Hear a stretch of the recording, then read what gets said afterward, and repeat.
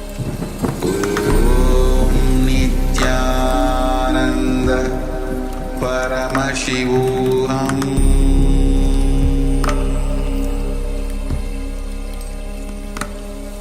Om Nityananda Paramashivoham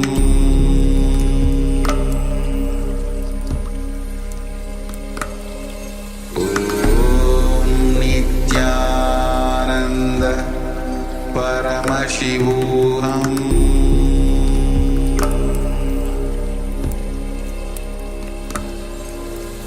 Om Nityananda Paramashivoham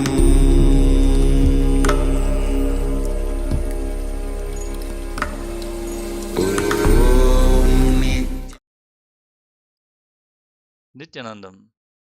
We welcome all the Paramashivoham program participants to the first session of the day, Nityananda Yoga, where we are going to perform the Pratama Vinyasa Krama and the Dvitiya Vinyasa Krama, the 108 and 308 asana sequences. Requesting all the yoga participants to please settle down on your mats. Have your Panchapadram and the Dharni ready, 1 cup and a spoon and some water for the ritualistic cleansing. Apply Vibhuti and Kumkum on your forehead, and all the male bodies, please remove your upper cloth and apply the Vibhuti on the 16 places over your body.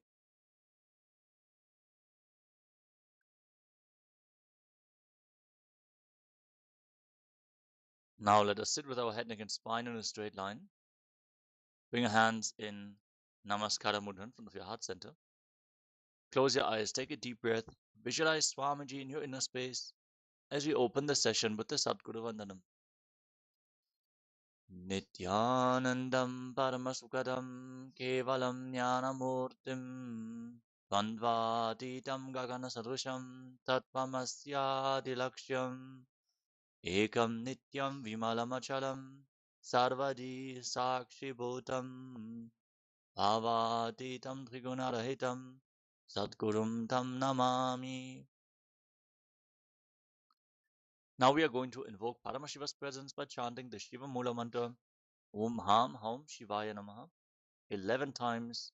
Please follow along internally. Om Ham Haum Shivaya Namaha. Om Ham Haum Shivaya Namaha. Om Ham Haum Shivaya Namaha. Om Ham Haum Shivaya Namaha. Om Ham Haum Shivaya Namaha. Om Ham Haum Shivaya Namaha. Om Ham Haum Shivaya Namaha. Om Ham Haum Shivaya Namaha. Om Ham Haum Shivaya Namaha. Om Ham Haum Shivaya Namaha. Om Ham Haum Shivaya Namaha. Next, we're going to perform the Tattvachamanam, the ritualistic cleansing. Take your Panchavatam and Udani and keep your right hand in the Gokarana Mudra in the shape of a cow's ear. Take 1 Udani, 1 spoon of water, and pour it into your right palm. Each time the word Swadha is chanted, sip the water from the bottom of your right palm for a total of 3 times. Om Atmatattvam Shodayami Swadha. Om Vidyatattvam Shodayami Swadha. Om Shivatattvam Shodayami Swadha. Now wash your right hand with the water from the Panchavatam and wipe your lips twice with the bottom of your right thumb. Om Ham Hridayaya Namaha. Wash your hand again. With index, middle and ring fingers joined together, touch above the upper lip and below your lower lip. Then wash your hand again.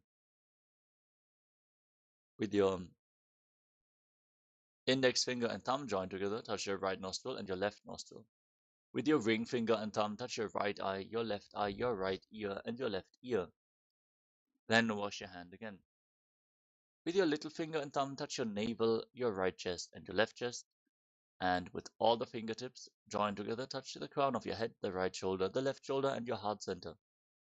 Then wash your hand again. Now clasp your right hand over the left and place both your hands on the right thigh. Close your eyes and make a sankalpa. Set a conscious resolution what you want to manifest as part of today's ritual of Nityananda Yoga. Hold this visualization as we hold the space to manifest a yogic body and a Vedic mind while chanting the sankalpa mantra.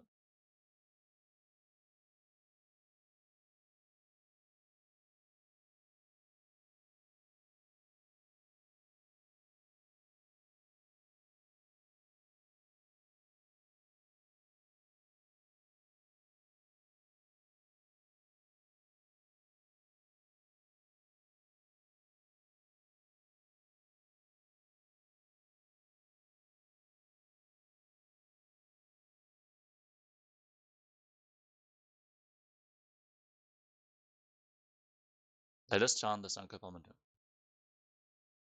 Om Mamopata Samasta Duritakshayatvaram Bhagavad Shri Nityananda Paramashiva Prityatam Shri Nityanandeshwari Paramashiva Shakti Sameta Shri Nityanandeshwara Paramashiva Prityatam Cha Adya Purvokta Evam Guna Visheshena Vishishtayam Asyam Shupadito Purna Arokya Yukta Dirdagadya Yogida Sharira Sityatam Paramashiva Shakti Avishkaranartham Nityananda Yoga Bhyasam Karishye. Now wash your right hand once more. Om Apa Upaspishya. And keep your Panchapatam and Udani aside out of harm's way. And let us get ready to enter into this ritual of Nityananda Yoga.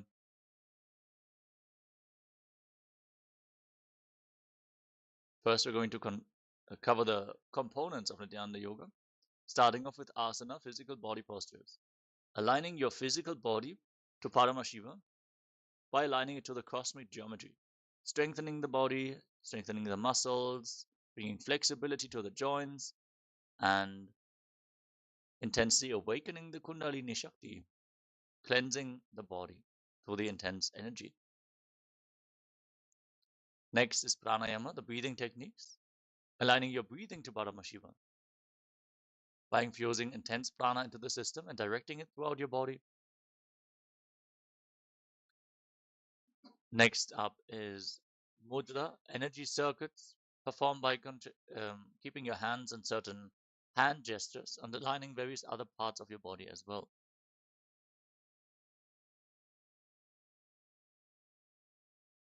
Redirecting the flow of the prana within your body and awakening the non-mechanical parts of your brain. Next is bandha, energy locks, performed by contracting certain muscles and diaphragms within the body. These are the Mula Bandha, the root lock, contracting the perineal floor and pulling it inwards, preventing the prana from leaving your system at the bottom of your spine, directing it upwards. Uddiyana Bandha, the abdominal lock, pulling your stomach in and up towards your spine as you contract your abdominal muscles, forcefully pulling the awakened Kundalini Shakti up along your spine. And the Jalandhara Bandha, the throat lock, tucking your chin to the chest, internally contracting your throat muscles, thus locking the throat intensely, preventing the prana from falling down again once it is raised to the higher energy levels. All the three bandhas together form Mahamudra Bandha, which is a powerful technique for Kundalini awakening, especially when paired with a pranayama. Next is Karana, the sacred dance postures. Throughout the asana sequence, we're going to perform certain karanas, gracefully moving our limbs in synchronicity, aligned to the cosmic body movements, bringing intense awareness into every single part of our body. Next is visualization. Throughout the asana sequence, for every asana, we're going to project a certain visualization on screen. As you can see, for the first asana, it is Lord Shiva. Sit as that mountain, that animal, that tree, that deity. Not only visualize it, embody them, embody their qualities. Align your thinking to Paramashiva by holding the visualizations. Next up is japa, the internal repetition of mantras. Throughout the asana sequence, we are also going to project certain japas in the bottom left corner of the screen. We're also going to announce whenever the japa changes. As you repeat the japa internally, don't strike a sound. Visualize the japa rotating around your throat in a circular manner, cleansing your Vishuddhi chakra and awakening Vak Shakti, the power of speech, as you align your speech to Paramashiva.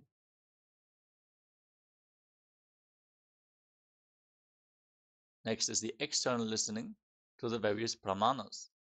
For the asanas, we have the Shastra pramanas and Apta pramanas in the voice of the Supreme Pontiff of Hinduism. In the Sanskrit language, even if you listen without understanding the meaning of a mantra, the mantra's phonetic significance will awaken certain energies within your body, leading you to the experience.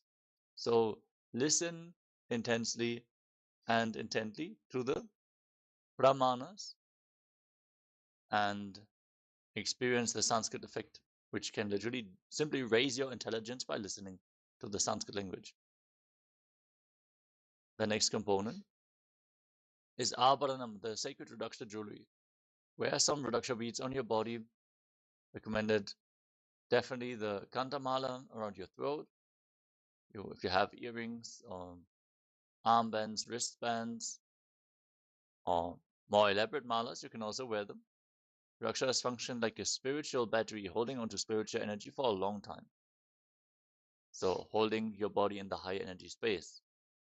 So wear Rudraksha beads at any given time, especially during Nityananda Yoga. Next up is Mandala, the visual representation of certain gods and goddesses. You can see in the background of our Acharya the Shri Yantra, the Shri Chakra, gazing at a yantra intensely, but gently, like you would gaze at a rose, mirrors it into your inner space. So the Shri Yantra is the reflection of Mahadeva's very inner space. So gaze at it intensely whenever you have the opportunity. If you have, you can place one of the energized Shri Yantras from the Supreme Pontiff of Hinduism on the front of your yoga mat, so you can gaze at it at your own convenience. Next is weightlifting. As part of Nityananda Yoga, keep some weights at the side of your mat and implement them into your yoga practice. This will intensify certain asanas and also intensify the Kundalini awakening that you experience. Strengthening your body literally empowers it to hold on to the spiritual energy that is being showered on you during the darshan for a longer period of time. So build your body as a spiritual practice. Next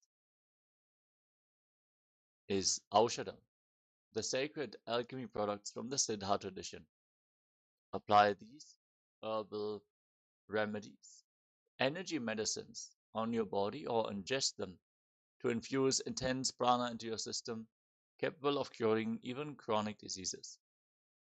So apply vibhuti, apply kumkum, and if you have any other aushadhas like Jnananjana or any of the aushadhas from the Supreme Pontiff of Hinduism available, you can also apply them on your system. With this, we covered all the components of Nityananda Yoga, so let us now enter into the first asana of the sequence.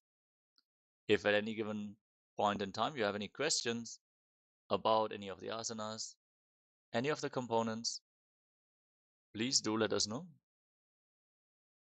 So my Gokula is sharing the audio is low. If you could please check whether the audio is okay now. Yes. With this, let us enter into the first asana of the sequence, Sukhasana. Sit in a comfortable cross-legged position with your head, neck, and spine in a straight line. Place your hands on top of your knees and Bindu Mudra with index fingers and thumbs together. Engage Maha Mudra Bandha, root lock, abdominal lock, and throat lock together. Visualize Lord Shiva in your inner space and breathe in Samana Kumbhaka. Inhale fully and hold your breath in the navel region. Visualize a flame rising up your spine and internally repeat the japa Soham again and again. Visualize it rotating around your throat in the first asana of the sequence, Sukhasana. Sukhasana.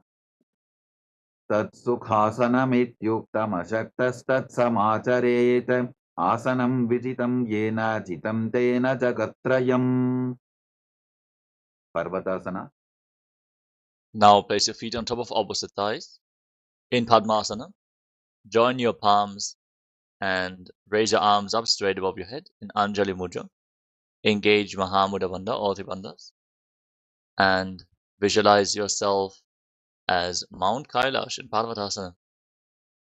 Athavakshe Mahadeva Parvatasana Mangalam Yatkritva Sthira Rupi Syat Shatchakradi Vilopanam.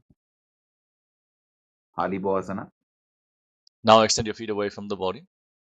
Join the soles of the feet together and interlock your hands behind your back. Lean forward and down. Place your forehead on the ground and gaze to the nose as you engage Mahamudra Bandha and visualize Swamiji.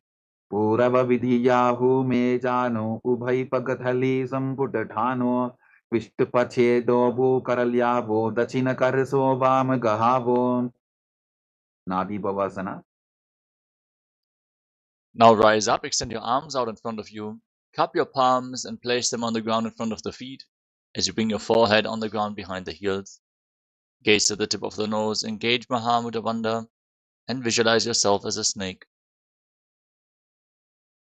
Purava Vidhi Pari Agane Nito Ho Bikahu Nipanasyo Lagagi हाथ आगाने धरती लगावे पसारी दो वो हाथ की अंजुली करे.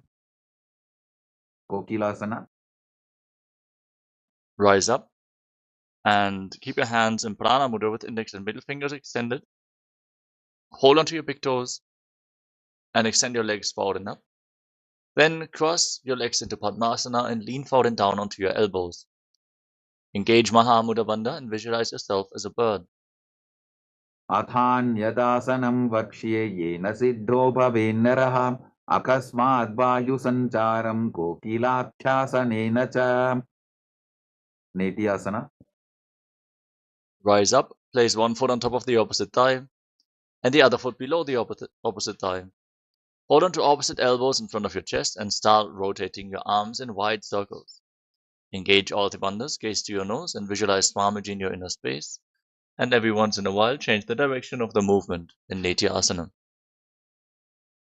घोड़ा वामापाद की आशमाशिली सोज दश चरण को बारलौता परिकुल्फ समोज वामपाद को महिलौ बहुरौ बुल्फजु जान तापरि घोड़ा दचिकी आश बारली ढान.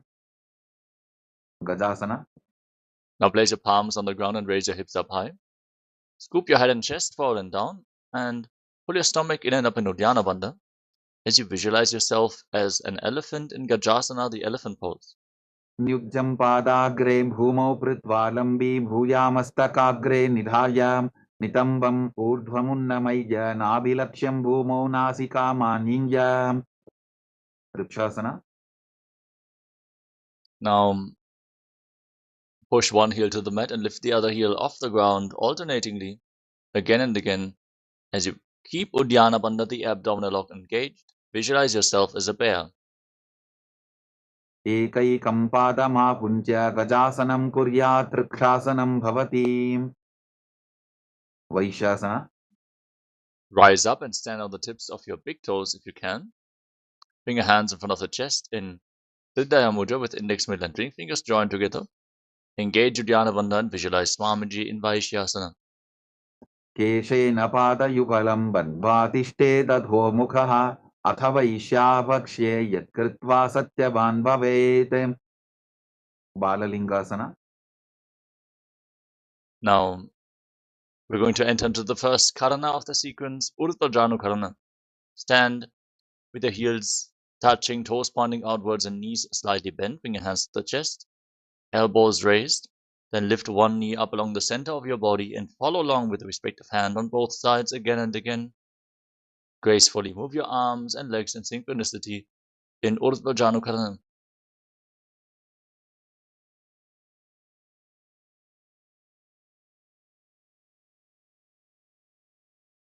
Now we'll move on to Bala Lingasana. Interlock your fingers from the outside in. In Sarva Shankari Mudra, raise one knee towards your chest and pull it close with both hands.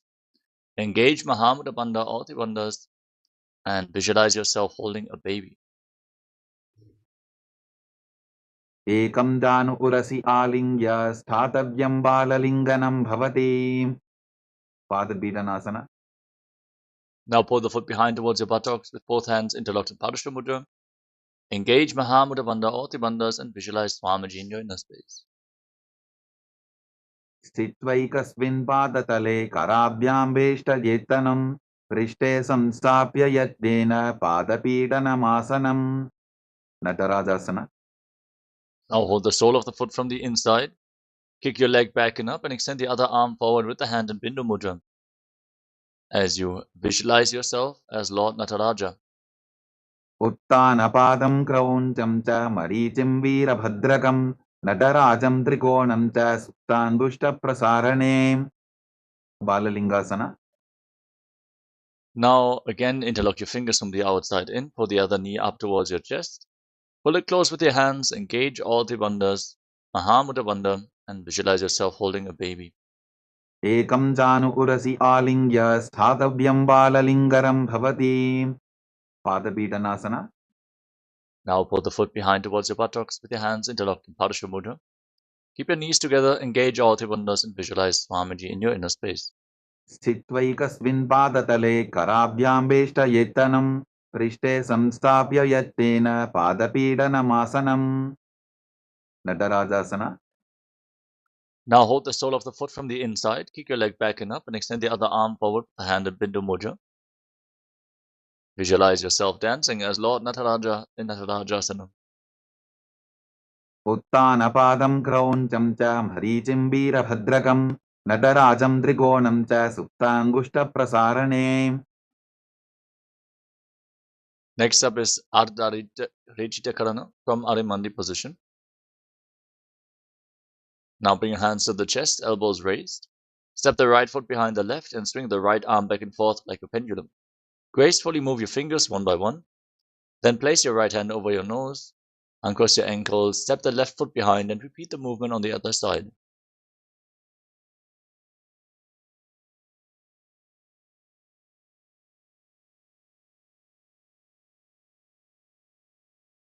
Next up is the skeleton dance. Now visualize yourself as a skeleton and shake your body intensely. Hold the visualization of your bone structure as you move every single bone of your body without any rhythm, without any pattern. Just move every single body part intensely while holding the visualization that you are a skeleton.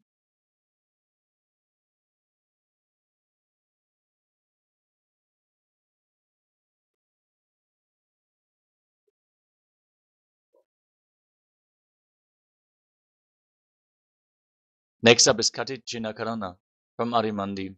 Cross your arms over top of your head with the palms facing backwards. Turn your body to one side and open up your arms over top of your head. Cross your arms as you return back to the center and open them up to both sides again and again as you follow along with your breath in Kati China Karana.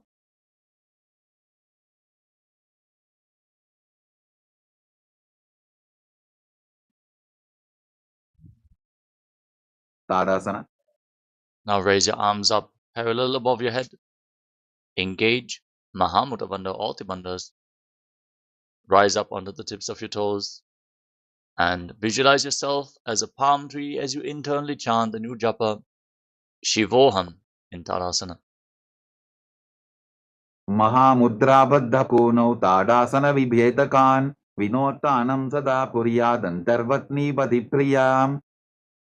Uttanasana. Now lean forward and down. Place your palms on the ground if you can. Otherwise, you can hold onto your shins. Bring your head close towards your knees. Engage Mahamudra Bandha and visualize Swamiji in Uttanasana. Mahamudra punau tadasana vibhetakan vinotanam sada puryadantarvatni padipriyam. Tarakshvasana. Now walk your hands forward, step your feet back into a tall plank position. Lock your throat in Jalandhara Bandha and rotate your head from side to side. Visualize Swamiji in your inner space in Tarakshvasana. Gajasanavastitva mastakam varam varam dakshina kokshim savya kokshim najet tarakshvasanam bhavati. Bhujangasana. Now lay down flat on your stomach. Keep your hands at the side of the shoulders, lift your head and chest by the strength of your lower back. Use your hands only as a support. Open your mouth and inhale through the hollow of your throat in Bhujangani Mudra as you visualize yourself as a cobra in Bhujangasana. अंगुष्ठनाभिपर्यन्तम् अधो भूमौ विनिन्यसेत् कराभ्यान्तदरान् धृत्वा ऊर्ध्वशीर्षफणीवशी देहाग्निर्वर्धते नित्यं सर्वरोगविनाशनं जागर्ति भुजगी देवी भुजङ्गासनसाधनात् शशासना. Now push yourself back up into a plank position and alternate pulling your knees in towards your chest. Breathe calmly through your nose in Sahaja Kumbhaka and lead the prana along your spine as you visualize Swamiji in your inner space in Shashasana. गजासन संस्थितौ जानुद्वयमापुञ्च वारं वारं कर्तव्यं शशासनं भवति प्रथासना. Now step 1 foot forward in between the two hands. Simultaneously jump the front foot back and bring the back foot to the front again and again, visualizing yourself pulling a chariot in Rathasana.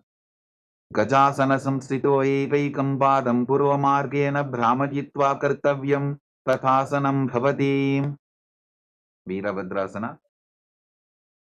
Now rise up, one foot at the front, the other foot far back, back toes facing sideways. Bend the front knee at a 90-degree angle. Raise your arms up above your head, parallel. Engage Uddiyana Bandha. Rotate your hips forward. Gaze to your third eye and visualize yourself as Lord Virabhadra in Virabhadrasana. Bring the front knee at a 90-degree angle. Lower yourself down just a little bit more. वासिष्ठमथ कौण्डिन्यम् ऊर्ध्वकुक्कुटमेव च अष्टावक्क्रमथोत्थानं मयूरं सेतुबन्धनम् उत्थानपादं क्रौञ्चं च मरीचिं वीरभद्रकं नटराजं त्रिकोणं च सुप्ताङ्गुष्ठप्रसारणे Virabhadrasana. Now exchange the position of your feet. Again, bend the front knee, raise your arms up, engage Uddiyana Bandha, and gaze to your third eye as you visualize yourself as Lord Virabhadra with 8 arms in Virabhadrasana. वासिष्ठमथ कौण्डिन्यम् ऊर्ध्वकुक्कुटमेव च अष्टावक्क्रमथोत्थानं मयूरं सेतुबन्धनम् उत्थानपादं क्रौञ्चं च मरीचिं वीरभद्रकं नटराजं त्रिकोणं च सुप्ताङ्गुष्ठप्रसारणे vrikshasana. Now stand on one leg and raise the other foot towards the inner opposite thigh. Join your palms in Anjali Mudra and raise them up above your head. Keep your elbows straight, engage Uddiyana Bandha, the abdominal lock, and visualize yourself as a tree. वामोरुमूलदेशे च याम्यं पादं दिधार्यतु तिष्ठेत्तु वृक्षवद्भूमौ वृक्षासनमिदं विदुः गव्यासना. Now bring the raised foot on top of the opposite thigh towards the hip. Join your hands in Namaskara Mudra in front of your heart center and visualize yourself with big wings on your back as Lord Garuda in Garudasana. गरुडासनमावक्ष्ये येन ध्यानं स्थिरं भवेत् सर्वदोषाद्विनिर्मुक्तो भवतीह महाबली एकपादमुरो बद्ध्वा एकपादेन दण्डवते जङ्घापादसन्धिदेशे जानुभ्यग्रं व्यवस्थितः vrikshasana. Now exchange the position of your feet, bring the other foot towards the inner opposite thigh, your hands in Anjali Mudra, straight above your head. Engage Uddiyana Bandha, pull your stomach in up and visualize yourself as a tree. वामोरुमूलदेशे च याम्यं पादं निधार्यतु तिष्ठेत्तु वृक्षवद्भूमौ वृक्षासनमिदं विदुः गर्भासना. Now bring the raised foot on top of the opposite hip, your hands in Namaskara Mudra in front of your heart center, and visualize yourself as Lord Garuda. गरुडासनमावक्ष्ये येन ध्यानं स्थिरं भवेत् सर्वदोषाद्विनिर्मुक्तो भवतीह महाबली एकपादमुरो बद्ध्वा एकपादेन दण्डवते जङ्घापादसन्धिदेशे जानुभ्यग्रं व्यवस्थितम् त्रिकोणासना. Now step 1 foot forward and the other foot far back with your back toes facing sideways. Extend your arms out parallel to the ground and lean forward and down. Place one hand at the front foot and the other arm pointing up to the sky. Gaze up along the raised arm as you visualize yourself as a triangle. उत्तानपादं क्रौञ्चं च हरीचिं वीरभद्रकं नटराजं त्रिकोणं च सुप्ताङ्गुष्ठप्रसारणे. Trikonasana. Rise up, rotate your feet, lean down towards the other side, gaze up along the raised arm, and keep your shoulders aligned. Intensely stretch your body. Lean into the stretch as you visualize yourself as a triangle, Trikonasana, the triangle pose. उत्तानपादं क्रौञ्चं च हरीचिं वीरभद्रकं नटराजं त्रिकोणं च सुप्ताङ्गुष्ठप्रसारणे. Now rise up. Stand in Arimandi position with your heels together, toes pointing outwards and your knees slightly bent. Bring your hands to the chest with the palms facing each other in front of your heart center. Then raise one heel off the ground. Stomp the raised heel down, lift the other heel up, alternatingly in front of your chest again and again in Nikutta Kakarana.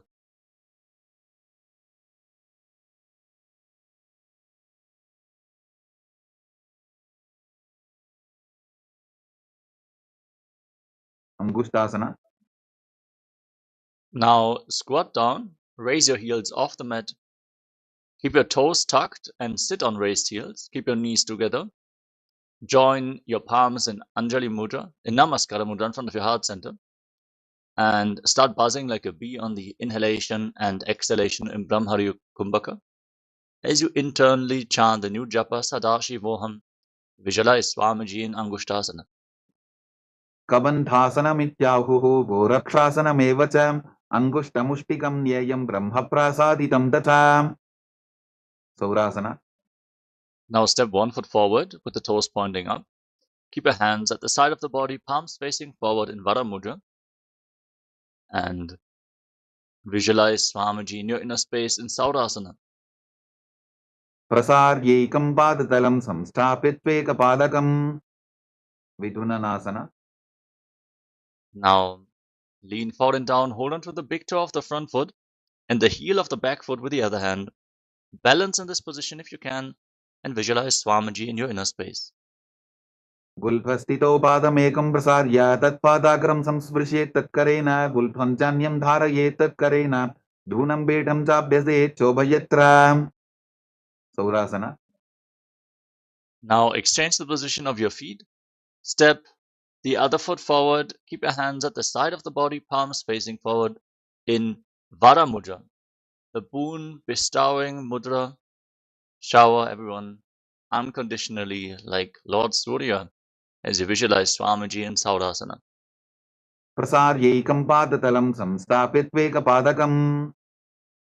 Vidunanasana. Now lean forward and down and catch the big toe of the front foot and the back heel in Vidunanasana on the other side. गुल्फस्थितौ पादमेकं प्रसार्य तत्पादाग्रं संस्पृशेत् तत्करेण गुल्फं चान्यं धारयेत् तत्करेण धूनं पीठं चाभ्यसेत् चोभयत्र. Brahmajuram Kushasana. Now rise up, step both feet in towards your body. Keep your toes tucked, sit on raised heels and separate your knees. As you place your hands on top of the knees with the palms facing up, lock your throat in Jalandhara Bandha and gaze through the gap between the palms in Shambhavi Mudra with your eyes opened wide, unblinking, actually gazing inwards, fully absorbed in your inner space. Keep your eyes wide open as you visualize Swamiji in Brahmajudankasasana. दोबू फणा पानी होए वैसे AD दो बुदानी वैसे कोरबक तल्या की माहिली Ayush माहेरा शेमिली. Kapilāsana. Now drop your knees to the mat. Keep your toes tucked and sit on raised heels. Keep your hands on your thighs. Fix your gaze at the tip of your nose and engage Uddiyana Bandha, the abdominal lock. As you visualize sage Kapila Muni, the founder of Mahanirvani Akara, our Akara, in Kapilasana. उभई बकथली सम ठहरावे तिनको माहिली core मिलावे फना पानी cooker होए वैसे AD दोबू Johnny निवैसे. Bhadrakorakasana. Now shift your gaze up towards your third eye.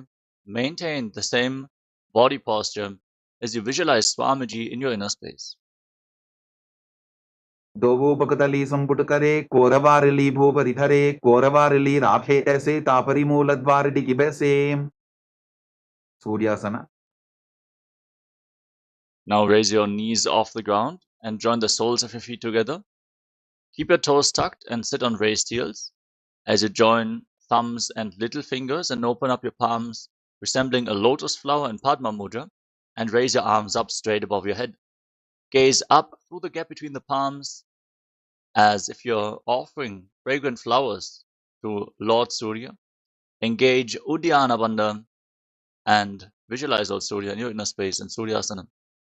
AD तो वो बुता तरियाने फना पानी बैठक वो निठाने गोड़ा जंगा अधर करी रहे आड़े वाम इसी विधि कहे मंडुकासना.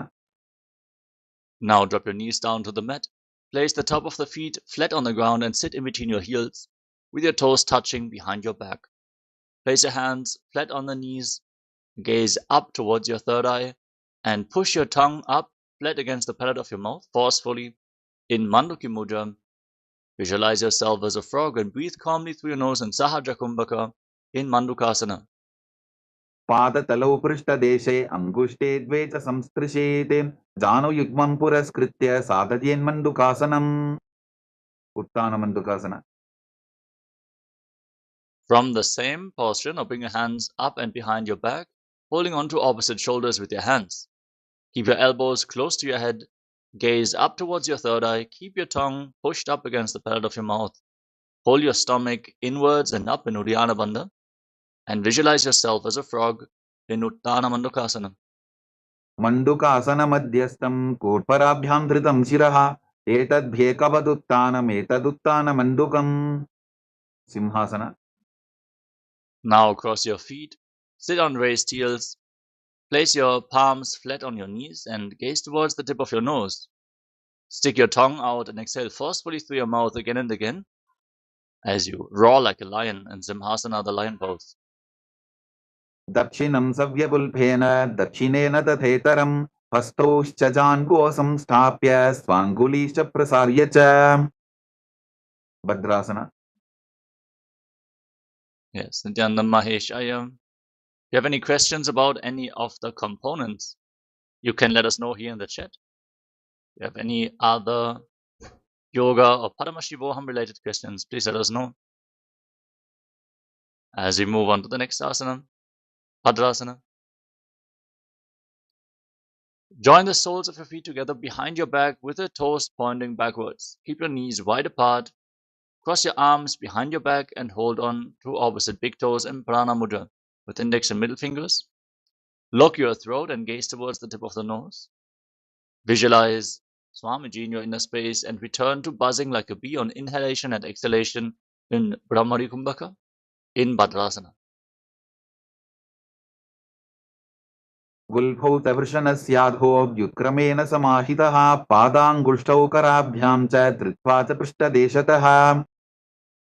काकभुसन्ध्यासना.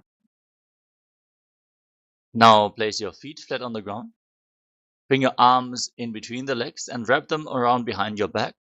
Try to interlock your fingers behind your back in Purusha Mudra. Push your hands far behind as you gaze towards the tip of the nose and visualize yourself as a crow in Kakabhushandhyasana. प्रथमे बेसकोक्खडठाने Dogu हातपकं वीच आने तिनको मोडिनल्या परिल्यावे पिष्टपछे काकसी करावे. कानिपोआसना. Now place your palms flat on the ground in front of you. Bring your knees onto your arms towards your armpits. Lean forward, find balance. Lift your feet off the ground. Balance only on your arms as you visualize Swamiji in Kanipavasana. आसन को गुण आशीर्षिता होगी तो आची होई. कपालियासना. Now we're going to enter into the first inverted posture of the sequence. Set yourself up in front of a wall for support if needed. And we request all the participants who have any chronic physical ailments like neck or spine injuries, high blood pressure, and also women who are currently in pregnancy or suspect they might be pregnant, not to perform any of these intense asanas. Make sure you gauge the state of your body correctly, and when in doubt, you can consult a doctor and ask whether any individual asana is safe for you. With this said, let us still expand. Let us push ourselves to manifest all of the asanas. Set yourself up, place your hands flat on the mat, shoulder width apart, bring your head down to the ground, form a triangle between your hands and your head. Bring your knees onto your elbows, your hips above your shoulders, and then extend your legs up straight into a headstand. Gaze towards the tip of the nose, visualize Swamiji in your inner space, and buzz like a bee on inhalation and exhalation in Brahmari Kumbhaka in Kapali Asana. शीश शीशा धरती टेकी पबदो भूमिलिवा ऊंचा भुकरे पार्श्वमयूरासना. Gently lower your legs down and come to a squatting position with your palms flat on the ground in front of you. We're now going to perform Rechaka Kumbhaka. Exhale slowly and deeply, and then hold your breath after the exhalation comfortably, again and again after every exhalation. Now twist your body, align one knee and the respective hip with your elbows, lean forward, find balance, lift your body off the ground, and extend your legs out to the side. As you gaze to your third eye and visualize yourself as a beautiful peacock in Parshvamayurasana. मयूरं दण्डवत् कुर्यान् मायूरं दण्डनामकं कुर्यान् मायूरं पार्श्वाभ्यां मायूरपार्श्वनामकं पार्श्वमयूरासना. Now twist your body in the opposite direction. Again, lean knee and hip onto your elbows. Find balance, extend your legs out to the side, gaze up and visualize yourself as a peacock. मयूरं दण्डवत् कुर्यान् मायूरं दण्डनामकं कुर्यान् मायूरं पार्श्वाभ्यां मायूरपार्श्वनामकं बहिरागनाथासना. Now walk your hands forward and step your feet back into a tall plank position. Step one foot outside the shoulder in between the two hands. Push your hips forward, lift your head and gaze up towards your third eye as you visualize yourself as Lord Kala Bhairava in Bhairaganathasana. आसन को गुणपीति जायीं बहिरागनाथासना. Now step the front foot back and bring the other foot forward, outside the shoulder in between the two hands. Lift your head and gaze up, push your hips forward. Intensify the stretch as you visualize yourself as Lord Kala Bhairava. आसन को गुणपीति जायीं उन्मुख बीडासना. Now step both feet back and bring your elbows down. Rest your forearms on the ground, keep your hips raised high, push your heels down to the mat. Lift your head and gaze up towards your third eye as you visualize Swamiji in Unmukha Pitasana. भून्निष्ठौ जानुनी हस्तौ चतुष्पदममान्मुखम् उत्थापिताङ्घ्रियुगलकटिस्थलमभिरुका वसिष्ठासना. Now rise back up onto your hands and then rotate your body. Lift one arm up to the sky. Gaze up along the raised arm and visualize yourself as Sage Vashishta in Vashishthasana. ऊर्ध्वकुक्कुटवासिष्ठमरीचिहलमत्स्यकं परिवृत्तिं चोदरस्य विविधं धनुरासनम् वसिष्ठासना. Now place the raised hand down to the mat. Rotate your body in the opposite direction. Lift the other arm up to the sky. Gaze upwards. Keep your shoulders aligned, your body straight as a plank. Engage your core intensely as you hold this position and visualize yourself as Sage Vashishta. ऊर्ध्वकुक्कुटवासिष्ठमरीचिहलमत्स्यकं परिवृत्तिं चोदरस्य विविधं धनुरासनम् Anjaniyasana. Now come to a seated position with your legs extended forward. Bring your hands underneath the buttocks with the palms facing up.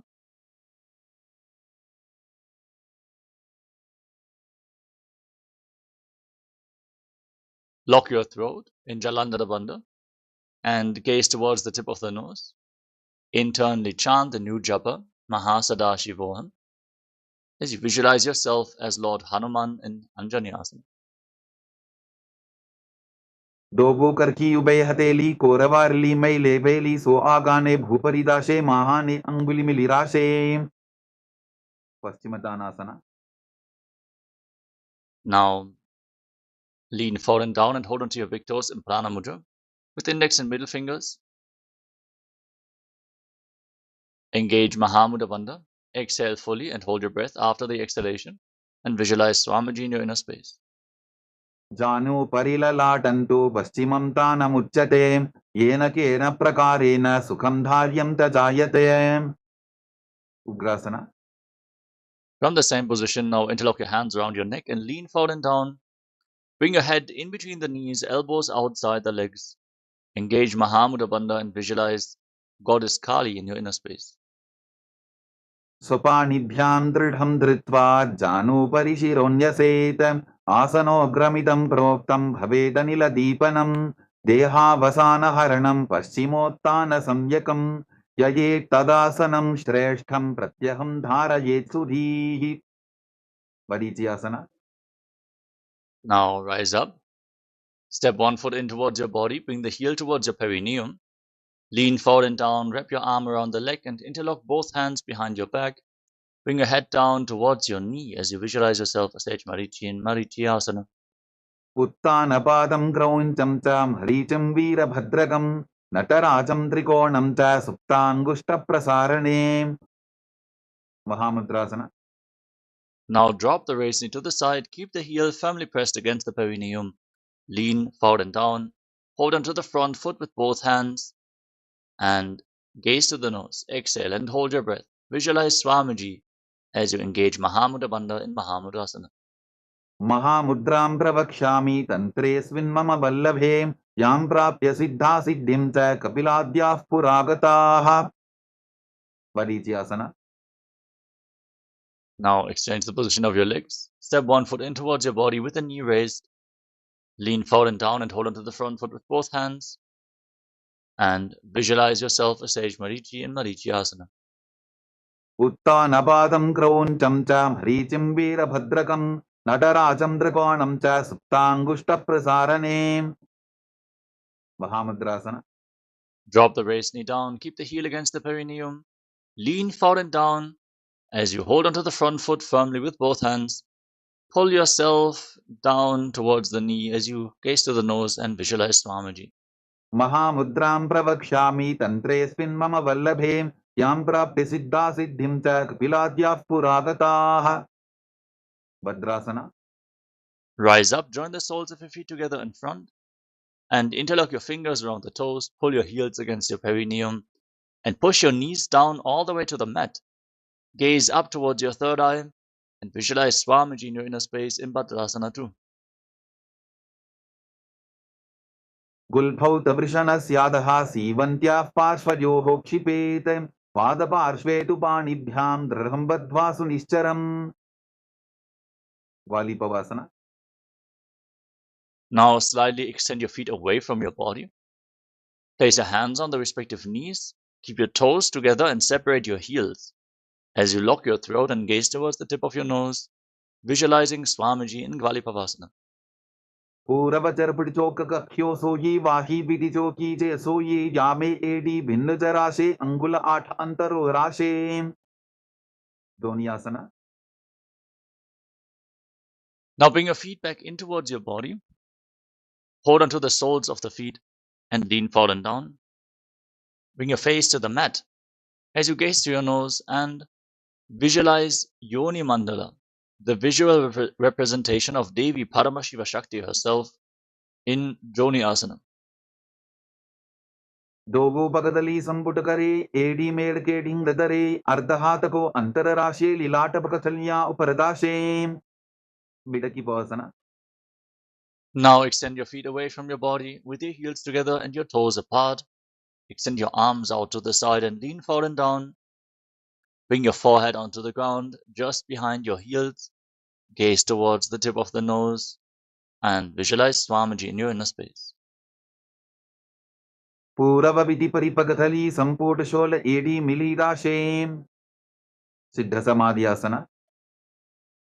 Now bring your feet back in towards your body. Keep your toes together and separate your heels.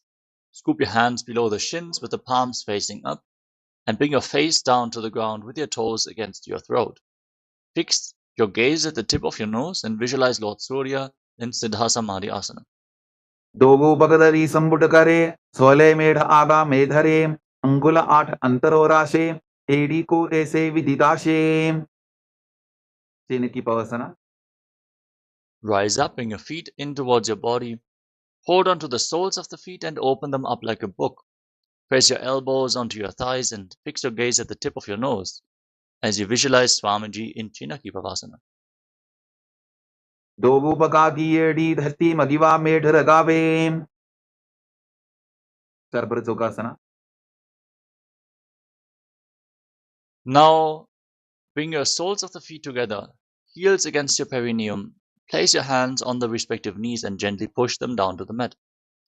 Engage Uddiyana Bandha, pull your stomach in and up. Gaze up towards your third eye. And visualize Swamiji in your inner space in Charapata Chokasana.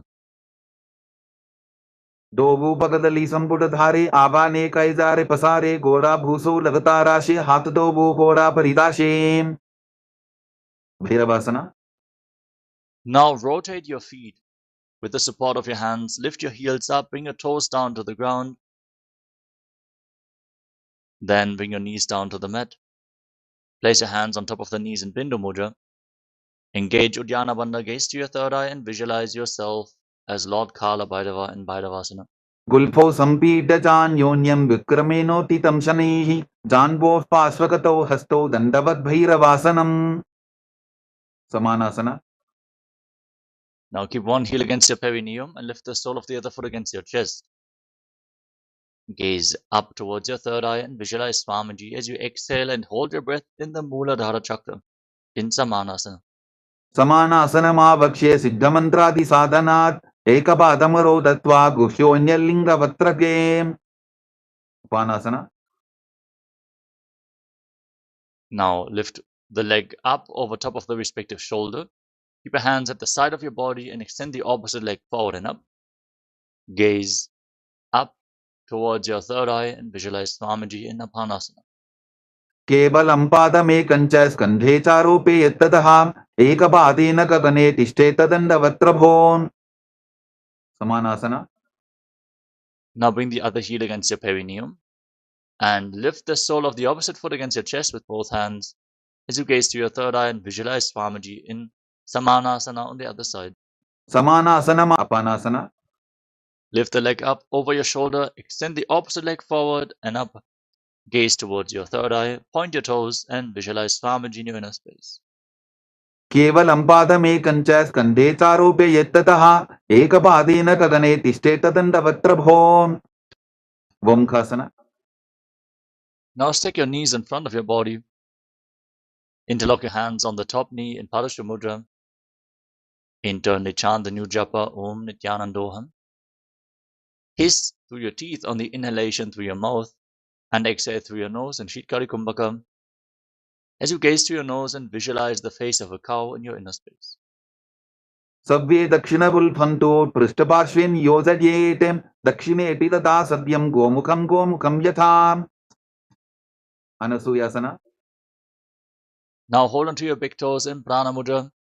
Pull your stomach in and up and gaze to your nose as you visualize yourself as Rishika Anasuya in Anasuyasana. दक्षिण गोडो नीचो ठाने बाबोता के ऊपर आने गोडा संधि मिलावे भारी आडा पद बुनिदे संधि पसारी. Anusuyasana 2. Now interlock your hands behind your back in Padasha Mudra and lean forward and down. Bring your chin over the knee. Gaze to the nose as you try to touch your nose to the mat and visualize yourself as Rishika Anasuya. जीमरा कोदा की संधि उपरिडा बागोड़ा की संधि मिलाई राशे गोड़ा से उले पकतल्यारो आरवाई सुधा राशे. Garvasana 2. Now rise up, place the sole of the right foot flat on the mat and bring the left heel against your perineum. Place your hands on the respective knees, gaze to your nose and visualize yourself as Lord Garuda. Davo bakamodi edi bahila vulphamola dwarani saide. Naradasana. Now sit on the heel. Interlock your hands around your neck and twist your elbows outside the raised knee. Fix your gaze on your third eye and visualize yourself as Sage Narada in Naradasana. पिष्टिजवाम बगदली केरी भूपरिता हिलवा वेफेरी गोडा सुडोफ no है जोगी दचिपाशिति राशेसो यी. Matsubhitakasana. Now bring the left foot on top of the right thigh with the right knee raised. Hold on to the right shin with the left hand and catch the right big toe with the right hand in Prana Mudra. Fix your gaze at the tip of your nose and visualize Matsya, the fish incarnation of Mahavishnu, in Matsya Pitaka. वामेन वामाङ्गुष्टन्तो गृहीतं मज्जपीठकं योरिवामेन संबीड्य मेढ्रातुपरि दक्षिणम्. Vamkhasana. Now, again, stack your knees in front of your body with the other knee on top this time. Place your hands interlocked on the top knee, gaze to the nose, and visualize the face of a cow. Savve dakshinabulphanto prishtaparshvin yojayetem dakshinepi tata sadyam gomukham yatham. Anasuyasana. Now, hold onto your big toes in Prana Mudra and pull your stomach in and up in Uddiyana Bandha. Gaze to your nose and visualize yourself as Rishika Anasuya. दक्षिण कोटो नीचो ठाने बाबूता के ऊपर आने गोडा संधि मिलावे भारी आडा पदपुनी दे संधि पसारी. Anusuyasana 2. Now, interlock your hands behind your back, lean forward and down, touch your nose to the ground and visualize yourself as Rishika Anasuya. जीमरा कोदा की संधि उपरिडा बागोड़ा की संधि मिलाई राशे गोड़ा से उले पकतल्यालो आरवाई सुधा राशे. Garvasana 2. Rise up, place the left foot flat on the mat and bring the right heel against your perineum. Hands on the knees, gaze to your nose and visualize yourself with big wings on your back as Lord Garuda in Garudasana 2. Davo bakamodi yedi bahila vilphamula dwarani saide. Naradasana. Now raise your perineum onto the heel, sit on the heel, interlock your hands around your neck and twist your elbows outside the raised knee. Gaze up towards your third eye and visualize yourself as sage Narada. पिष्टिजवाम बगदली केरी भूपरिदा हिलवा वेभेरी गोडा सुरोफनो है जोगी दचिपाशिती राशे सोयी. Matsya. Now bring the right foot on top of the left thigh with the left knee raised. Hold on to the shin and the big toe of the left foot. Gaze towards the tip of the nose and visualize Matsya, the fish avatar of Lord Vishnu. वामेन वामाङ्गुष्टन्तो गृहीतं मज्जपीठकं योरिवामेन संबीड्य मेढ्रातुपरि दक्षिणम्. Matsyendrasana. Now extend your legs out in front. Then bring the left foot on top of the right thigh and raise the right knee. Twist your left elbow outside the raised knee with the hand by the neck and place the right hand on the ground behind you. Gaze up towards your third eye and visualize sage Matsyendranatha, the master of Hatha Yoga, in Matsyendrasana.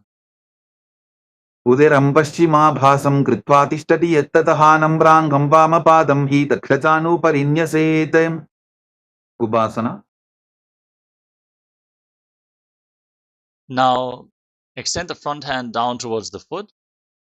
Hold onto the big toe in Prana Mudra with index and middle finger. Place the right hand on your ear and gaze up towards your third eye as you visualize yourself as a camel. आसन को गुण झोलो जाए. Matsyendrasana 2. Now place your hand on the ground behind you and twist your spine even more. Gaze up towards your third eye and visualize sage Matsyendranatha. वत्सेन्द्रपीठं दडर प्रदीप्तिं प्रचण्डर पण्डल खण्डनास्त्रम् अभ्यासत kundalini प्रबोधं दण्डस्थिरत्वं हि ददाति पुंसाम्. Matsyendrasana. Now exchange the position of your legs. Extend your legs out in front, bring the right foot on the left thigh, raise the left knee, twist your right elbow outside the raised knee with the hand by the neck, and place the left hand on the ground behind you. Gaze to your third eye and visualize sage Matsyendranatha.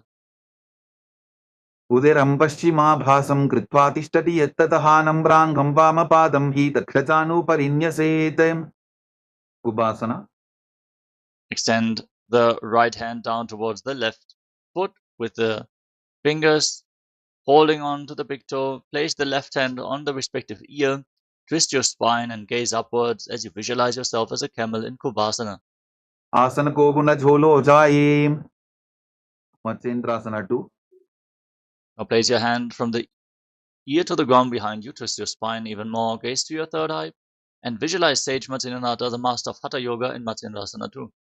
वत्सेन्द्रपीठं दडर प्रदीप्तिं प्रचण्डर पण्डल खण्डनास्त्रम् अभ्यासत kundalini प्रबोधं दण्डस्थिरत्वं हि ददाति पुंसाम्. Padmasana. Now place your feet on top of opposite thighs. Place your hands flat on your knees. Engage Mahamudra Bandha, all the bandhas, and gaze to your nose. Breathe in Shitali Kumbhaka. Roll up your tongue, stick it out of your mouth, and inhale through the tongue like a tube. Exhale through your nose as you internally chant the new japa, Om Nityananda Mahasada-shivoham, and visualize yourself as Lord Shiva in Padmasana. Asanam dvidham proktam padmam vadrasanam tatha urdhvorupai chedhatte ubhe padatale yatha. Padmasana 2. Now cross your arms in front of your body and hold on to the respective big toes in Prana Mudra with index and middle fingers. Fix your gaze at the tip of your nose and visualize yourself as Devi Paramashiva Shakti, continuously breathing in Shitali Kumbhaka. उत्तानौ चरणौ कृत्वा ऊरु संस्थौ प्रयत्ततः ऊरु मध्ये तथोत्तानो पानी कृत्वा तु तादृशो. Kukutasana. Now, sitting in Padmasana, bring your hands through your legs, place your palms flat on the ground, then lift your entire body off the mat. Breathe calmly through your nose in Sahaja Kumbhaka and visualize yourself as a rooster in Kukutasana. Padmasanam susamsthapya nanvororantare karo niveshya bhuma vasishted yomastap kukutasanaha. Baddhakeki asana.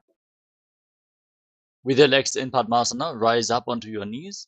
Place your palms on the mat in front of you with the fingers pointing towards your body. Bend your elbows, bring them against your navel, lean forward, find balance, and lift your entire body off the mat. Raise your knees up high and visualize Swamiji in Baddhakeki asana. धरामवष्टभ्यकरत्वेन तत्कूर्परिस्थापितानाभिपार्श्वः उच्चासनो दण्डवदुत्तितर्खे मायूरमेतत्र वदन्ति पीठम् मयूरं पद्मकं कुर्यात् बद्धकेकीति कथ्यते. Mayurasana. Now extend your legs back. Keep your hands flat on the mat, fingers pointing towards your body, and lean your navel onto your elbows. Engage your core intensely, and stretch your legs back. Lean forward, find balance, lift your legs off the mat, and visualize yourself as a peacock in Mayurasana, the peacock pose.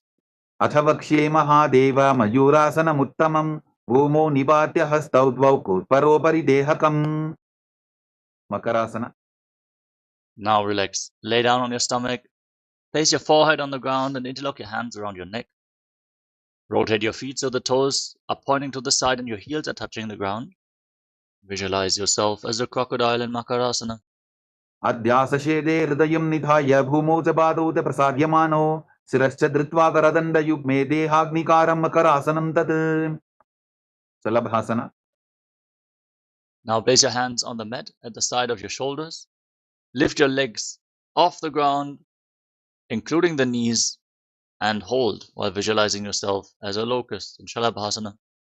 अध्यासशेदे करयुग्मवक्षो भूमिमवष्टभ्यकरयोस्तलाभ्यां पादौ च शून्ये च वितस्ति चोर्ध्वं वदन्ति पीठं शलभं मुनीन्द्राः. Pushprasana. Now bend your knees and hold onto your feet. Pull them down to the ground outside the hips and visualize yourself as a camel in Ushtrasana. अध्यासशेते पदयुग्मव्यस्तं पृष्ठेटिदायापि धृतं कराभ्याम् आकुञ्चयेत् सम्यक् उदरासेवाढमुष्प्रञ्च पीठं योगिनो वदन्ति. Dhanurasana. Firmly holding onto the feet, kick your legs back and up, and lift your head and chest. Gaze up towards your third eye and visualize yourself as Pinaka, Lord Shiva's bow in Dhanurasana. प्रसाद्य पादौ भुविदण्डरूपौ करौ च पृष्ठे धृतपादयुग्मं कृत्वा धनुस्तुल्य विवर्तिताङ्गं निगद्य योगी धनुरासनं तत्. Bhavasana. Now come to a kneeling position. Sit in between the heels with the toes touching behind your back, with your hands flat on your knees. Gaze up towards your third eye and visualize Swamiji in your inner space. Internally chant Om Nityananda Paramashivoham in Bhagasana. उल्टा मोटी पावतो वैसे बहुरोचिविति करे कैसे पावन महिला बुल्पुस होवु कुलापाशितीला वेसोवु. Gohyasana. Now get ready for another inverted posture. Bring your forearms to the ground, elbows shoulder width apart. Interlock your fingers. In Padasha Mudra, place your head on the ground and support it with your hands. Then raise your hips, straighten your legs, and kick your legs off the ground. Keep your knees bent and pull your knees in towards your chest. Squeeze your body into a ball. Try to touch your knees to the chin in Gohi Asana.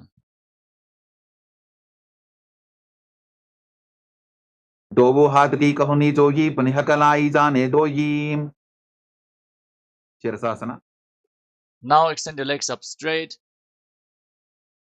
Gaze towards the tip of the nose and breathe calmly and deeply. Catch your breath as you visualize Swamiji in Sheshasana.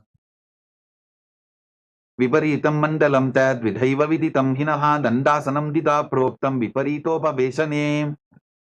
Podyasana. Now come to a seated position with your legs extended forward. We're now going to enter a sequence of rapid exhalations in Bhastrika Kumbhaka. Pull your stomach in and up and push the air out of your lungs again and again. Without inhaling, just exhale. Naturally, air will flow back into your lungs, don't worry. Now hold onto your calves and extend your legs straight and vertically. Try to bring your forehead to the knees and visualize Swamiji in Podyasana. दोवो हाथ पक बाहर आने गोरा तरे काकसी ठाने अंगुष्ठ पिंडली लगता धरे चरण उभे आकाश दिशी करे. Paribhasana. Now bring your hands behind your back, holding onto opposite shoulders. Keep your legs raised and gaze to your third eye while visualizing yourself as a maze. उत्तान शयनं कृत्वा पादौ मिलित्वा प्रसाद्याय नितम्बं भूमौ स्पृष्ट्वा हस्ताभ्यां कन्दरां बद्ध्वा. Naukasana. Now extend your legs out and your arms out in front, parallel to the ground.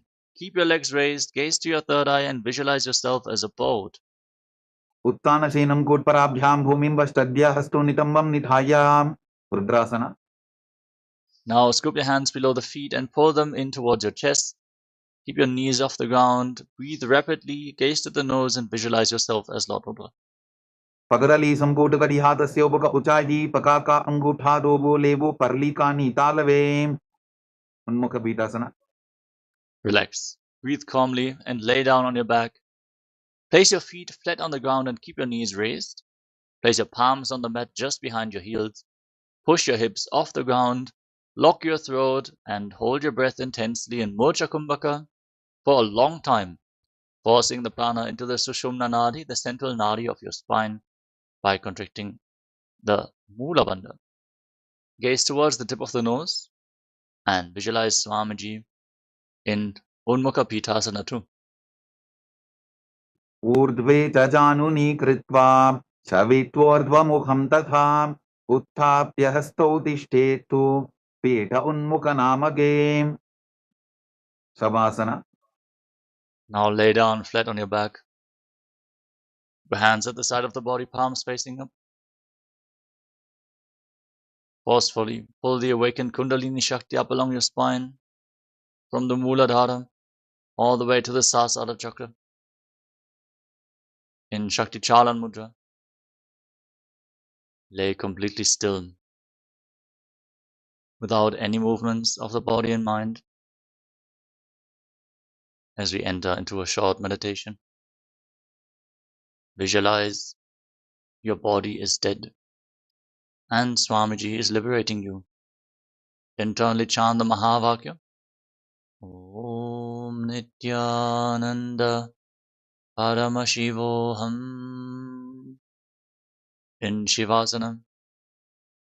उत्तानं शववद्भूमौ शयनं तु शवासनं शवासनं श्रान्तिहरं चित्तविश्रान्तिकारकम्.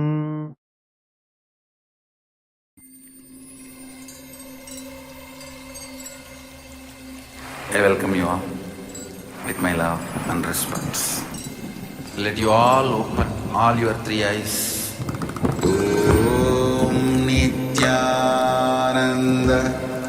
Paramashivoham.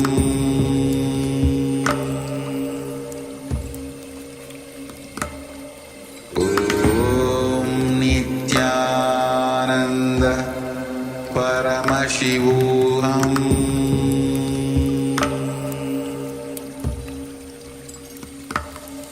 Om Nityananda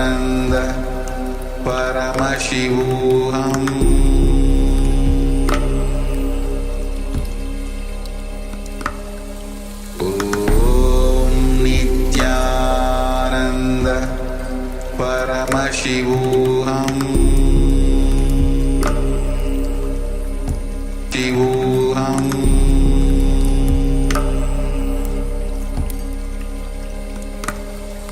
Om Nityananda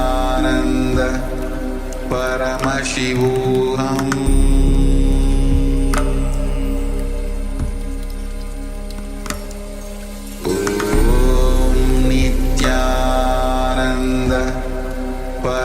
Paramashivoham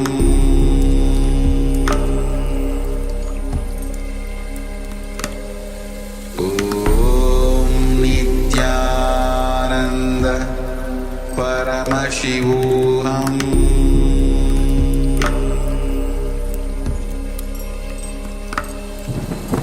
Om Nityananda Paramashivoham Paramashivoham Om Nityananda Paramashivoham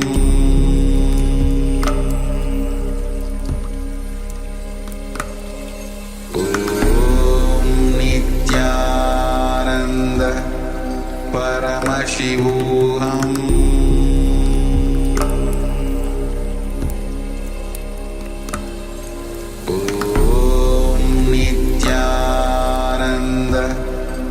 Paramashivoham Paramashivoham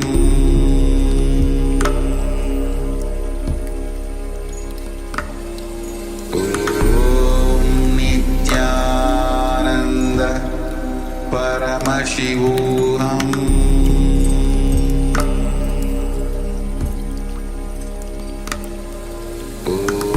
Om Nityananda Paramashivoham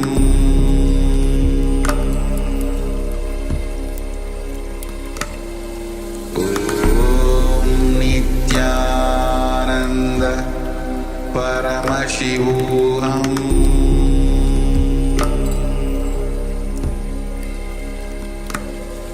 Om Nityananda Paramashivoham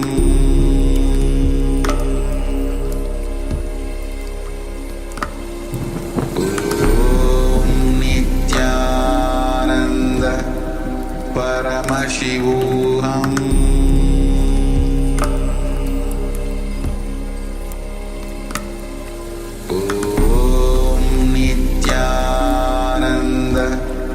Paramashivoham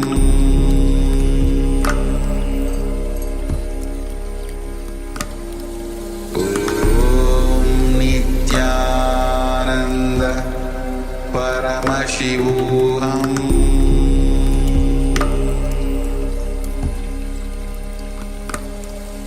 Om Nityananda Paramashivoham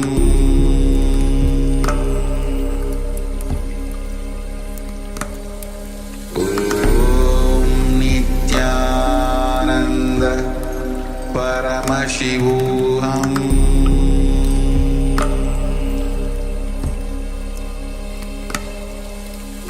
Om Nityananda Paramashivoham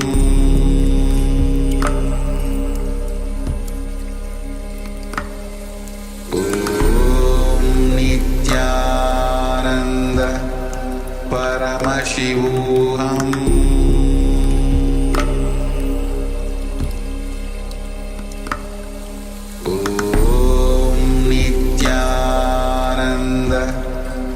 Paramashivoham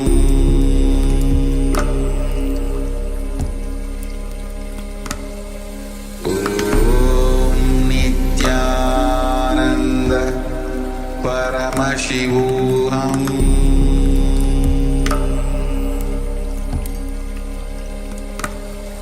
Om Nityananda Paramashivoham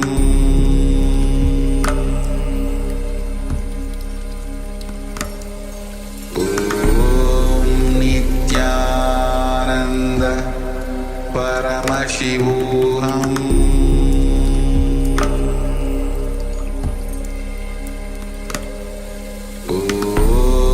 Nityananda Paramashivoham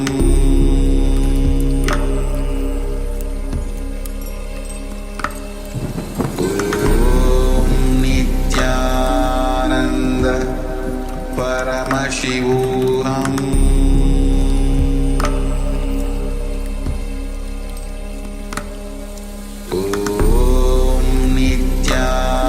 Nityananda Paramashivoham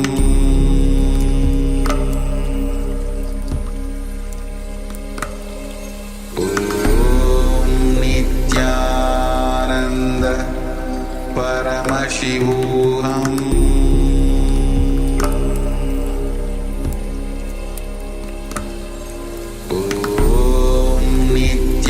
Nityananda Paramashivoham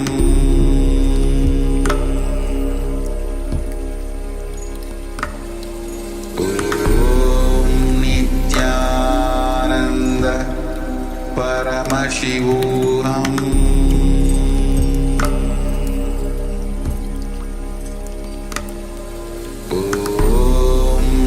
Nityananda Paramashivoham Nityananda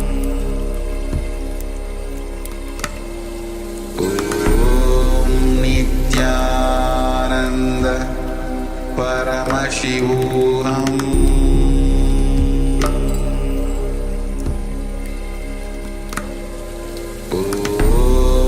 Nityananda Paramashivoham Nityananda Paramashivoham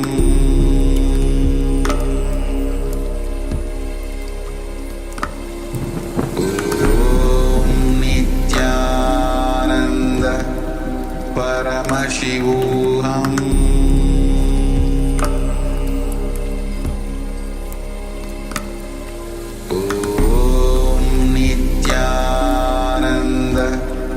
Paramashivoham Nityananda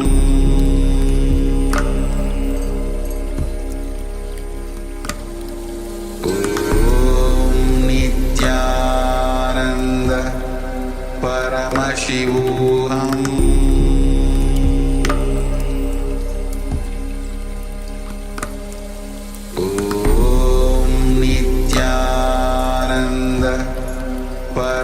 Paramashivoham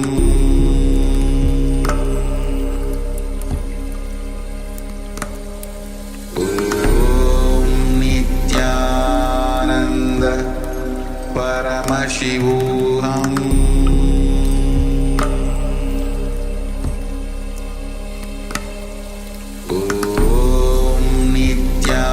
Nityananda Paramashivoham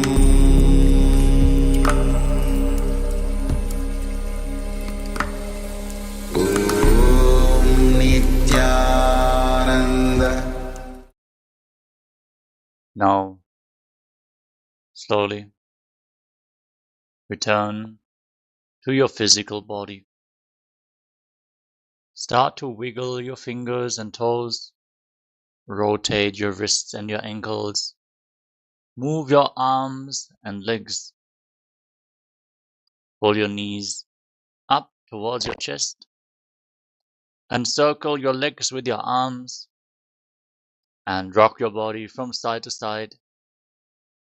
Slowly return to a comfortable seated position.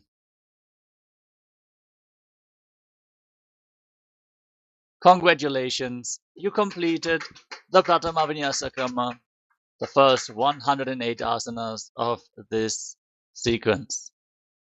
Thank you so much for joining us today. For the Paramashivoham Level 1 participants, hope to see you all again tomorrow for another round of Vidya Vinyasa Krama. Get your blindfolds ready, as the first round of power manifestation is going to start in just a few moments. Thank you all for joining us today. And for all the Paramashivoham Level 2 participants, let's get started. We're going to continue with the Dvitiya Vinyasa Krama, starting off with the next asana of the sequence, Yathasana Nishtasana. Sit in a comfortable cross-legged position. Actually, any comfortable position is fine. Place your hands on top of the knees in Bindu Mudra with index fingers and thumbs together. Visualize Swamiji in your inner space. Breathe in Samana Kumbhaka. Inhale fully and hold your breath. Visualize a flame rising upwards as you internally chant the Mahavakya. Om Nityananda Paramashivoham for the remainder of this sequence.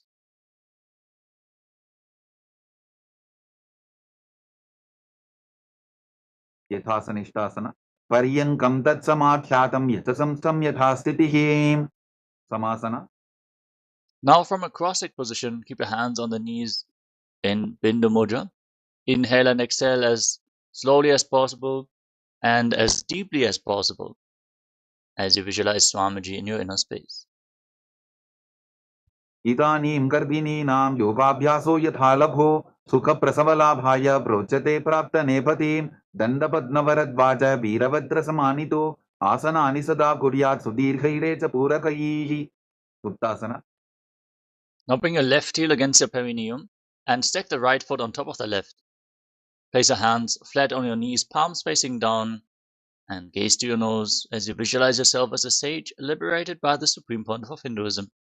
निपीड्यसीविनीं सूक्ष्मां दक्षिणेतरबुल्भतः वामं याम्येन बुल्भेन मुक्तासनमिदं भवेत् सिद्धासना.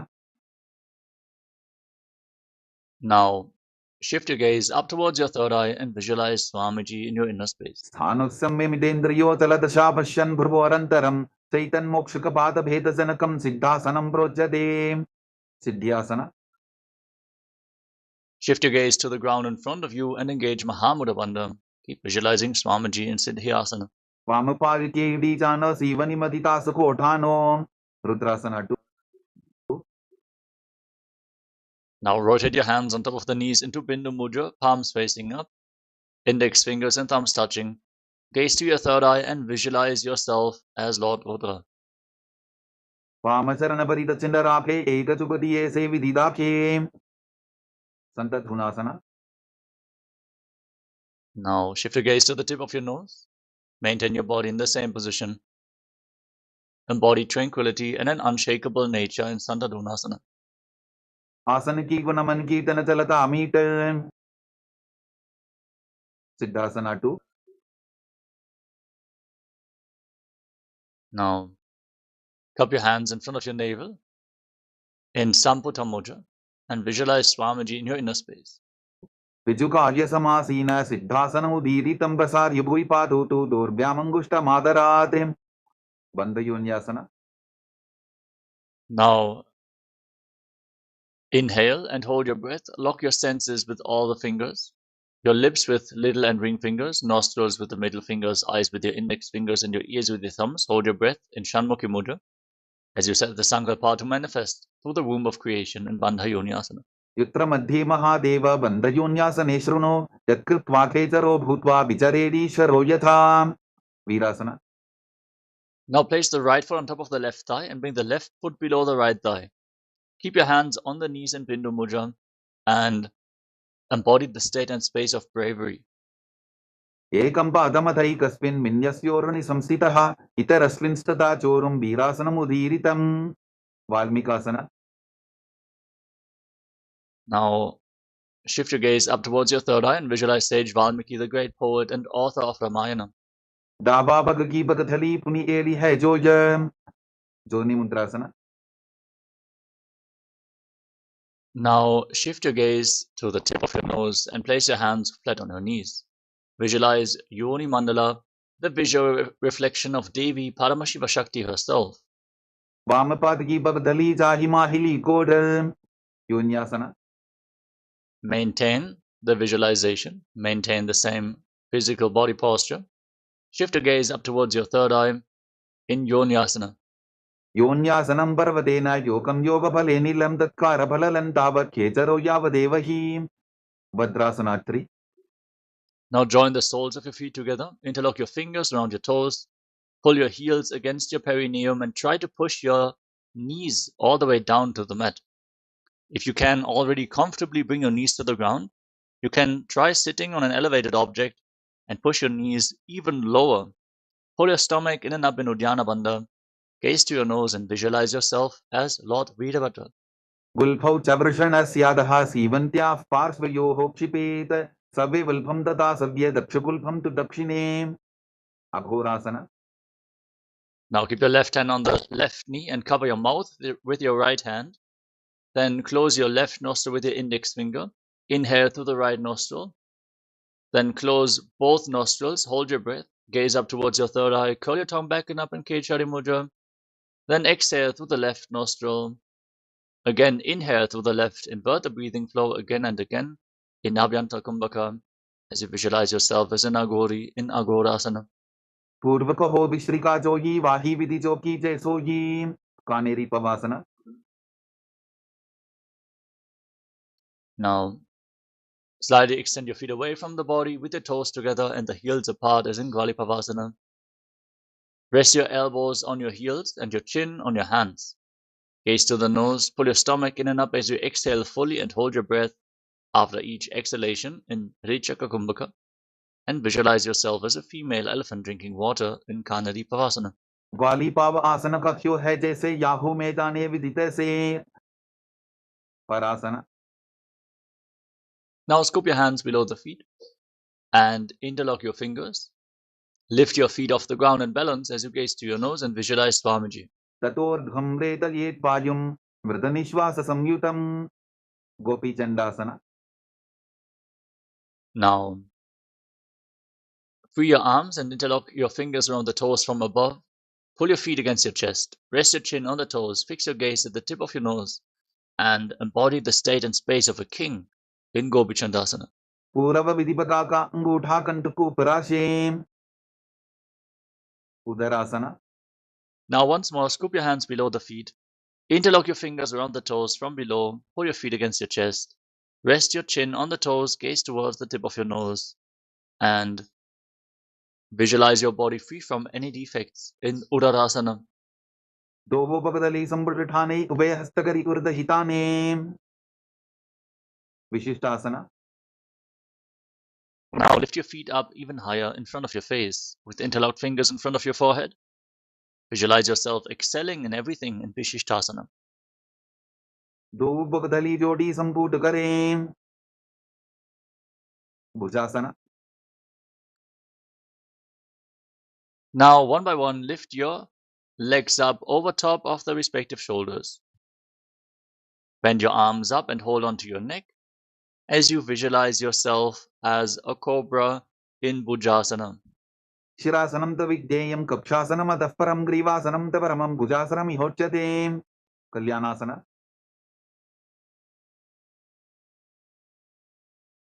Yes. Now, with your legs over top of your shoulders, bring your hands down and try to interlock them behind your back. Keep your legs raised and balanced. You can lean against the wall for support if needed. As you gaze towards the tip of the nose and visualize yourself as a beautiful, auspicious goddess in Kalyanasana. Do Hatbakam Michane Tinko Bodani Chetane. Sankatasana. Now place the top of the left foot flat on the mat and sit on the left heel. Stack the right knee over top and place your hands on opposite knees. Gaze forward in Vaishnavi Mudra without focusing on any external objects. Visualize yourself as an elegant swan as you breathe in Ujjayi Pranayama. Inhale through both nostrils and the mouth at the same time. And exhale through the left nostril while keeping your throat engaged, making an ocean-like sound. Vamapadam Chiter Mulam Sanyasadar Nitale Patadandena Jam Yena Bestayet Vamapadakam. Dhenukasana. Now sit in between your heels and keep your hands on the top knee. Engage Uddiyana Bandha, the abdominal lock, and visualize a cow in your inner space. Anushati Nagara Pancharam Rishilinda Vilyamni. Pachandrasana. Now slide the right foot on top of the left thigh and place the left foot on top of the right knee. Twist your left arm behind your back.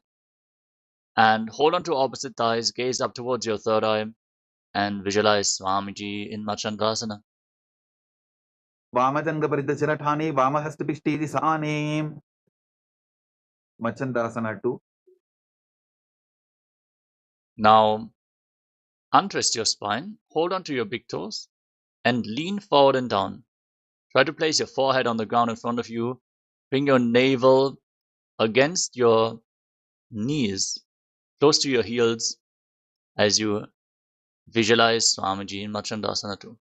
प्रसमजी मनोतर न जजोजी वामदंगपरिता फेसोजी Guru Asana. Now rise up, interlock your fingers in Parasha Mudra, and place them on the left knee, the top knee. Engage Mahamudra Bandha, all three bandhas, and visualize Swamiji in your inner space, your Guru in Guru Asana. Urumule Idrabadasya Kanichika Pradesh Vulbhamsam Sapya Sankatasana. Now place the top of the right foot on the mat, sit on the right heel, stack the left knee over top of the right knee, and place your hands on opposite knees. Gaze forward in Vaishnavi Mudra. Don't get distracted by any external happenings, just focus on the happenings of your inner space. Witness what is happening in your inner space as you visualize yourself as an elegant swan in Sankatasana. Vamapadam Chiter Mulam Sanyasadar Nitale Patadandena Jam Yena Bestayet Vamapadatam Dhenukasana. Now, slide the right foot outside the hip, sit in between your heels. Place your hands on the top knee. Engage Uddiyana Bandha, the abdominal lock, as you visualize the face of a cow in Dhenukasana. Visualize a cow in Dhenukasana. Anushadi Nagara Banjaram Brishilindavilyam Neem Pachandrasana. Now, place your feet on top of opposite thighs. Place the left foot on the right thigh and the right foot on the left knee. Bring your right arm behind your back and twist your spine, holding on to opposite thighs. Gaze up and visualize Swamiji in Machandasana. Vamajanga Paritachirathane Vamahastapishti Sane Machandasana 2. Untwist, hold on to your big toes and lean forward and down. Place your forehead on the mat and visualize Swamiji in your inner space. Prasamaji Manatar Najajoji Vamadanga Parita Kesoji Guru Asana. Rise up, interlock your fingers and place them on the right knee. Engage Mahamudra Bandha and visualize Swamiji, your Guru, in Guru Asana. Urumule Idrabadasya Kanichika Pradesh Vulbhamsam Sapya Pashvasana. Now, place your feet flat on the mat and put your knees against your chest with your hands. Gaze up towards your third eye and visualize Swamiji in your inner space in Pashasana. Padatale Bhumo Nidhagya Chana Nivursi Nidhagya Viparita Hastabhyabhu Saita Dange Nibadhya Bodheshokasana. Now hold on to opposite wrists and rest your chin on the knees. Fix your gaze at the tip of the nose. Push your tongue back and upwards. In Kechari Mudra, try to insert the tongue to your nasal tract. Stretch the frenum, the tongue band below the tongue, as you visualize yourself residing in an abode of bliss. Dobu Bhagdali Bhuparitare Kurmashli Sekare Kurakatasana. Now bring your hands below the knees and hold on to opposite elbows. Fix your gaze at the tip of the nose and visualize Swamiji in your inner space. Do Hath Bhag Bahare Lyave Goda Niche Le Taharave Sumati Asana. With your hands below the knees, holding on to opposite elbows, cross the right ankle over the left with your toes pointing upwards. Gaze towards your nose and visualize the great sage and Maharishi Sumati in Sumati Asana. Muladvari Dharti Parithane Dava Bhagaparita Chavitane Dandasana. Now extend your legs out in front. Interlock your fingers. Raise your arms up straight. With the wrists pointing outwards, engage Mahamudra Bandha, all the bandhas, as you push your tongue back and up in Kechari Mudra in Dandasana. इदानीं गर्भिणीनां योगाभ्यासो यथा लघु सुखप्रसवलाभाग्य प्रोच्यते प्राक्तनेपथीम् आरम्भासना. Now lean forward and down. Hold onto your big toes in Prana Mudra. Bring your head towards the knees. And inhale through one nostril and exhale through the other, alternatingly in Nadi Shodhana. Visualize Swamiji in your inner space in Arambhasana. दो भूपक मिलिवा पसारी पका का अंगूठा पकड़ी लीला टकोड़ा लगावे विदोकासना. Now slightly separate your feet and raise your knees. Scoop your hands below the shins and hold onto the soles of your feet from the outside. As you lean forward and down, place your forehead on the ground in between the heels. Gaze up towards your third eye and visualize Swamiji in Bidokasana. Keep breathing. In Ujjayi Pranayama, make an ocean-like sound from your throat. प्रथम बेसी दो पाव पसारी कछ ऊर्धको कुरुडो डारेम दालन धरी पवासना. Now join your heels together in front. Scoop your hands below the shins with your palms facing up. Keep your toes separate and rest your chin on the heels as you gaze to the nose and visualize Swamiji in your inner space. दो एड़ी मैली के टीचे हाथ पसारी ऊर्ध्व विचिमतानासना. Rise up, extend your legs out in front, and lift one leg up behind your neck. Then lean forward and down and hold onto the front foot with both hands as you visualize Swamiji in Urdhva Bhasmatanasana. Breathe in Pratyahara Pranayama. Focus on the prana moving from the soles of the feet to the regenerative organs, the navel, the heart, the throat, the uvula, the center of the eyebrows, the top of the forehead, all the way to the Brahmaranda, the crown of your head.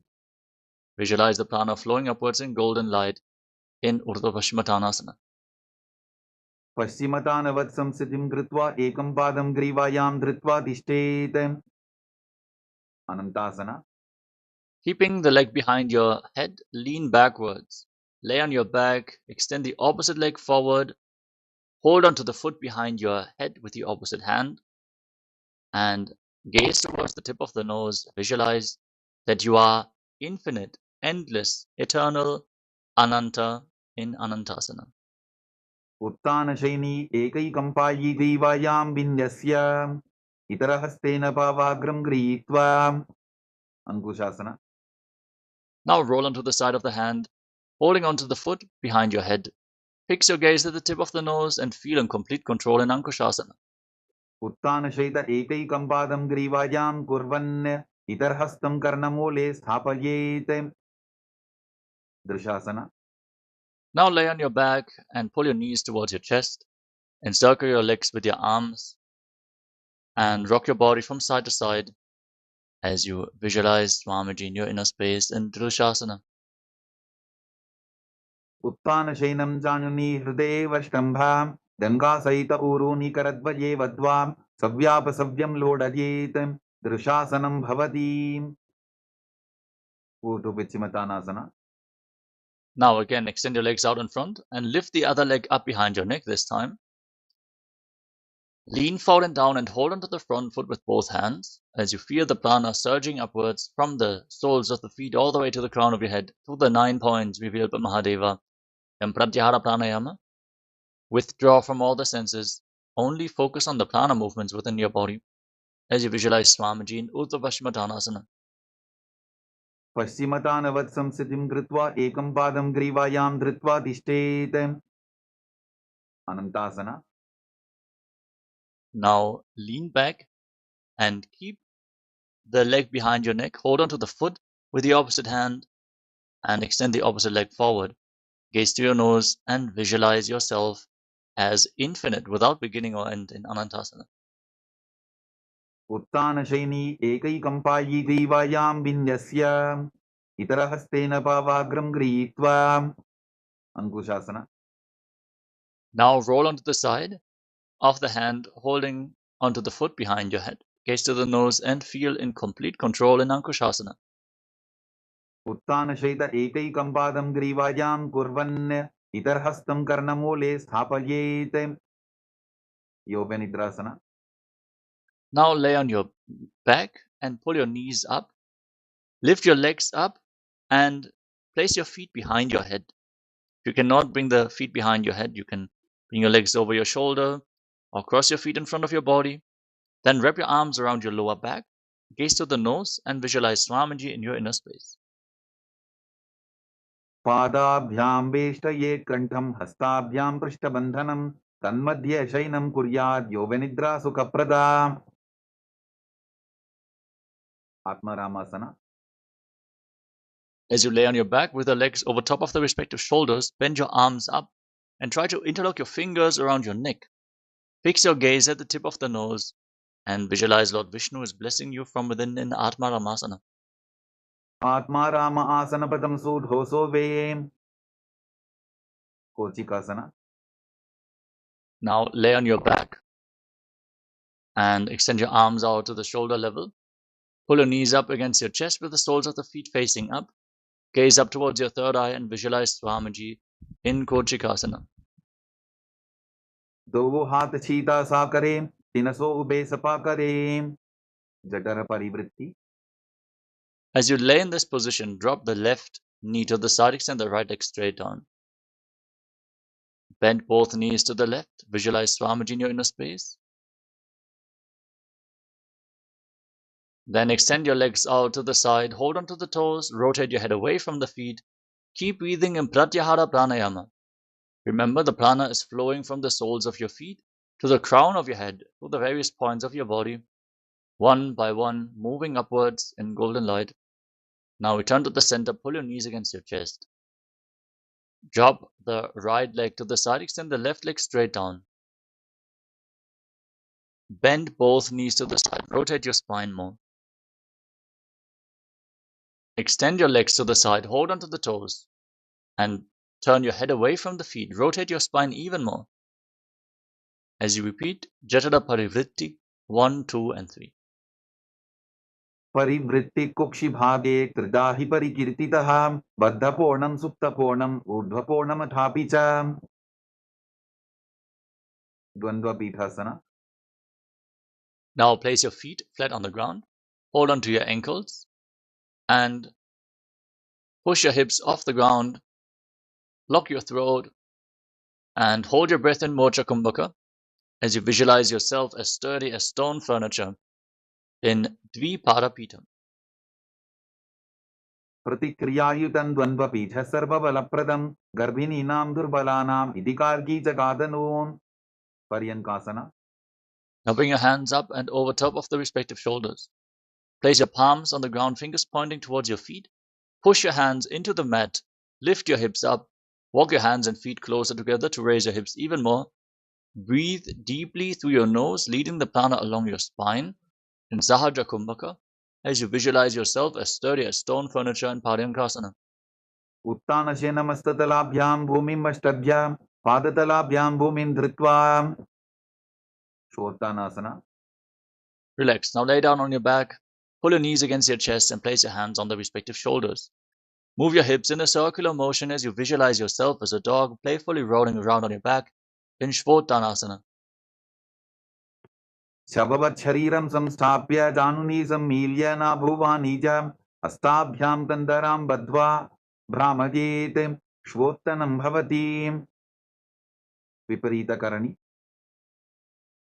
Now, lay on your back and kick your legs up. Raise your hips off the ground and keep your palms flat on the mat for support.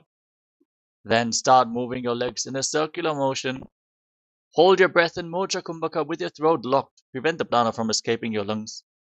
Force it into the Sushumna Nadi, the central Nadi of your spine, as you visualize Swamiji in this inverted posture. भूतले सशिरोर्दत्त्वा फेनजे चरणद्वयं विपरीतकृती चैषा सर्वतन्त्रेषु गोपिता. विपरीतकरणी 2. Now stop the movement of your legs. Point the toes up to the sky. Visualize Swamiji. Karni विपरीताख्या सर्वाधिव्याधिनाशिनी नित्यमभ्यासयुक्तस्य जाठराब्धिविवर्धनी. लाङ्गलासना. Drop your feet down over top of your head. Touch your toes to the ground. Interlock your fingers behind your back in Parashamudra and visualize yourself as a plow in Langalasana. नरकासने स्थित्वा नासिकाप्रदेशे भूमौ पादपृष्ठे स्थाप्य हस्तद्वयं सम्मील्य लम्बीकुर्यात्. ग्रीवाप्रदेशेन भूमिं कर्षयेत्. Langalasanam bhavati. Shaita Paschimottanasana. Now hold onto your feet over top of your head and visualize Paramashiva in your inner space in one of the 84 asanas revealed directly by Lord Paramashiva himself. Tanam Shaitvat Kurvita Shaita Paschimottanakam. Supta Konasana. Keep holding onto the feet and separate your legs over top of your head with your hips above the shoulder level for balance. Gaze forward, lock your throat and visualize Swamiji in Supta Konasana. Parivritti Kukshi Bhage Tritahi Parikirtitaha Vaddakonam Suptakonam Urdhakoramathapicha. Chakrasana. Now, join the feet back together, hold onto your ankles, keep your arms and legs straight and roll onto your back as you visualize yourself as a wheel in Chakrasana. Shavasanastatvo Pado Kuryan Mastakatasparo Yutramena Tatashigrame Tatsarvasya Sadhanam. Supta Prasarita Padangushtasana. As you lay on your back, extend your legs up vertically, hold onto your big toes in Prana Mudra, and then separate your legs wide apart. Visualize Swamiji in your inner space. And breathe in Ujjayi Pranayama. Make an ocean-like sound from your throat. Inhale through nostrils and mouth. Exhale through the left nostril again and again. Cleanse your Vishuddhi chakra in Ujjayi Pranayama. Uttanapadam Kravancham Cha Marichimbira Bhadrakam Natarajandrikoanam Cha Suptambushta Prasaranem. Supta Padangushtasana. Now join your feet back together. Keep holding onto the big toes in Prana Mudra with your arms and legs straight.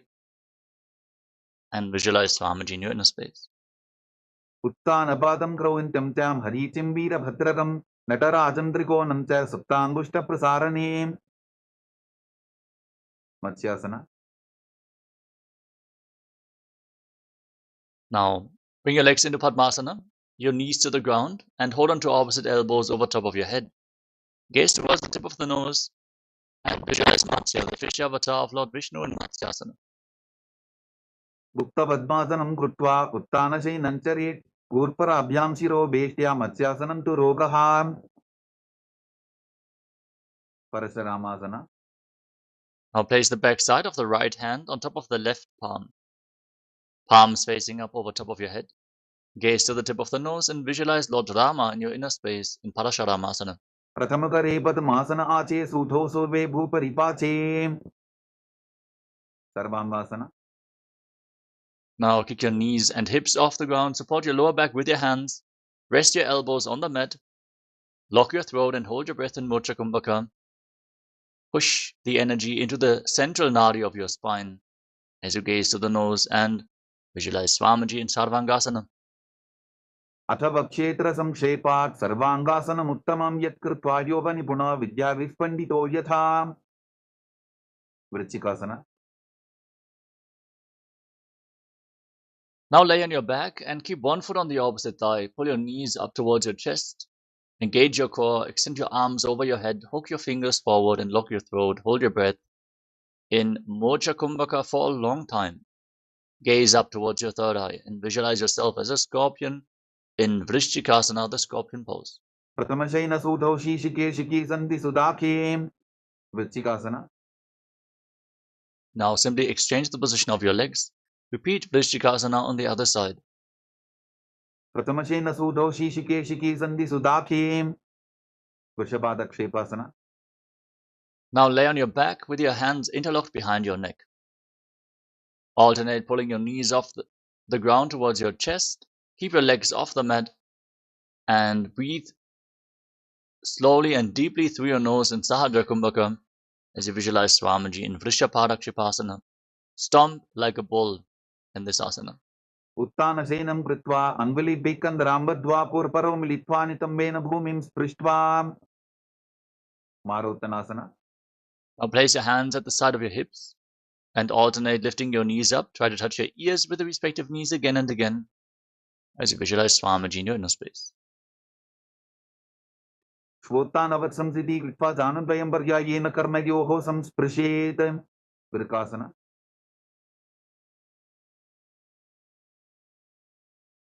Now place your feet flat on the mat, stand up and lay back down again and again, while visualizing yourself as a wolf in Vrikasana. उत्तानशीनं कृत्वा पादतलाभ्यां भूमिं धृत्वा उत्तिष्ठेत वृकासनं भवति. Lotusasana. Now, from a squatting position, roll backwards. Tilt your head to the side, roll over your shoulder or support your neck with your hands to protect it as you visualize Swamiji in your inner space. उत्तानशयनं पादौ शिर उल्लङ्घ्य भूमौ स्थापयित्वा निब्जं भूयादि निब्जं शयनम्. Sarathasana. Now lay down on your stomach, keep your hands at the side of the shoulders, contract your lips and make a whistling sound like a flute as you visualize yourself as a chariot carrying warriors into battle for Dharma on your chariot back in Sarathasana. निब्जं शयनं कृत्वा नाभिं भूमौ निधाय स्तम्भद्धस्ताभ्यां भूमिं वष्टभ्य ओष्ठौ निमील्य वेणुवत्सं कृत्य तिष्ठेत्. सरठासनं भवति. देहल्युल्लङ्घनासना. Now push yourself back up into a plank position and alternate jumping your feet in between the hands back and forth as you visualize yourself transcend body and mind. हस्तद्वयं बद्ध्वा तन्मध्यचरणद्वयम् उड्डानैव बहिरानीय अतनजेत. देहल्युल्लङ्घनं भवति. जात्यासना. From a standing position, lean forward and down, place your palms on the ground and walk around on hands and feet as you visualize yourself as a wise 60-year-old elephant in Jatyasana. अथ जात्यासनं वक्षे येन जातिस्वरो भवेत्. हस्तान्द्रिभूमौ च गमनम् आगमनं ततः. सर्पासना. Now, stand in Arimandi, heels together, toes pointing outwards and knees bent. Extend your arms at the side at shoulder level and rotate them around your body. As you move your head in all directions, open up your chest intensely, then Lolitika Karana.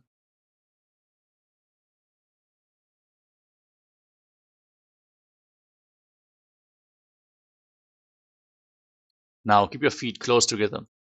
If you have a rope available, tie your feet with a rope. Keep your elbows close to your waist, hands on your thighs, stand erect on the mat like a rod, and visualize your Kundalini Devi is rising and curling upwards around your body like a serpent in Sarapasana. अथ सर्पासनं वक्षे वायुपानाय केवलं शरीरं दण्डवत् तिष्ठेत्. रज्जुबन्धस्तु पादयोः वायवी कुण्डली देवी कुण्डलाकारमङ्गुले. उष्ट्रसाधनासना. Now lean forward and down and hold on to your toes from the front with your hands and fists. Walk around on the mat while visualizing yourself as a camel. उष्टिकनिष्ठिका प्रदेशेन भूमो निधाय उपरिपादतले संस्थाप्य उष्ट्रवत् उष्ट्रसाधनं भवति. अश्वासना. Now hold onto your toes from the sides and walk around on the mat with your hands and fists like a horse. उष्टिकनिष्ठिका प्रदेशेन भूमो निधाय उपरिपादतले संस्थाप्य अश्ववत् शरीरं चलनीयम् अश्वासनं भवति. कपोतनिटकासना. Now stand with the heels touching, toes separate, and interlock your fingers behind your back in Parashamudra. Pull your hands down towards your calves, lean back, breathe deeply, and lead the prana along your spine. Try to relax into this back bend as you visualize yourself as a soaring bird diving in Kapota Nitakasana. पादतले भूमो निधाय पृष्ठभागेन हस्तौ जङ्घापर्यन्तं नीत्वा कपोतनिटकं भवति. खड्गासना. Now stand with your heels together, toes pointing outwards and knees bent, and your hands joined in Namaskara Mudra in front of your heart center. Now bow down to one side and raise the respective heel. Open up your palms on both sides again and again. Visualize yourself offering flowers to Paramashiva in Talapushpa Putam Karana.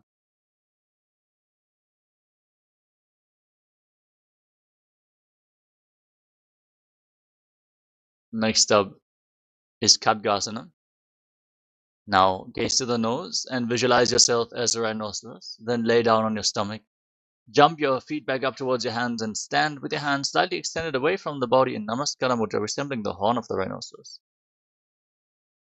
लुचसरतमासनं कृत्वा पादतलाभ्यां भूमिं वष्टभ्य उत्तिष्ठेत खड्गासनं भवति उत्थानोत्थानम्.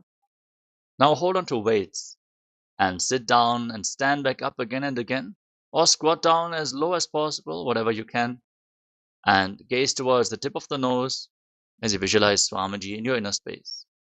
पुनः पुनः उत्थातव्यम् असितव्यम् इति उत्थानोत्थानं भवति कुशलासना. Now raise your arms and jump repeatedly, visualizing yourself as a mace. सरलं स्थित्वा ऊर्ध्वं बाहु नयेत् वारं वारम् उड्डानं कृत्वा नयेत् कुशलासनं भवति शीर्षकासना. Now hold on to one foot with both hands and pull it towards your chest. Then sit down and stand back up on the other leg. Alternate this movement on both sides again and again as you visualize Swamiji in Utshirshakasana. एकैकं पादतलं कुक्षु निधाय तिष्ठेत् उत्शीर्षकं भवति ताण्डवासना. Next up is the Parshvajanukarana. Keep the toes of the right foot pointing outwards and pull the left knee towards your chest and circle the raised leg with the respective arm, the hand in a fist, the other hand on the inner thigh.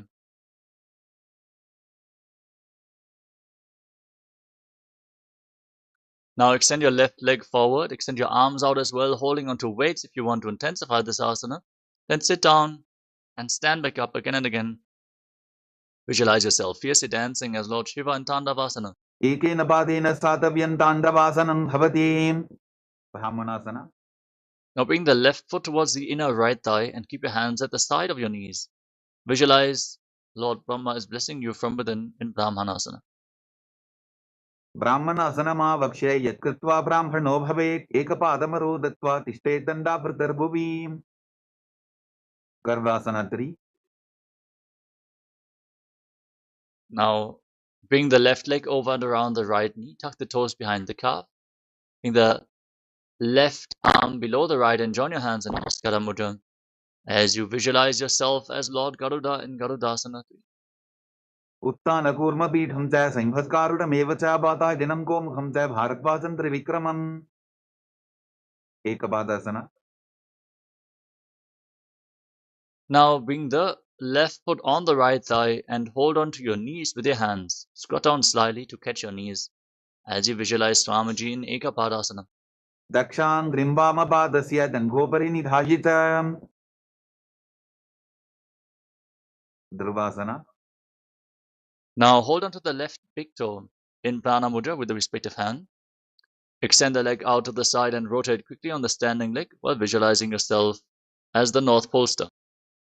एकेन हस्तेन दण्डरूपस्य एकस्य पादस्य भ्रं धृत्वा इतरपादतलं भूमौ निधाय त्वरया भ्रमणं कर्तव्यं ध्रुवासनं भवति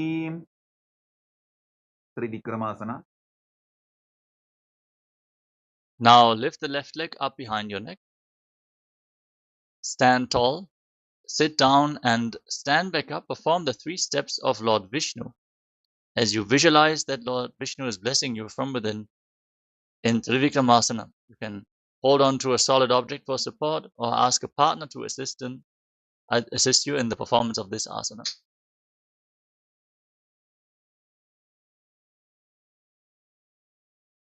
ग्रीवायां पादं संस्थाप्य स्थातव्यम् उत्थातव्यं त्रिविक्रमासनं भवति ताण्डवासना.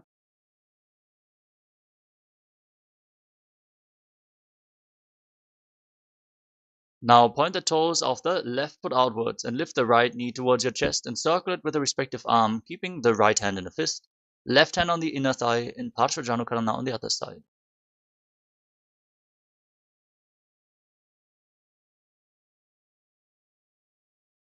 Now extend the right leg forward, sit down and stand back up in Tandavasana on the other side, dancing like Lord Shiva. एकेन पादेन स्थातव्यं ताण्डवासनं भवति ब्राह्मणासना. Now bring the right foot towards the inner left thigh and keep your hands at the side of the knees.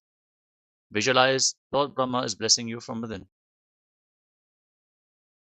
ब्राह्मणासनमावक्ष्य यत्कृत्वा ब्राह्मणो भवेत् एकपादमरो दत्त्वा तिष्ठेत् दण्डाभृतर्भुवि गर्वासना 3.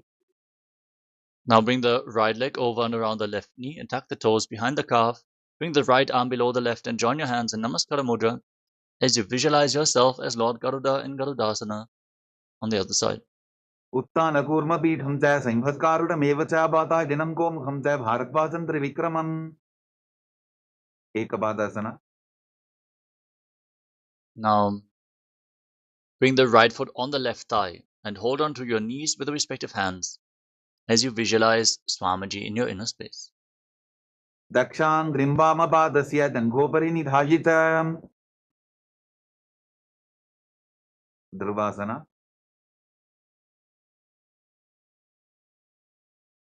Now, hold onto the right big toe in Prana Mudra and extend the leg out to the side.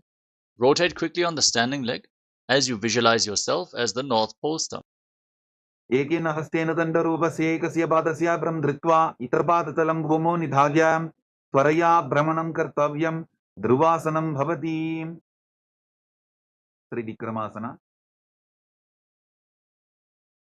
Now, lift the right leg up behind your neck.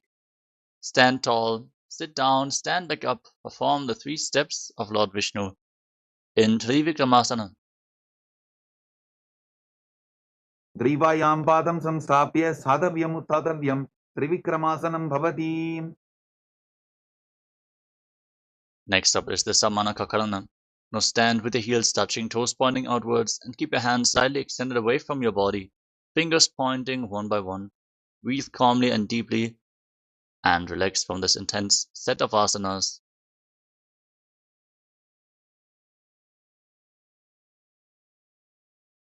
As we get ready for the final 100 asanas of this sequence, just quickly grab some water and immediately return to your yoga mat, as we are going to continue in just a few moments.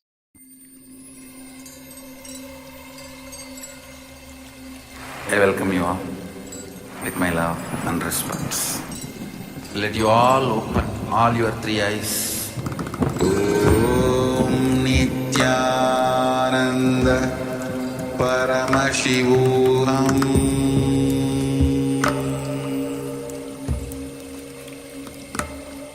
Om Nityananda Paramashivoham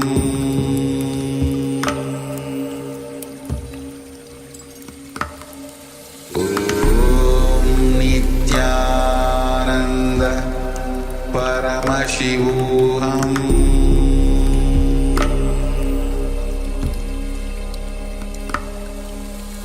Om Nityananda Paramashivoham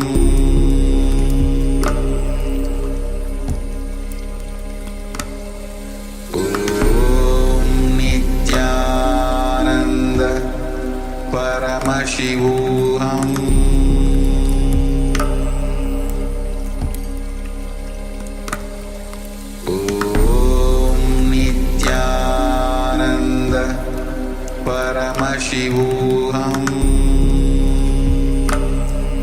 Paramashivoham Om Nityananda Paramashivoham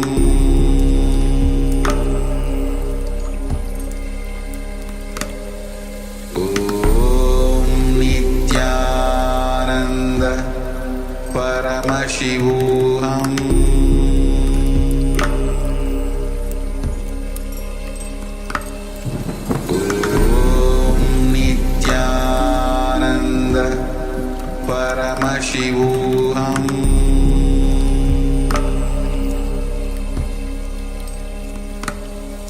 Om Nityananda Paramashivoham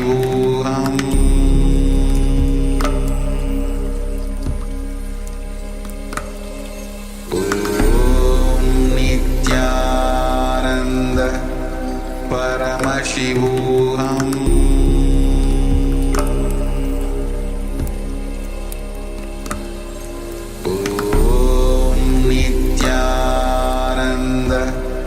Paramashivoham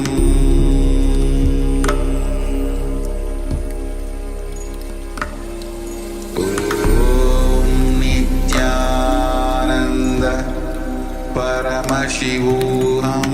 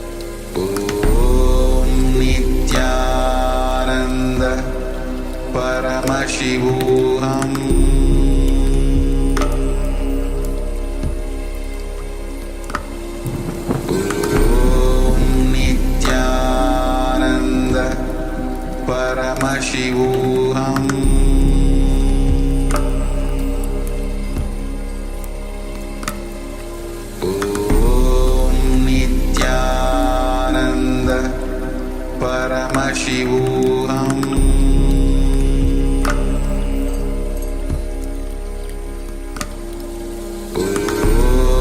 Nityananda Paramashivoham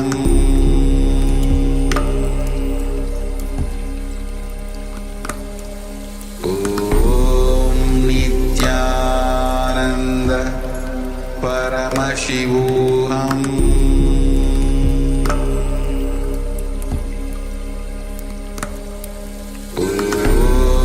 Nityananda Paramashivoham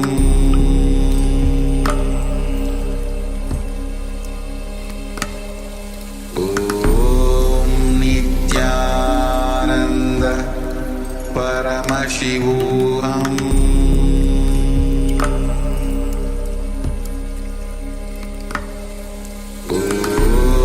Nityananda Paramashivoham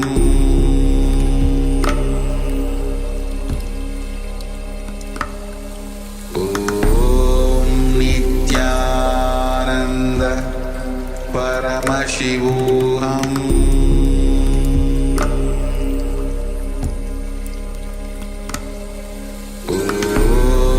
Nityananda Paramashivoham Nityananda Paramashivoham Nityananda Paramashivoham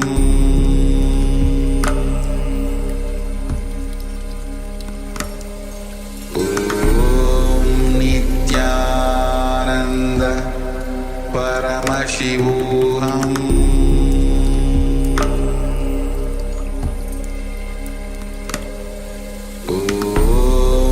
Nityananda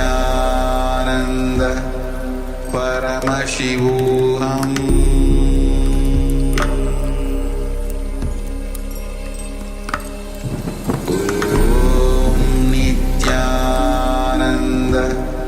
Paramashivoham Nityananda Paramashivoham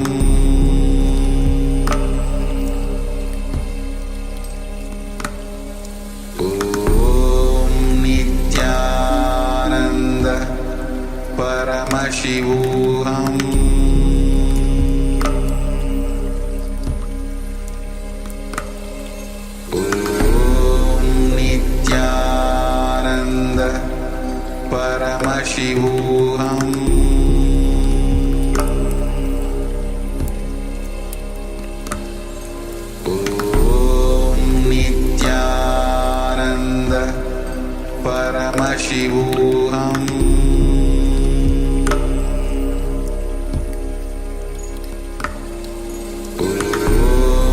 Nityananda Paramashivoham. Yes, everyone please settle down, return to your yoga mats, as we are going to move on to the next asana of the sequence, the final 100 asanas of the Dvitiya Vinyasa Krama, starting off with Gorak Anjali Asana. Now separate your feet and squat down. Bring your hands from the outside in between the legs and interlock your fingers in front of your navel. Bring your hands against your navel as you breathe in Jiva Chala Kumbhaka. Inhale fully and hold your breath. Move the retained prana freely throughout your body by the force of your will alone. Master the movements of your prana within your body in Gorak Anjali Asana. गोरकंजलि आसन प्रथम ही वो हो ये बाहुरी नीचोप निभोवे कांचासना. With your feet separate, wrap your arms around your lower back, squat down and visualize Swamiji. ऊर्मध्यात् हस्तौ निवेश्य नितम्बं धृत्वा पादतलाभ्यां भूमिम् अष्टभ्याम्. भृगुआसना. Bring your feet together close towards your body. Squat down all the way and interlock your fingers behind your lower back. Gaze towards your navel and visualize Bhagavan Kala Bhairava the Lord of Time. दो बक की तलिया की माहिली को और मिलाई जी बना बानियों कर मोड़ वैसे. वराहासना. Now sit with your heels together, toes separate. Join your hands behind your head in Anjali Mudra with your fingers pointing down to the ground. Keep your elbows raised like the tusks of a boar and visualize yourself as the boar incarnation of Mahavishnu, Varaha and Varahasana. Pakasaliki mahili porimilagi phanabani ukarabaise. Prabhitasana. Now hold on to your big toes in Prana Mudra. Interlock your fingers around the toes and lift your hips to the same level as your knees as you visualize Swamiji in your inner space. Parshintwaya sammilya stittvanitamam dana pradesha aniya tishte tripithasanam bhavati. Bakasana. Now place your palms flat on the mat. Bring your knees onto your arms towards your armpits. Lean forward, find balance, and lift your feet off the mat as you visualize yourself as a crow in Bakasana. Hastabhyamo nimavashtabhya januddoyam nabho sammilya. Sushtanga Kapalyasana. Now place your head on the ground, form a triangle between your head and your hands, and bring your legs into Padmasana. As you raise your knees up high, gaze to your nose and visualize Swamiji in Sushtanga Kapalyasana. Asana povana kabara achoho yim. Uttasana. Come to a kneeling position. Sit in between your heels with the toes touching behind your back. Keep your hands flat on the knees. Gaze to the nose. Internally chant Om Nityananda Paramashivoham as you are sitting in the secret seat with Paramashiva and Guru in Guptasana. Jano gorantare pado kritva pado da gopadyete. Vrikshasana 2. Now place your hands flat on the mat, shoulder width apart, and get ready. Sit yourself up in front of a wall, if needed, to enter into a handstand. Kick your legs up and visualize yourself as a tree with deep roots growing into the ground from your hands in Vrikshasana 2. Sattajakrakshalanaya vrikshasana visheshakan janani indriyata dadhya punabhedan samabhyasete. Shibhuasana. Now step your hands closer together, gaze up towards your third eye, and visualize Tejas, shining light, is flowing towards your third eye, rejuvenating your body. Dovo babajodi mahi kulphamilaye. Madhyasana 2. Lower your legs down and bring your hands flat on the mat. Step your feet back into a plank position. Then lower your chest down to the mat and push yourself back up again and again as you visualize yourself as a fish in Matsyasana 2. Nityam shenam kurparo pashabhavaya murta vritya hastatalabhyam bhumim vashtabhya varam varam uddanam kuryata madhyasanam bhavati. Sarpasana 2. Now lay down on your stomach and keep your hands on your hips. Lift your head and chest from side to side as you visualize and move your body like a serpent in Sarpasana. Nityam shenam krutva hastonitamam samstapya padoti ki kritya sammilayan purasasantavyam sarpasanam bhavati. Nidalambanasana. Now place your elbows on the ground in front of you and rest your chin on your hands. Place the toe of the feet flat on the mat and feel self-supported, completely independent in Nidalambanasana. Karabhyam bangasam krutva tishtet kurpara yasudi mukhamunnamanujjayi niralambana masanam niralambana yogi syan niralambana masanam niralambana dhyanam niralambana masanam. Satrasana. Now place your palms on the ground in front of you and bend your knees, lift your feet, bring them up towards your upper back as you visualize yourself as an umbrella protecting your guru from the sun rays. Ardhyasanau stitva astadaladhyam bhumimashtabhya unnajati satrasanam bhavati. Vidrasana. Now place the top of your feet flat on the mat and sit on your heels. Extend your arms out in front, lean forward and place your palms and your forehead on the ground. Gaze towards your nose and visualize yourself as Vajra, the weapon of Indra, symbolizing your indestructibility. Idanim garbhininam yogabhyaso yathalahu sudaprasavalabhaya pruchate praktanepati dandapadda bharadvajay veeravadra samanito asanani sada purya sudirghaire cha purapayihi. Veshasana. Now raise your hips and alternate striking the ground with your hands as you visualize yourself as powerful as a ram in Meshasana. Gudasana samsito ekam bahum bhumo talajete Veshasanam bhavati. Ajasana. Now, with your hands on the ground, kick your legs up over top of your body and lower your face down towards the mat as you visualize yourself as unborn, existing for all eternity in Ajasana. Gujasana samskrito bhadatay mantrale kritya vastakena bhumim sprashyet. Dhanantarasana. Now, come to a kneeling position and hold onto your feet. Pull your feet in towards your perineum. Then place your hands on the respective knees. Gaze towards the tip of the nose and visualize Swamiji in your inner space. Purava vidhi parihatabki kakasicho phana sharamodi pataki anguli agrimed lagave. Angamottanam. Now interlock your fingers in front. Move your arms up, down, left, right in all directions, giving massage to various different joints and muscles of your body. Then interlock your hands behind your back and repeat the movement as you visualize Swamiji in the Angamottanam. Hastayoho angudir vadva hastar madhyat sarmandam nishkatayitva tishtet angamottanam bhavati. Gandhasana swa. Now sit in between your heels with your toes pointing outward, the feet rotated outwards. Bring your buttocks on the mat and hands on the respective knees.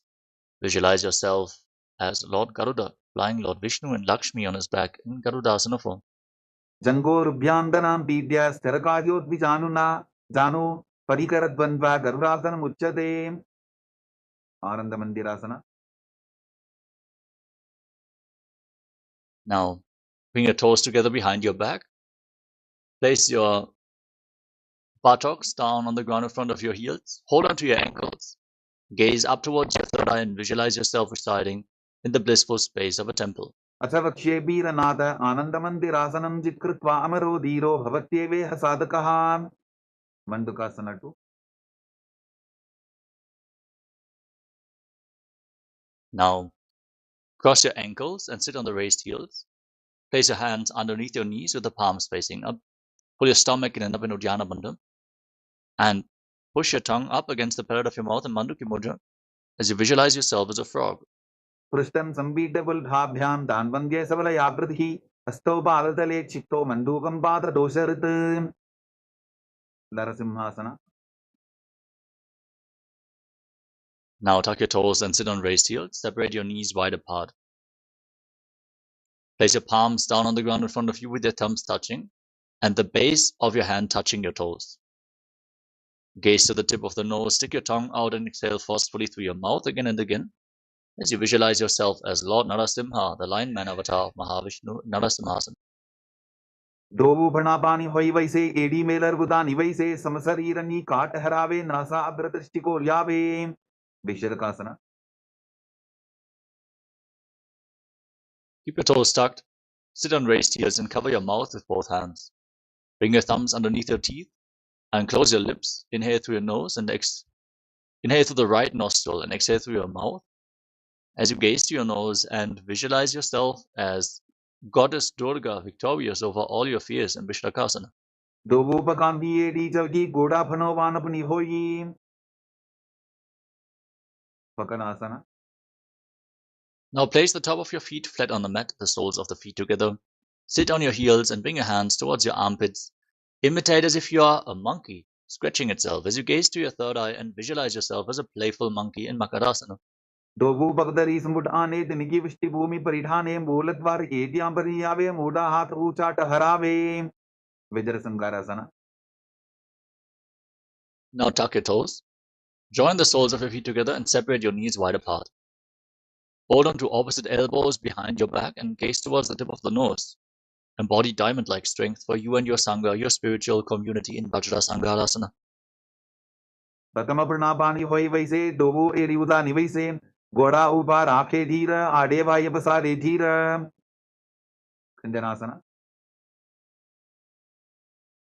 Now place your knees on the ground and cross your ankles. Sit on the raised heel and place your palms on the mat at the side of your body. Engage Uddiyana Bandha, the abdominal lock. Gaze towards the tip of the nose and visualize perfect health physically and mentally in Kanjanasana. कञ्जनासनमावक्षे यद्कृत्वा सुस्थिरो भवेत् पृष्ठे पादद्वयं बद्ध्वा हस्तो भूमौ प्रधारयेत् ऊर्ध्वासना. Now, place your hands on your knees and make your upper back and neck stiff like the shell of a turtle. Fix your gaze at the tip of the nose. Visualize yourself as a turtle with a stable body and mind to live for hundreds of years. In Kurmasana, the turtle pose. गुल्फौ चवर्षणस्याधो विक्रमेण समाहितौ ऋजुकाय शिरो ग्रीवं कूर्मासनमितीरितम्. योगासना. Maintain the same position. Relax your upper back and neck and gaze to your nose as you visualize Swamiji in Yogasana. गुदं नियम्यवल्पाभ्यां विक्रमेण समाहितः योगासनं भवेदेतदितियोपविदो विदुः. विदोवासना. Now stand on your knees and cross your feet behind. Bring your toes near opposite knees. Hold onto your calves with the fingers inside, thumbs outside, palms facing backwards. Lean back, gaze to your third eye, and visualize a space of eternal oneness, Advaita, with your Guru Swamiji. गोड़ा वामो वो जी गोड़ा आरा खेतो जी दची पाद की पानी रहावे फनो वाम गोड़ा रिगिल्यावे. Ustrasana 2. Now place the top of your feet flat on the mat and hold onto your heels. Lean backwards. Tilt your head back, push your hips forward, and visualize yourself as a camel. मेरुदण्डग्रन्थिदाढ्य सन्धिमादयि शुकुमार कपोटोस्त्रासनाभ्यास कुड्यान्वितहितासनः. द्वितीयासना. Now bring your heels back together and sit down on the heels. Lean back, bring your elbows and the back of your head on the ground as you hold onto your feet and gaze to the tip of your nose. Visualize yourself as a lotus blooming in Jatyasana. दोबु ईडी संबुड़दरे सोले मूलद्वारिधर इधरे फना पानियों पर होए वैसे बहुरी पिष्टि शिखरे दो ऐसे. विराटासना. Now separate your feet and lay down in between your feet. Bring your upper back to the ground and then rise back up again and again, using the support of your hands if needed. Gaze to your nose and visualize the healing and liberation of all causal, subtle forms of your body in Viratasana. Ganga पृष्ठि भूमानिदाढ्य संगोदरयोः ऊर्नि संस्थाप्य दृष्टिवं संवारं वारं स्पृशेत्. कपोतासना. Now sit down on your heels, join them back together, and lean back. Bring your arms over top of the respective shoulders. Catch your feet with your hands, and then try to bring your head in between the heels as you visualize yourself as a beautiful dove in Kapotasana. मेरुदण्डग्रन्थिदाढ्य संविपादयि शुकुमान् कपोटोस्त्रासनाभ्यास कुड्यान्वितहितासनः. वरासना. Rise up and stand on your knees. Tuck your toes behind with your heels raised. Hold on to opposite elbows in front of your chest and gaze towards the tip of your nose. This is the boon-fulfilling posture. Receive your boon from Paramashiva in Varasana. जानुनी भूमौ संस्थाप्य हस्ताभ्यां बाहुपरस्परं धृत्वा सरलं तिष्ठेत्. वारासनं भवति. वराहासना 2. Now sit down on raised heels. Keep your toes tucked. Bring your forearms to the ground.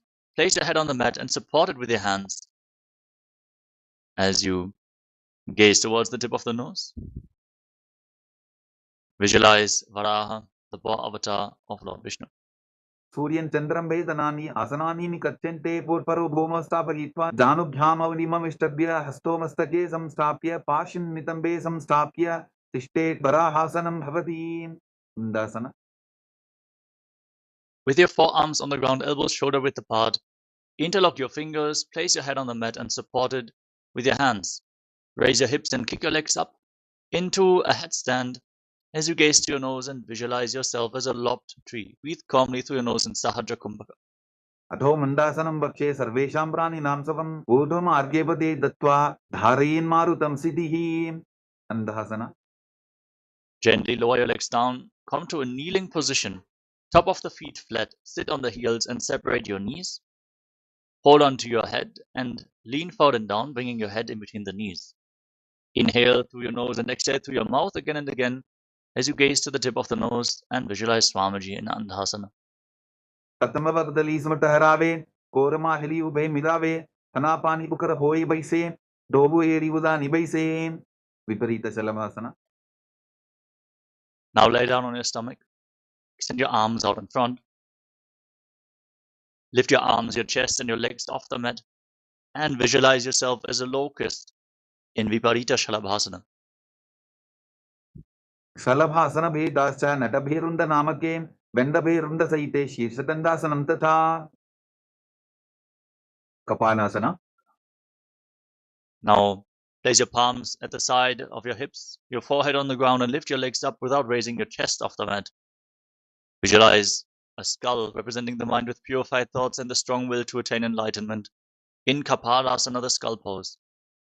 Kapalam Homau Nidhaya Urdhvam Padau Nayetem Kapalasanam Bhavati.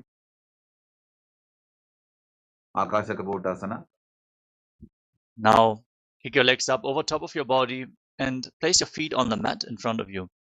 Visualize yourself as a free and open dove in Akashakapotasana. Pustrasane Stitva Charno Humeruchapya Mastakopari Nitva Prishta Pradeshana Bhumo Stapayet Akashakapotam Bhavati. Chetavasana.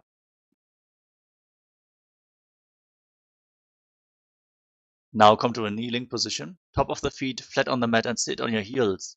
Lean forward and down and bring your forearms to the ground. Rest your navel on your knees as you visualize yourself as a sparrow. Urbarabadiento Hastodha Daravoltabia Janunina Bhusam Kunjya. Vrishikasana 2. Now kick your legs up over top of your body. Bend your knees and try to touch the back of your head with your feet as you visualize yourself as a scorpion in Vrishikasana 2. Vicheva Pucha Pradimangri Parshni Dritva Sashirse Shibbukam Vidharyako Yitreti Santishtadi Sadakastom Vishavaham Vrishika Sanyamasanam. Purushasana. Lower your legs down. Come to a kneeling position. Sit on the right foot and bring the left foot outside the hip, toes pointing to the side. Hands on the ground. Gaze forward in Vaishnavi Mudra without focusing on anything happening outside of you. Be completely restful in your inner space. Forcefully inhale through your nostrils. Hold your breath for a short while and again slowly exhale through the nose in Antarangaka Kumbhaka as you visualize yourself as a bull in Vrishasana, the bull pose. Yamivul Bhipada Bole Vamabhabi Padetaram Viparitam Sprishet Bhumim Vrishasaramidam Bhavetem. Lolasana. Now place your palms on the ground and lift your entire body off the mat. Cross the toes of the left foot over the right and balance on your arms while visualizing Swamiji. Lolasanam Tada Puryat Vayulola Pakhatanat Sthirabayu Prasadena Sthiracheta Bhavetritam. Vrishasana.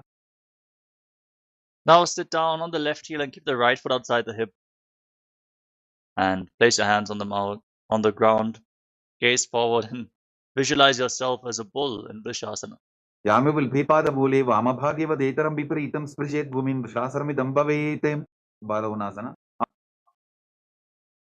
Now place the right foot flat on the mat and tuck the toes of the left foot.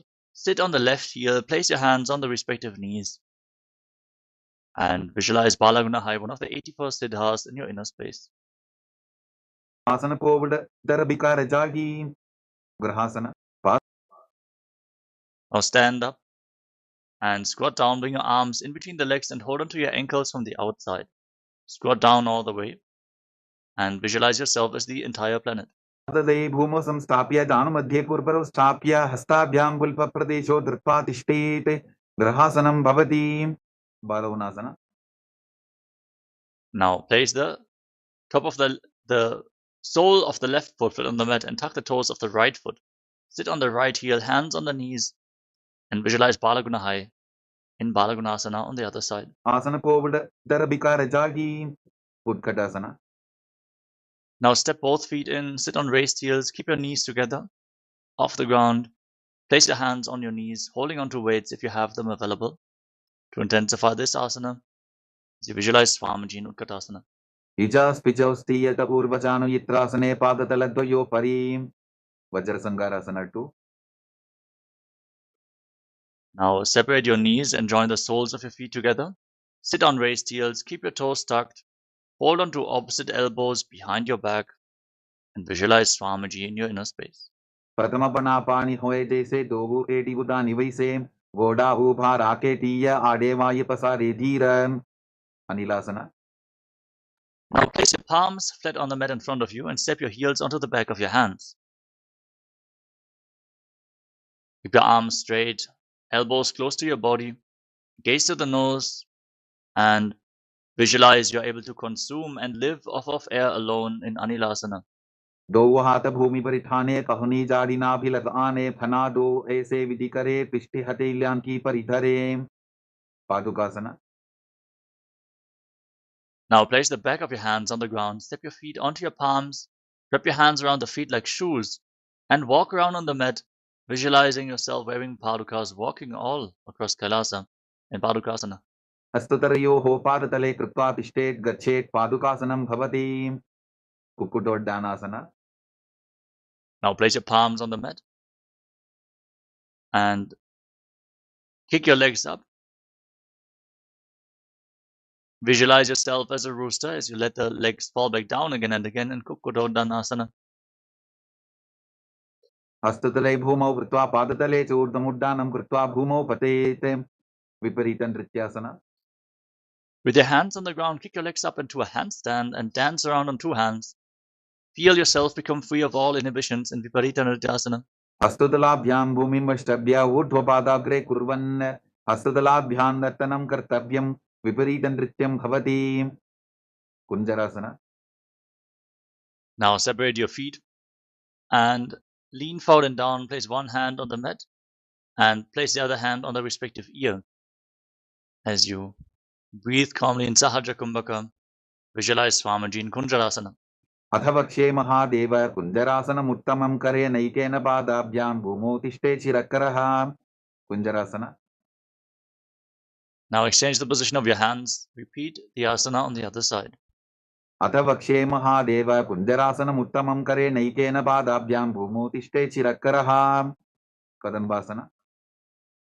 Now bring your feet together and squat down. Bring your heels close towards your body.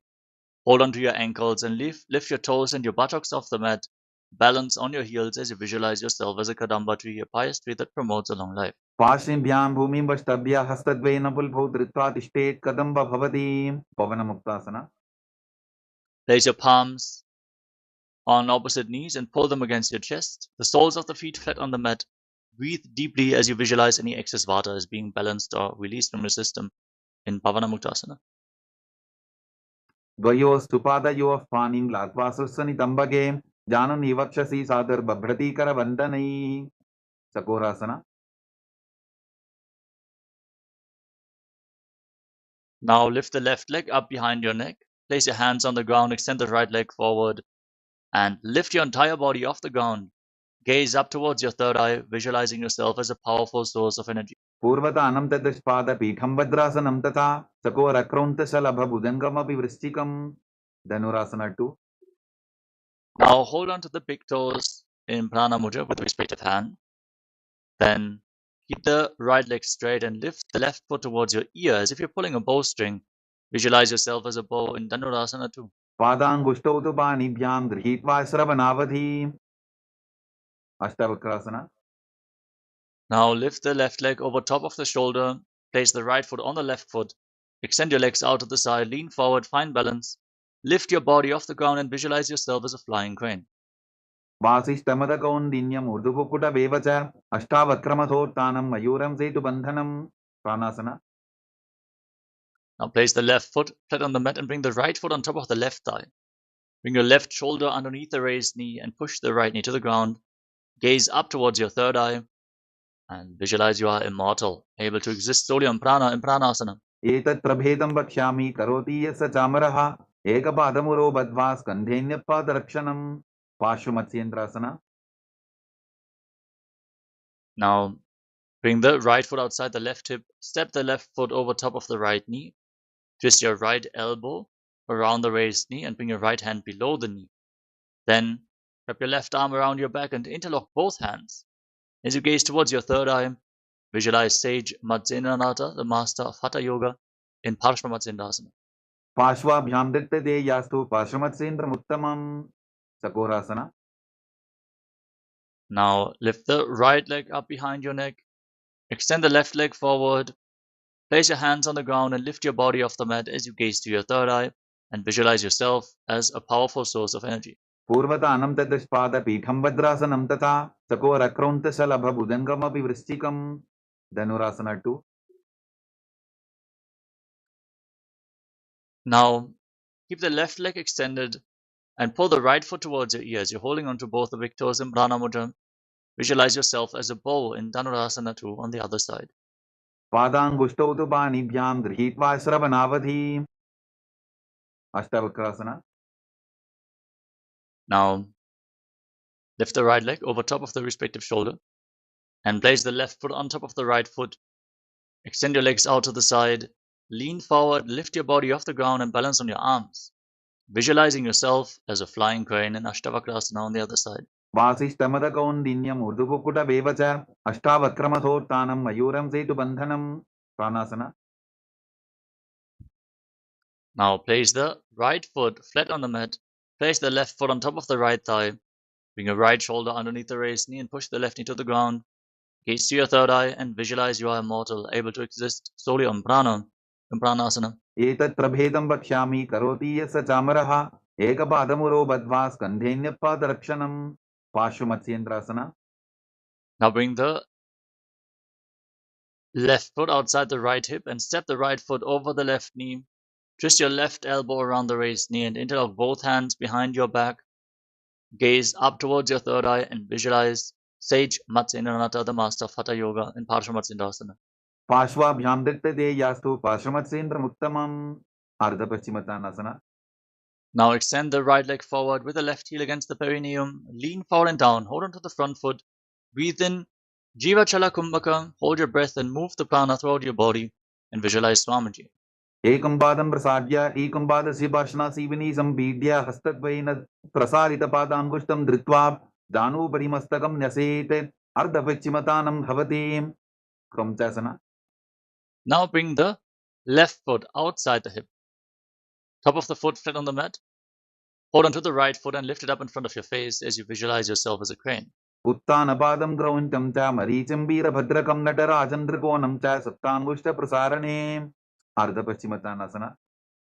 Now bring the right heel against your perineum, the left leg straight, lean forward and down and hold on to the left foot as you visualize Swamiji in your inner space. Ekam padam prasadya ekam padasya bhashna sivini sambidya hastadvaina prasarita padangushtam dhritva danu parimastakam nyasete ardhapachimatanam bhavati. Kromchasana. Now place the top of the right foot flat on the mat outside your hip and lift the left foot up in front of your face. Try to touch your forehead to the knee and visualize yourself as a crane. Uttanapadam grauntam cha maricham virabhadrakam natarajan trikonam cha saptangushta prasarane. Swastikasana. Now come to a cross-legged position. Pull your feet in between thighs and calves with your hands and then place your hands on the respective knees. Gaze to the nose and embody peace, well-being, good fortune and prosperity. Visualize a swastika in swastikasana. Janur vorantare samyak vipvapadata guhe ejukaya samasina sastikam tat prasakshate. Gorakshasana. Maintain the same position but cover your heels with your hands, palms facing down. Lock your throat in Jalandhara Bandha. Gaze to the nose and visualize the great sage Goraknatha, founder of the Natha Yoga Hindu Sampradaya. Janur vorantare pado uttano vyakpa samstito gulpho chachadya hastabhyam uttanabhyam prayettatah. Bhavasana 2. Now bring your left heel against your perineum and place the right foot on top of the left thigh. Gaze up towards your third eye and visualize Swamiji in your inner space. Meditate on Arihanta, ultimate victory in the inner and outer world. As you lock your senses in Shanmukhi Mudra, lock your lips with little and ring fingers just below the nostrils. Close your nostrils with your middle fingers placed on the bridge of your nose.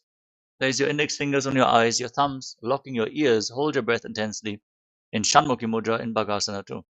Vama parshno budam samstapya dakshanam grivama cha dane. Yogasana 2.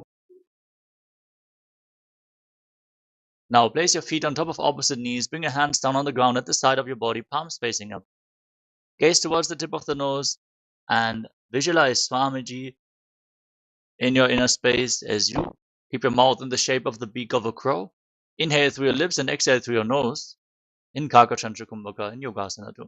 उत्तानौ चरणौ कृत्वा संस्थाप्योपरि जानुनोः आसनोपरि संस्थाप्य चोत्तानं करयुग्मकम् ऊर्ध्वकुक्कुटासना. Now, rotate your hands, place your palms on the mat, lift your entire body off the ground with your legs in Padmasana. Visualize yourself as a rooster. वासिष्ठमतकौण्डिन्यम् ऊर्ध्वकुक्कुटवेव च अष्टावक्रमथोत्तानं मयूरं सेतुबन्धनं सिद्धहरतलियासना. Now bring your hands through the legs. Place your palms on the ground and don't lift your body up. Stay seated on the ground. Elbows close to your navel. Gaze to the nose and visualize Swamiji in your inner space. प्रथमपदमासनपोकरे अस्तुदो घोडासन्दितरे उभे हतेले भूदेरि राखी Ocha घोडासन्दि में डाके. Hamsasana. Now push your hands into the ground. Lift your entire body off the mat. Pull your knees to the chest. Gaze to the nose and visualize yourself as an elegant swan. कुक्कुटासनौ स्थित्वा स्तन्दपर्यन्तं ऊरुनि नीत्वा तिष्ठेत् हंसासनं भवति. Karmukasana. Now push your hands through the legs. Lean forward. Place your forehead on the ground and interlock your hands behind your back. Visualize yourself as Pinaka, Lord Shiva's bow in Karmukasana. प्रथमपदमासनकोपरे घोरासन्धिमाहिकरिधरे तरपदूसरी करदोबु आने कोण्या ऊपर संधिले ठाने. Urmasana 2. Now come to the front of your yoga mat. Sit in Padmasana. Lift your knees up and bring your hands through the legs. Hold on to the respective shoulders with your hands. And balance as you visualize yourself as a turtle, one of the 10 incarnations of Mahavishnu in Kurmasana 2. By जंग प्रदर्शनपामा दाई जंग परिवाप by जाबा. Grandi Bhedasana. Now wrap your arms around your legs with your legs in Padmasana.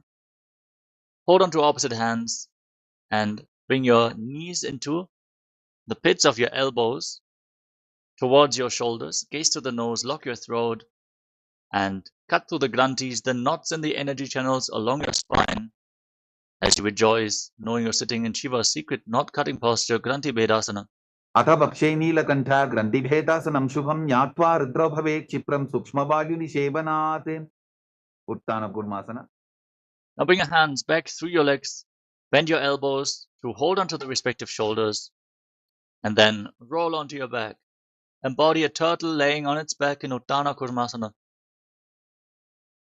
कुक्कुटासनबन्धस्थं कराभ्यान्तरकण्ठरं पीठं कूर्मवदुत्तानम् एतदुत्तानपूर्मकं. Pangukukutasana.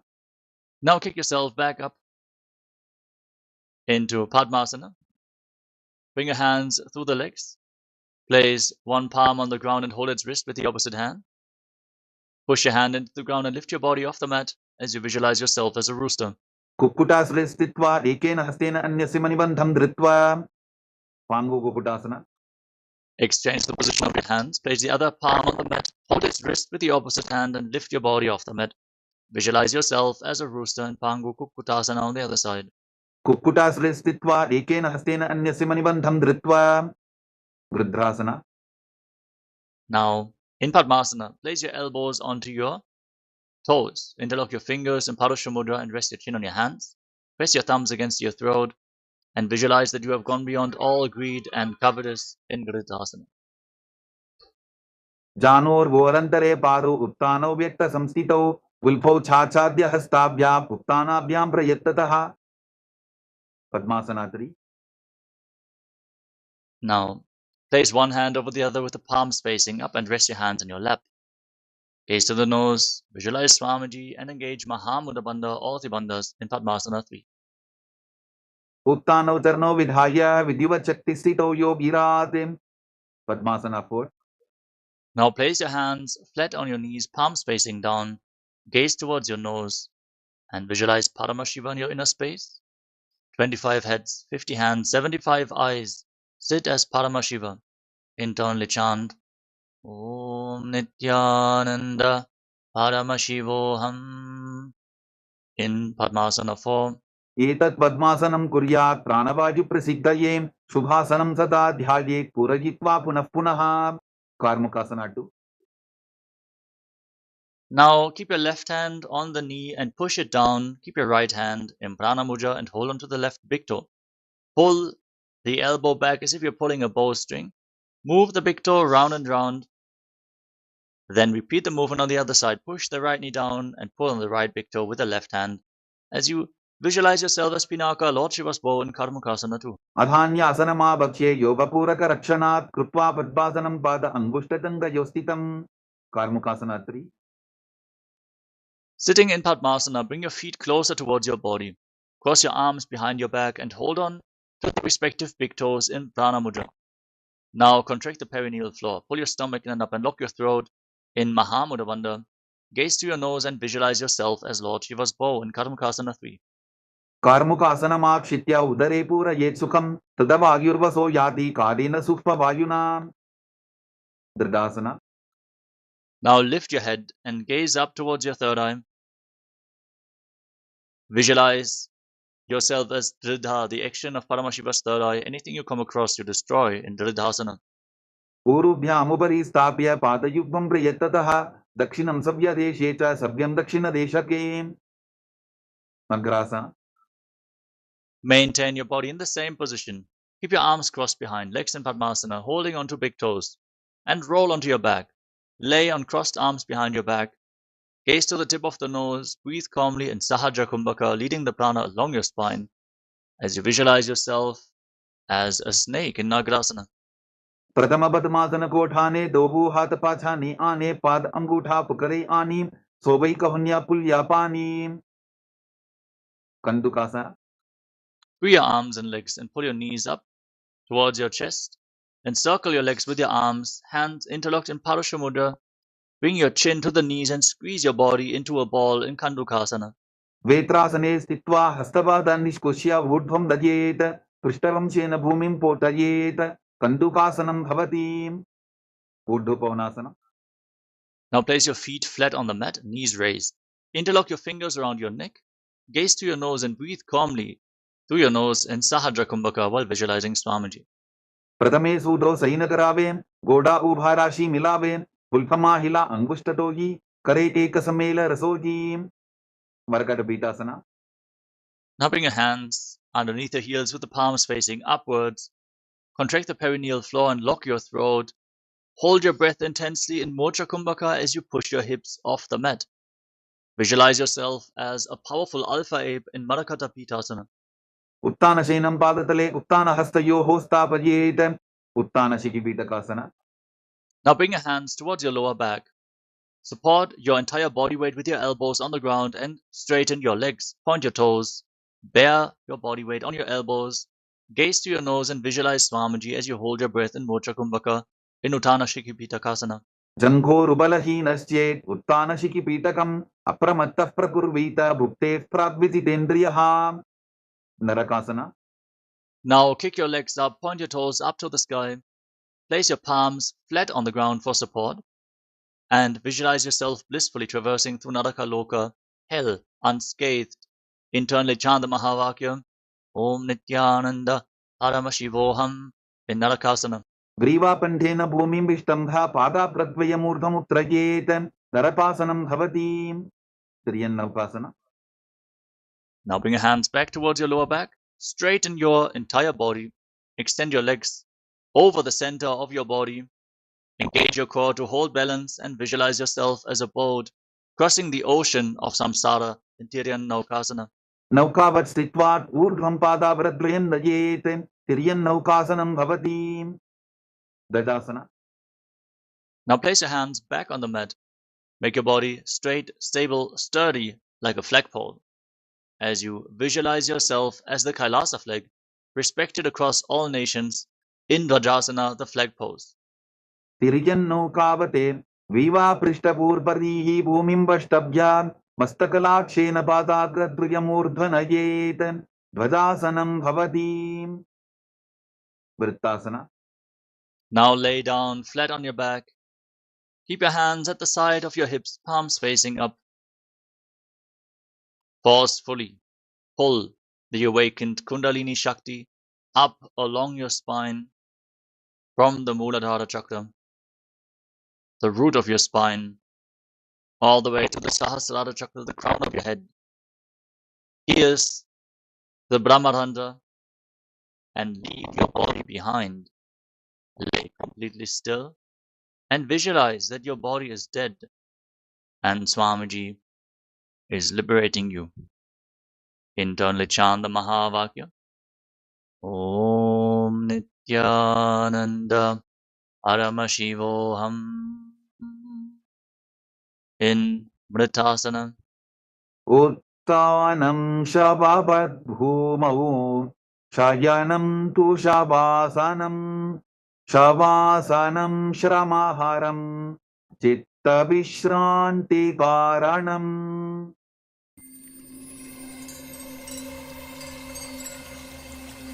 I welcome you all with my love and respects. Let you all open all your three eyes. Om Nityananda Paramashivoham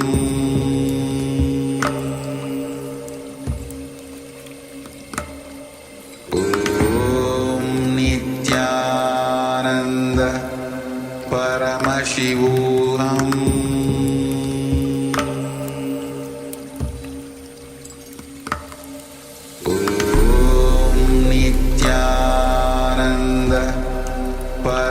Paramashivoham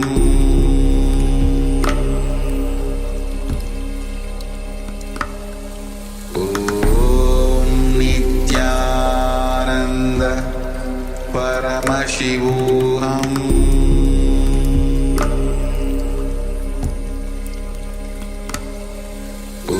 Om Nityananda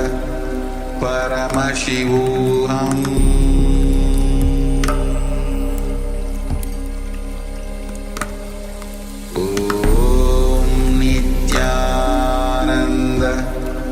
Paramashivoham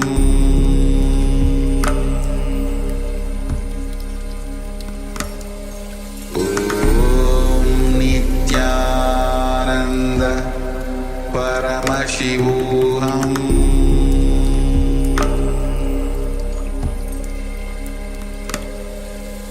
Om Nityananda Paramashivoham Paramashivoham Om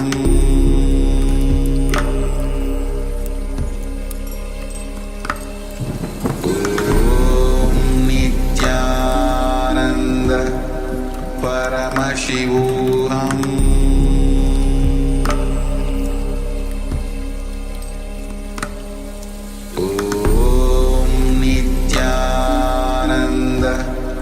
Paramashivoham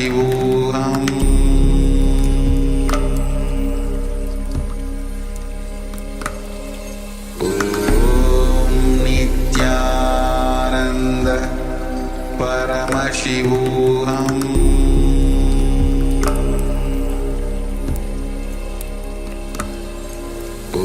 Om Nityananda Paramashivoham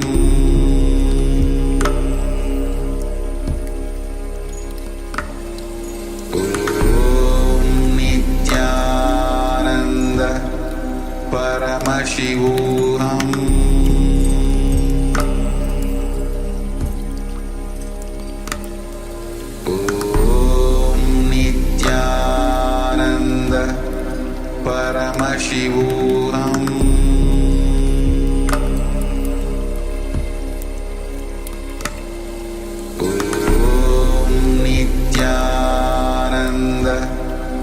Paramashivoham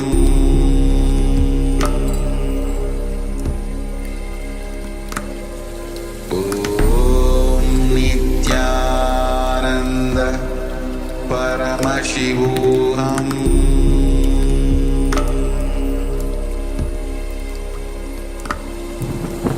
Om Nityananda Paramashivoham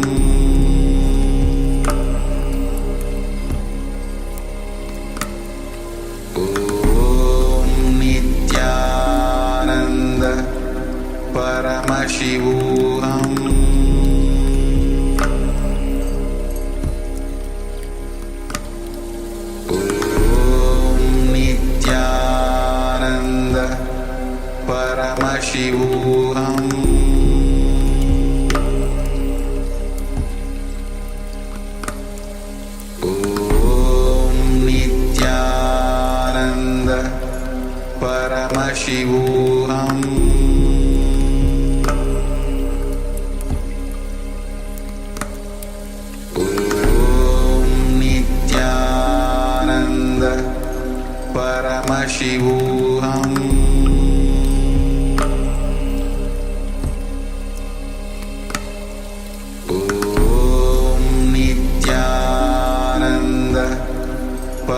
Paramashivoham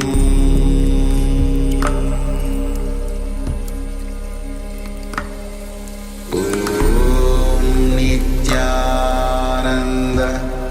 Paramashivoham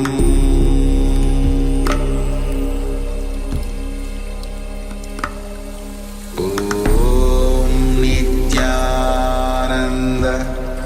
Paramashivoham Paramashivoham Om Nityananda Paramashivoham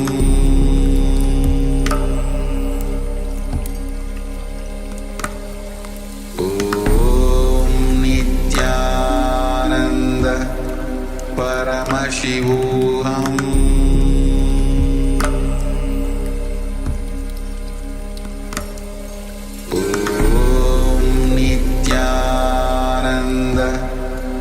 Paramashivoham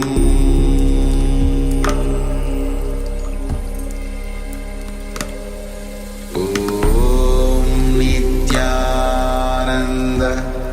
Paramashivoham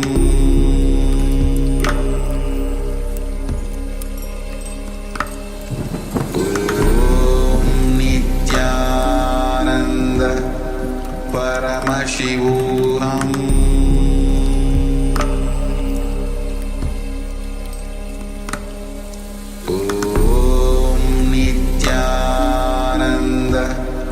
Paramashivoham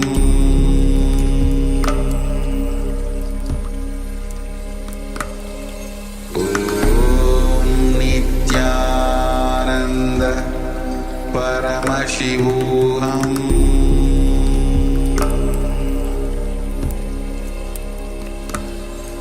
Om Nityananda Paramashivoham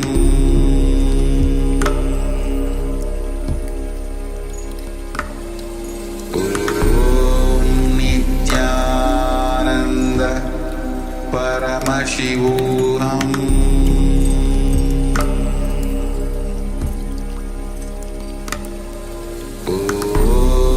Nityananda Paramashivoham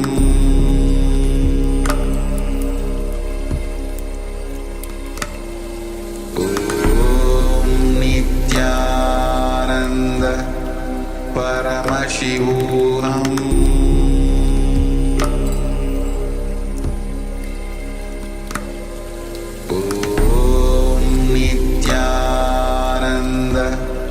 Paramashivoham Om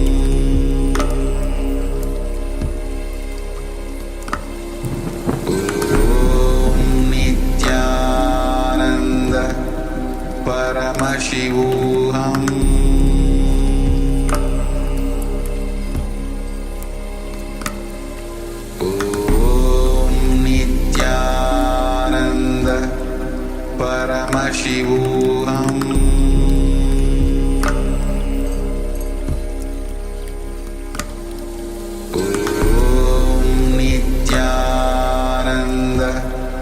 Paramashivoham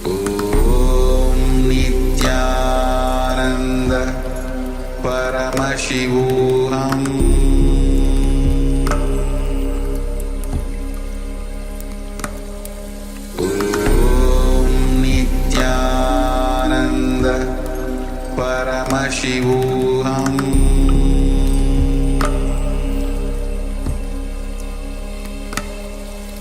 Om Nityananda Paramashivoham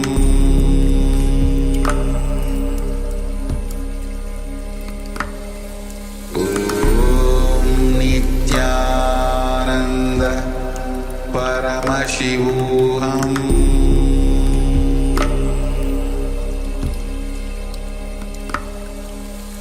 Om Nityananda Paramashivoham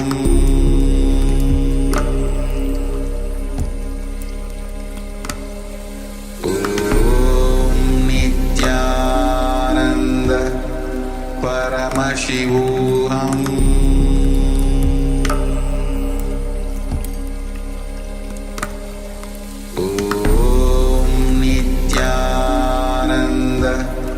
Paramashivoham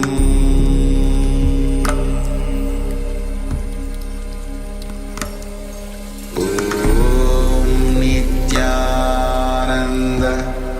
Paramashivoham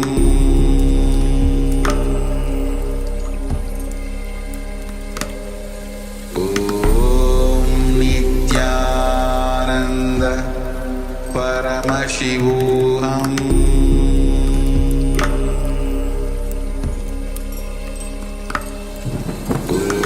Om Nityananda Paramashivoham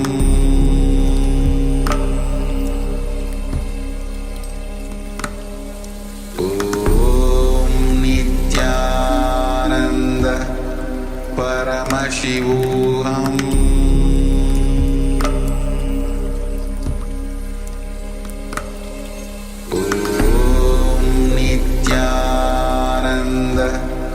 Paramashivoham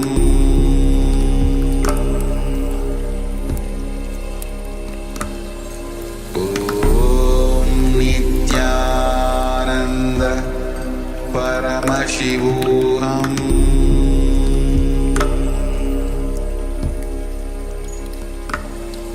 Om Nityananda Paramashivoham Paramashivoham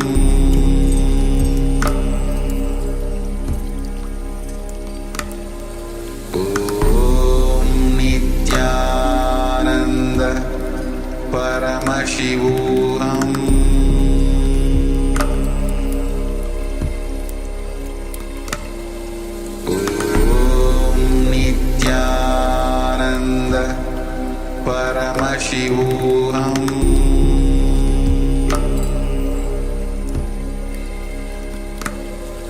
Om Nityananda Paramashivoham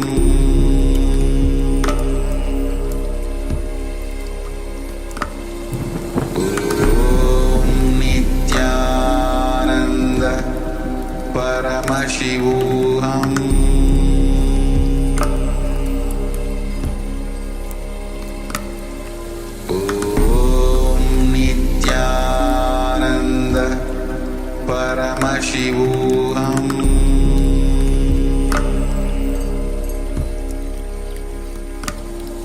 Om Nityananda Paramashivoham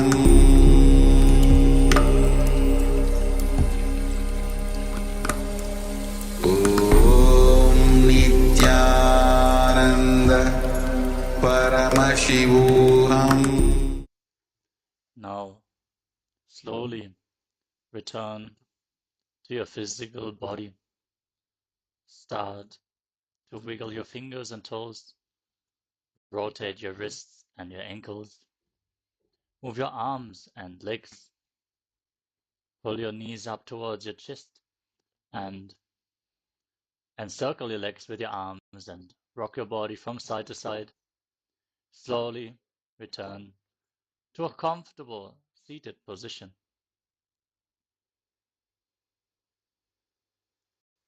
Congratulations! You completed the Dvitiya Vinyasa Krama, the 308 asana sequence of Kailasa's Nityananda Yoga. Thank you all so much for tuning in today, and we hope to see you all again tomorrow for another round of Dvitiya Vinyasa Krama. For now, let us all stay tuned as we are going to have the power manifestation. The first power manifestation of the day, as always, is blindfold reading. So have your blindfolds ready and stay tuned. The next set of acharyas is already waiting to take over this session. So with this, let us all sit straight with our head, neck, and spine in a straight line. Bring your hands in Namaskara Mudra in front of your heart center. Close your eyes, take a deep breath. Visualize Swamiji in your inner space as you conclude the session with the Purna mantra. Om Purnamadav Purnamidam Purnat Purnamudachyate Purnasya Purnamadaya Purnamevavashishyate. Om Shanti Shanti Shanti Hari Om Datsat Sarvam Bhagavat Shri Nityananda Paramashiva Padukar Panamastu. Om Nityanandam. Thank you all. Nityanandam.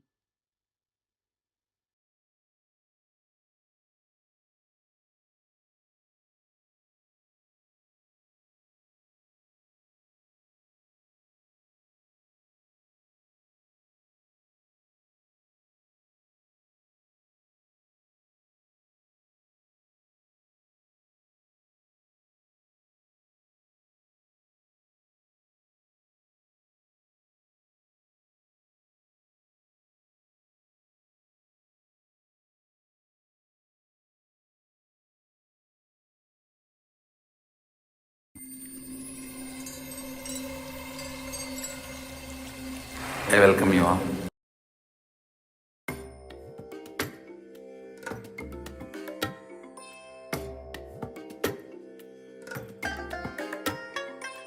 I bless you all.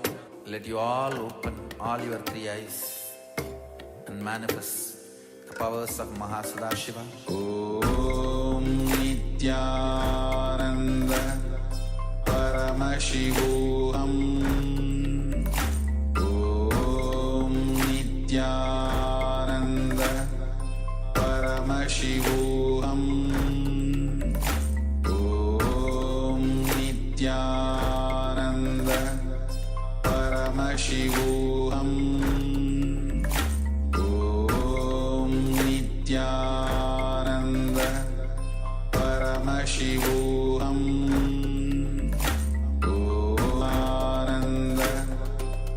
Paramashivoham. Paramashivoham.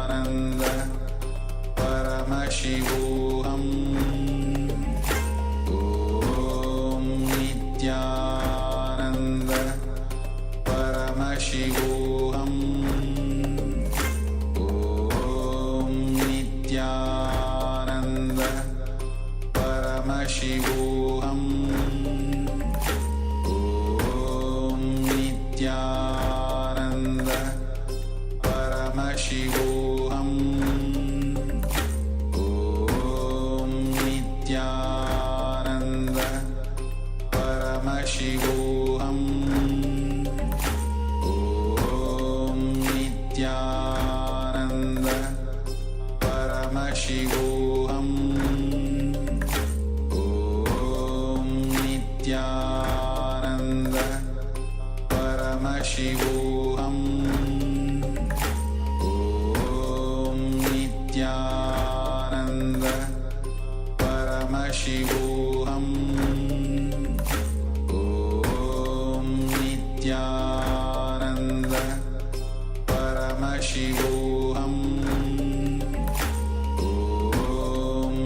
Om Nityananda Paramashivoham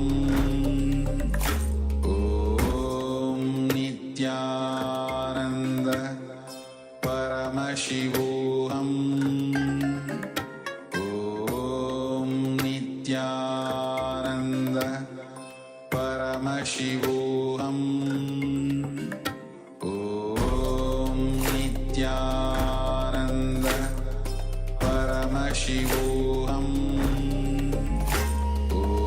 Om Nityananda Paramashivoham Om Nityananda Paramashivoham Om Nityananda Paramashivoham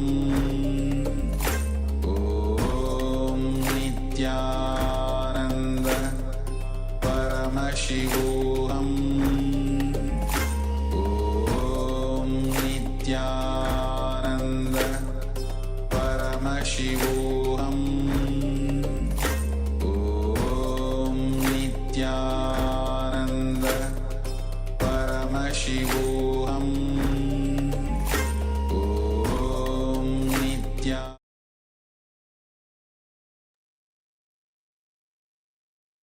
Nityanandam Paramasukadam Kevalam Jnanamurtim Dvandvaditam Gaganasadasham Tattvamasyaadilaksham Ekam Nityam Vimalamachalam Sarvadi Sakshibhutam Bhavatitam Trigunarahitam Sadgurum Tam Namami. Nityananda, everyone. Yes, welcome. After this delayed start, completing for the gap in between, let us now get ready for the power manifestation. Hope all of you are excited and energized after the Nityananda Yoga. Can maybe let us know in the chat who all participated in the Dvitiya Vinyasakrama Yoga. And let's get ready. As always, the first session of the day is going to be blindfold reading. So have your blindfold ready. Settle down. Requesting everyone to please also come on camera for the session. And yes, we're going to project an image or text, geometrical figures or something. We're going to project something on screen, and with blindfolded eyes, you're going to receive through your third eye what is projected on screen as you connect to Swamiji, through Paramashiva, through your third eye, and let him reveal all of it to you. And then once we let you know to remove the blindfold, you're going to share it in the chat. But first, let us enter into the Shastra Pramana, the scriptural reference, the proof that this science has existed thousands of years ago. That is what Kailasa and Swamiji especially is reviving for all of us to experience and live. So let us give our gratitude to all those who have came before us and who have established and protected this truth. Let us show our gratitude by chanting the Shastra Pramana. Kapalantarmanonyasya tishtan militalochanaha kramena manasodadya Lakshaye lakshamuttamam. Yes, the translation goes, by fixing the mind on the inner space within the crown centers and sitting straightly without any movement, having the eyes closed in succession, by that stability of the mind and inner space, through the power of the third eye, one directly sees the ultimate good, Lakshyam, by having the vision beyond the sight that reveals any object or place attaining the space of oneness with the source, Paramashiva. Now, let's enter into the power manifestation. I request all the participants to switch on your cameras. Please close your eyes. I request all the participants to close your eyes. Have some blindfold or some cloth you can tie around your eyes. No light should fall into your eyes. You should be completely blindfolded. Sit straight with your head, neck, and spine. Connect with Swamiji. Enter into the space of oneness. Chant the Mahavakya intensely. As you keep chanting the Mahavakya, you'll see that you will be in the space of oneness. From that space, request Swamiji to show whatever is being projected through the third eye. Continue to chant the Mahavakya. Om Nityananda Paramashivoham. Om Nityananda Paramashivoham. Om Nityananda Paramashivoham. Keep vibrating with this powerful cosmic passcode and let Paramashiva reveal to you what we are now going to project on screen. Make sure your eyes are tied and let's enter into this round of the power manifestation.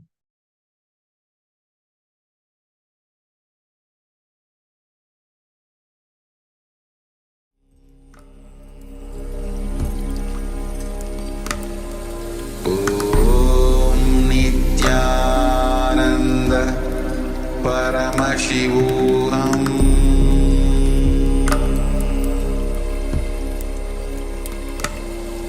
Om Nityananda Paramashivoham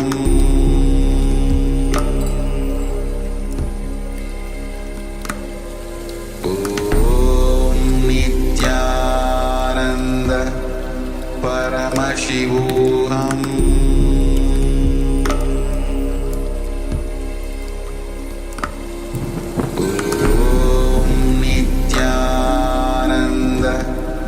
Paramashivoham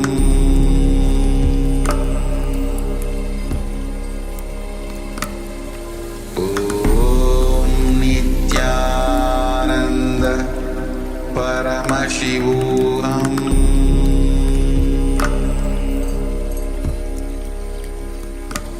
Om Nityananda Paramashivoham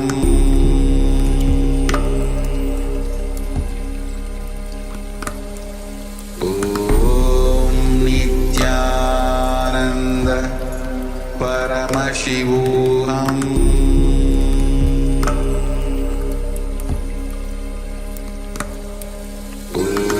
Om Nityananda Paramashivoham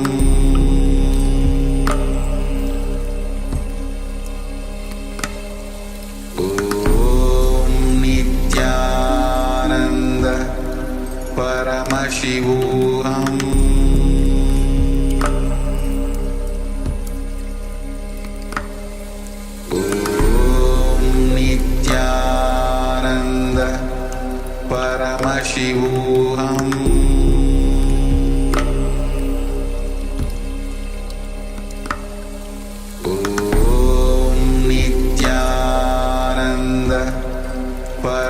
Paramashivoham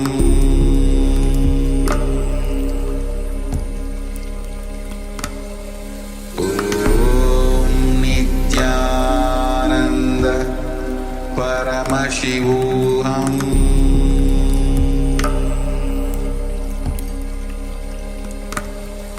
Om Nityananda Paramashivoham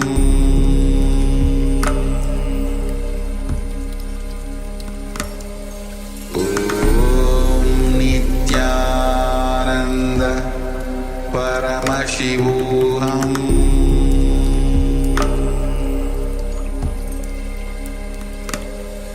Om Nityananda Paramashivoham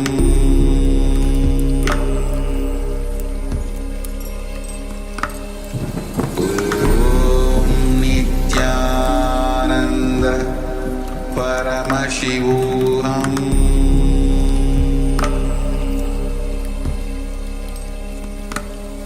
Om Nityananda Paramashivoham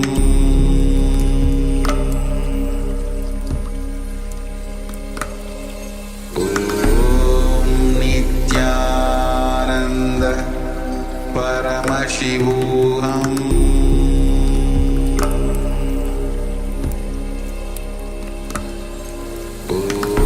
Om Nityananda Paramashivoham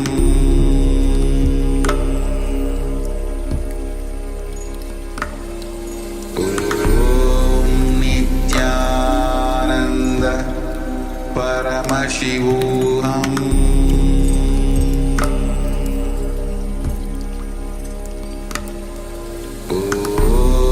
Om Nityananda Paramashivoham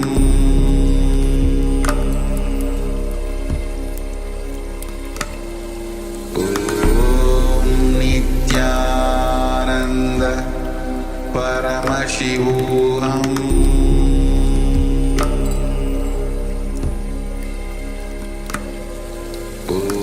Om Nityananda Paramashivoham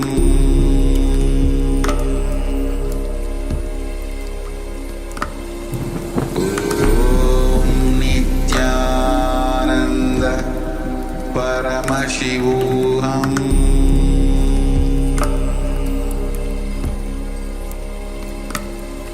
Om Nityananda Paramashivoham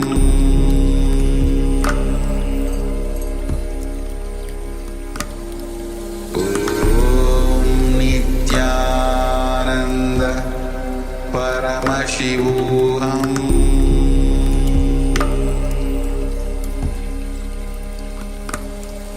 Om Nityananda Paramashivoham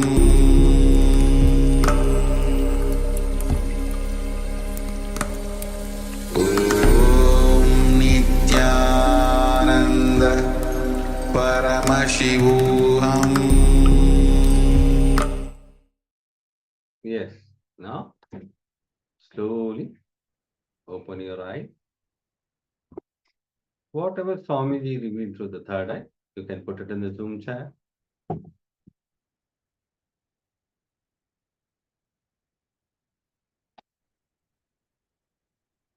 Whatever was revealed to you, let us know in the chat.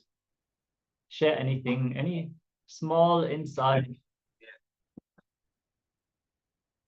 Just share vividly what you have experienced during this round of the power manifestation before we project the image once more for you to confirm and verify your manifestation.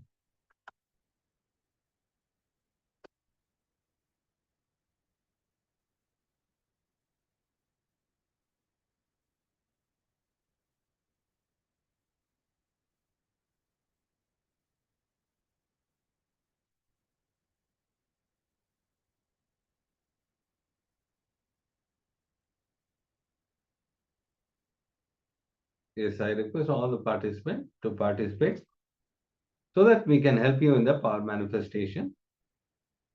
Whatever Swamiji has revealed through the third eye, you can put it in the Zoom chat, or you can put it in the YouTube comments, so that we can help you.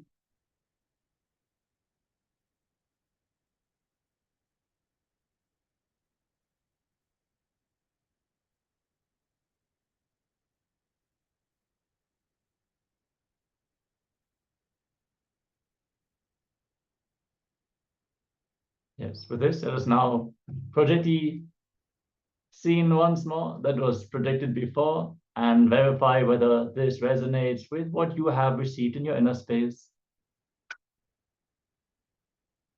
Yes, you can see the panda eating the grass. If you have seen any green color or brown color or an animal, you can put it in the chat.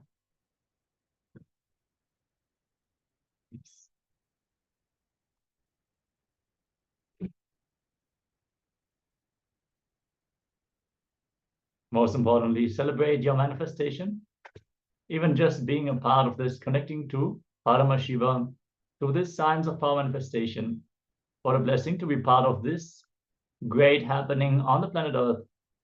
Let us celebrate. And if you feel you're yet to manifest, don't worry. We're going to have multiple power manifestation rounds throughout the day. Today, everything is going to be centered on wealth. What is wealth? How to manifest it and how to hold it in your life. We're going to receive the insights from the enlightened perspective, from Swamiji himself, as we're going to learn about enlightened wealth.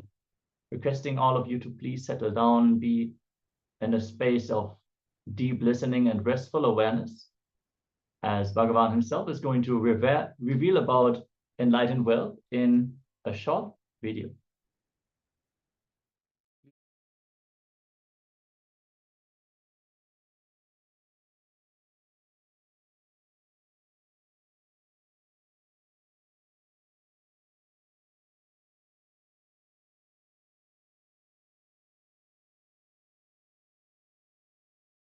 Let me introduce the program, Yen Wealth.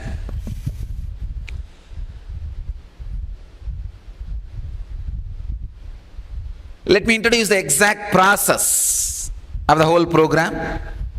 It is all about wealth. As the title says, money.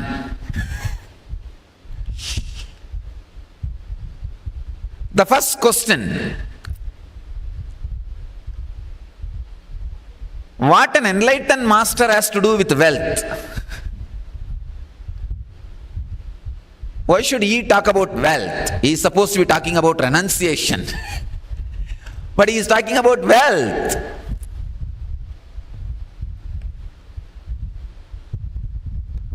Please understand, a beautiful survey, study done by Ohio University Sociology Department. I wanted to share some of their study.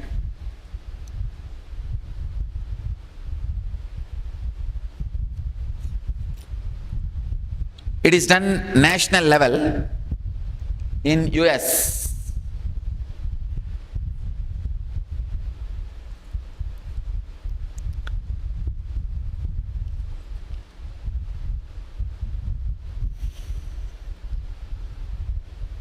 By Lisa Kister, Associate Professor of Sociology at Ohio State University.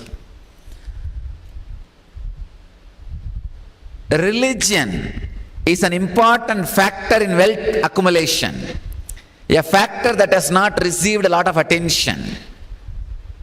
The study suggests religious beliefs children learn in their families translate into educational attainment, adult occupations, financial literacy, social connection, and other factors that influence adult wealth ownership.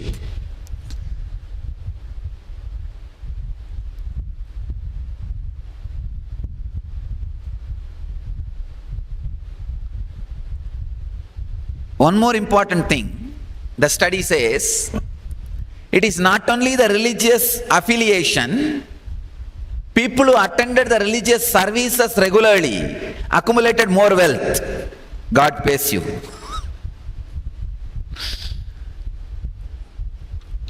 And some of the very interesting informations I want to share with you, so that you will understand why I ventured into this program, Wealth, teaching you about wealth.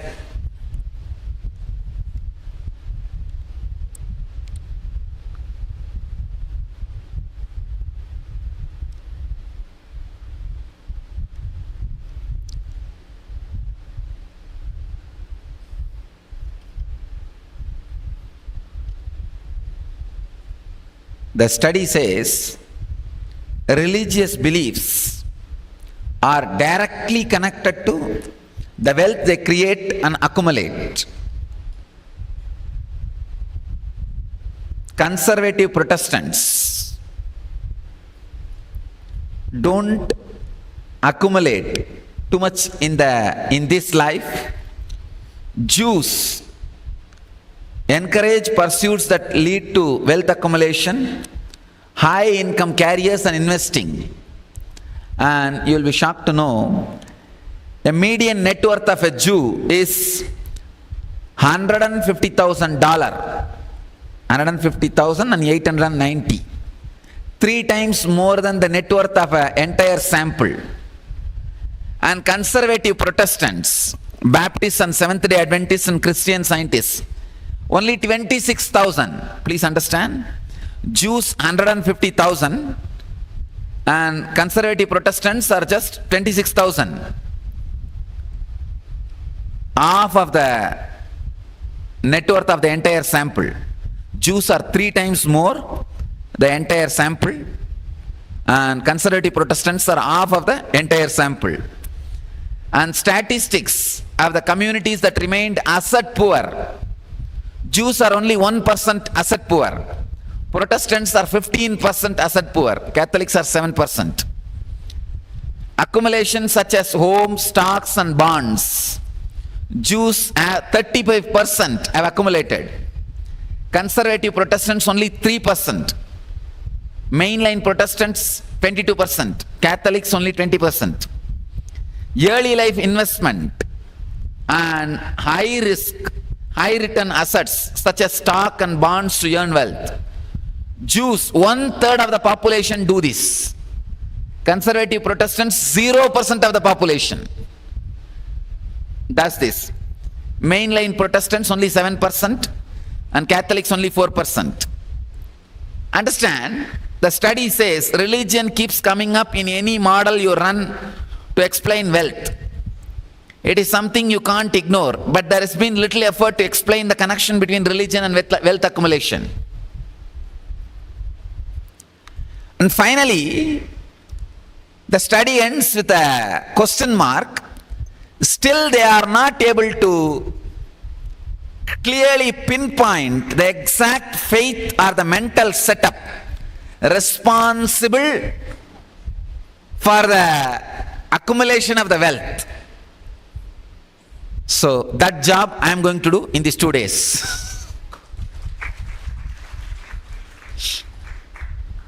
Understand, religion and wealth are very closely associated.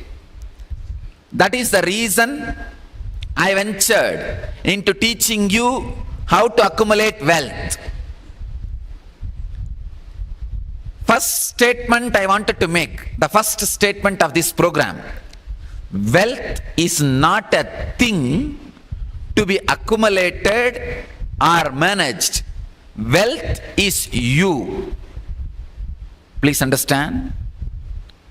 Wealth is not just a thing as you think to be accumulated or managed or created or celebrated. It is you. Wealth is nothing but extension of you. In Sanskrit we have a very beautiful word. Lakshmi means intensified goal. When the Lakshya is intensified in you, it is Lakshmi. Intensified goal is Lakshmi. The right mental setup directly makes you create and celebrate wealth. I don't even want to use the word creating and sustaining. I wanted to use the word creation and celebration of wealth. The right mental setup is required to create wealth, to celebrate wealth. Only an enlightened person can teach you the mental setup, can create the right mental setup. That is the reason I took up the program on wealth. The usual question an enlightened being is supposed to teach renunciation. Please understand, how will you renounce unless you lived? I have seen wealthy man, I have seen poor man's renunciation, I have seen wealthy man's renunciation. I have seen all these three. Please understand, I have seen poor man renouncing what he doesn't have, and wealthy man enjoying, and I have seen wealthy man renouncing. All these three mental setups I have seen. I wanted to let you know, whether you will renounce or not, that is different, but it is good to have wealth. I completely support creation and celebration of wealth. I'll explain the detailed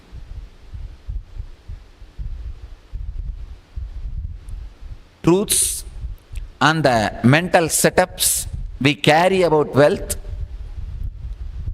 Somehow this concept, the very word wealth, if you don't have, greed.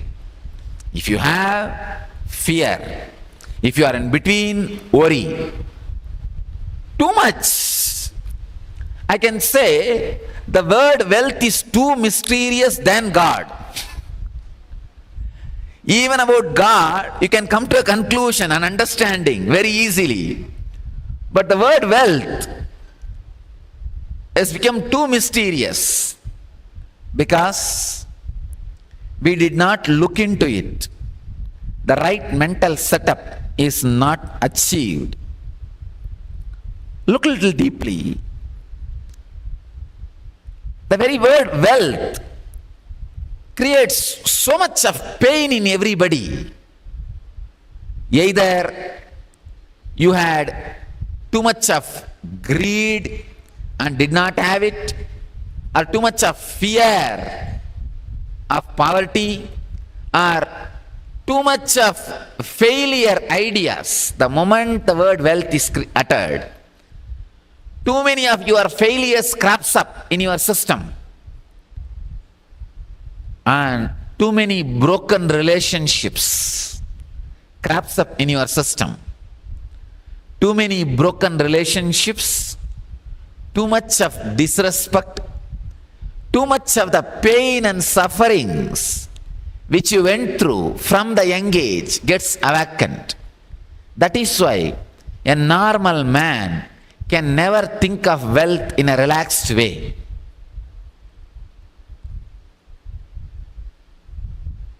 Just look in.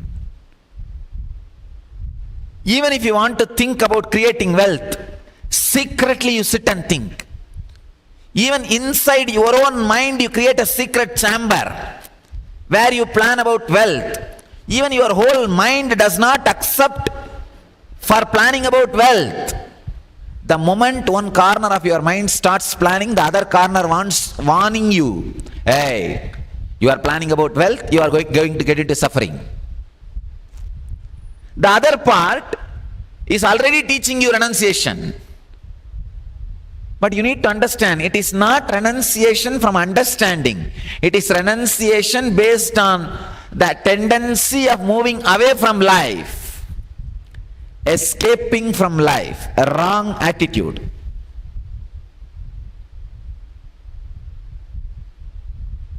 You carry too many chaotic ideas, too much of confusion about wealth. As I said, wealth is not a thing, wealth is you. If you are confused about wealth, you are completely confused about you. Who you are, what you are, why you are, who you are. Who you are, what you are, why you are, who you are. You are thoroughly confused about the whole thing. As the Sanskrit word Lakshmi means intensified goal is Lakshmi. Please understand. Lakshmi is not just wealth. Wealth is one idea. Lakshmi is intensified goal. When the goal is intensified in you, alive in you, awakened in you, wealth is inevitable.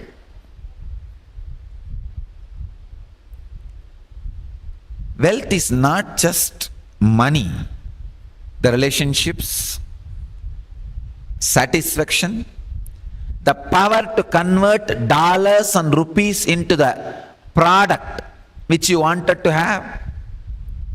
In Sanskrit, we have 8 dimensions of wealth. The next further sessions, I'll talk about it. We call it Dana, Danya, Virya, Vijaya. Different dimensions of wealth. It is a thing, it is not a thing, it is your very being. Only when your being becomes proper, the wealth gathers around you, wealth happens around you, and you celebrate it. And wealth can be adding to your life. Without the right mental setup, even if you are inherited or grabbed. For example, legally if you are born to a rich person, you inherit. And if you inherit illegally, it is called grabbing, that's all. Without the right mental setup, even if you inherit or grab, you will not be able to celebrate wealth.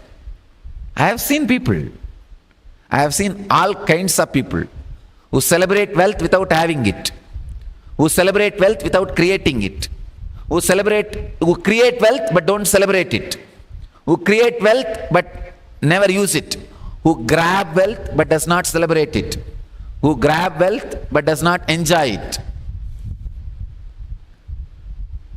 All kinds of mental setup I have seen. A right mental setup, a right understanding about wealth not only attracts wealth towards you, makes wealth happen in your life, it gives tremendous clarity even for your day-to-day life, normal life. Because wrong ideas about wealth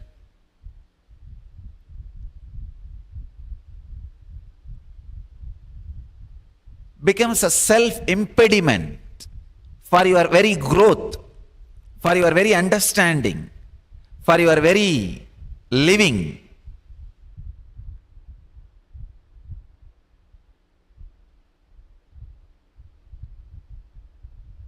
As I said, wealth is not a thing, it is you, different dimensions of you. When you manage different dimensions of you, just wealth happens around you.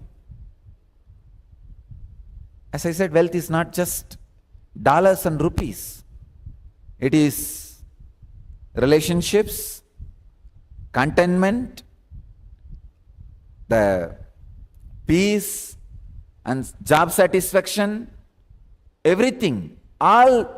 Each one of these items, and health, each one of these items are your wealth.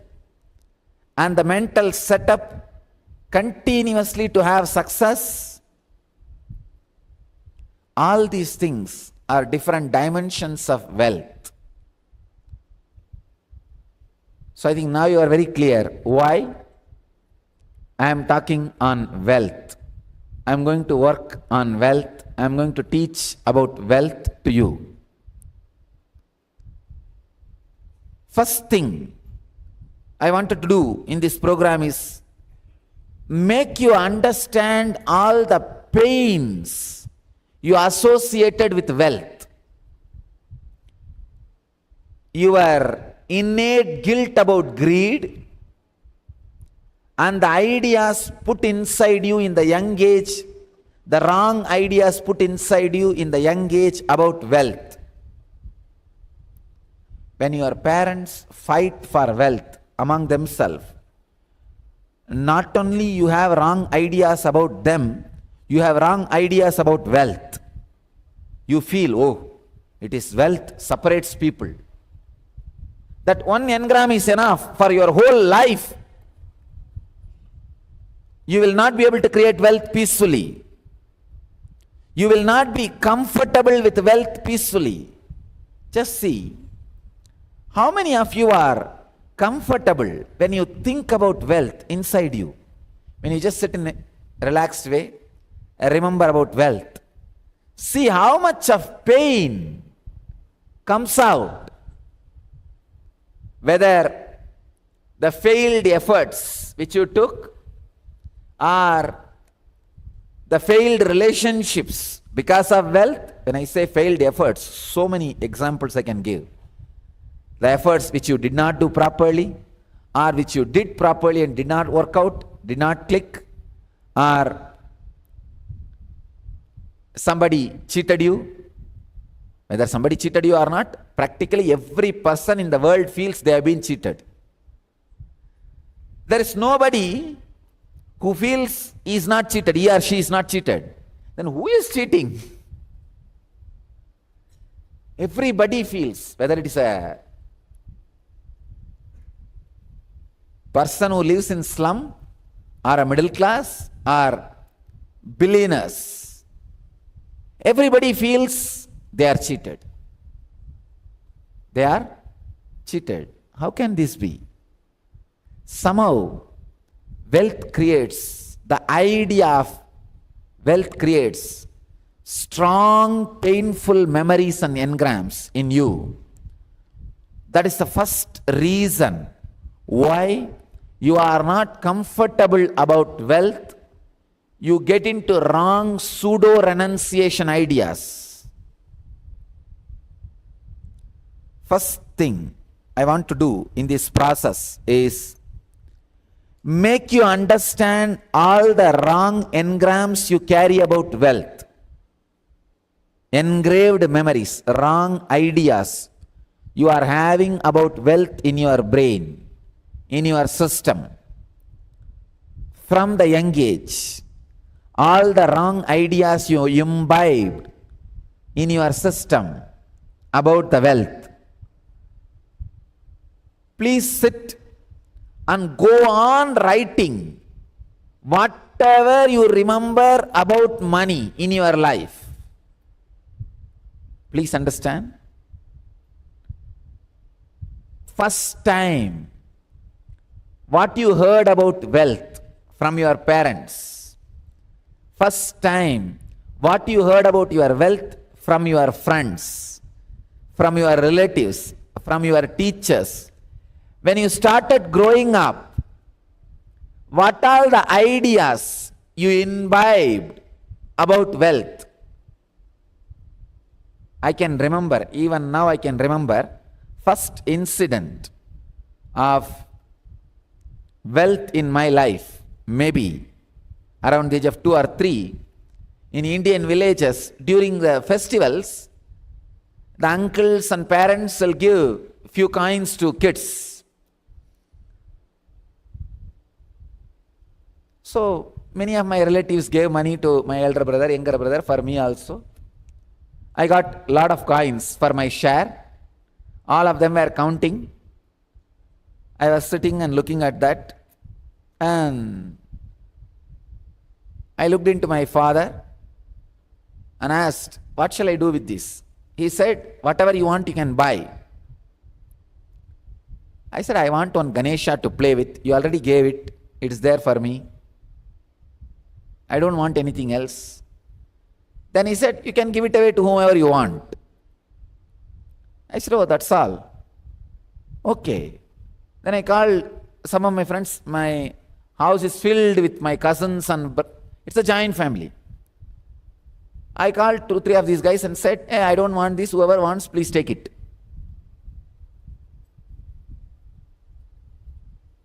I thought some 4 or 5 people will come and take there. I couldn't understand. Anyhow, I just left it. Okay. What I wanted is there. I don't want anything else. Leave it. This is my first memory of wealth. And still, I tell you, this memory plays a major role in how I handle wealth. It is just utility. I have not created a single relationship because of wealth. I have not broken a single relationship because of wealth. I have not created any suffering for me because of wealth. I have not created any joy for me because of wealth. I am living, wealth is living with me.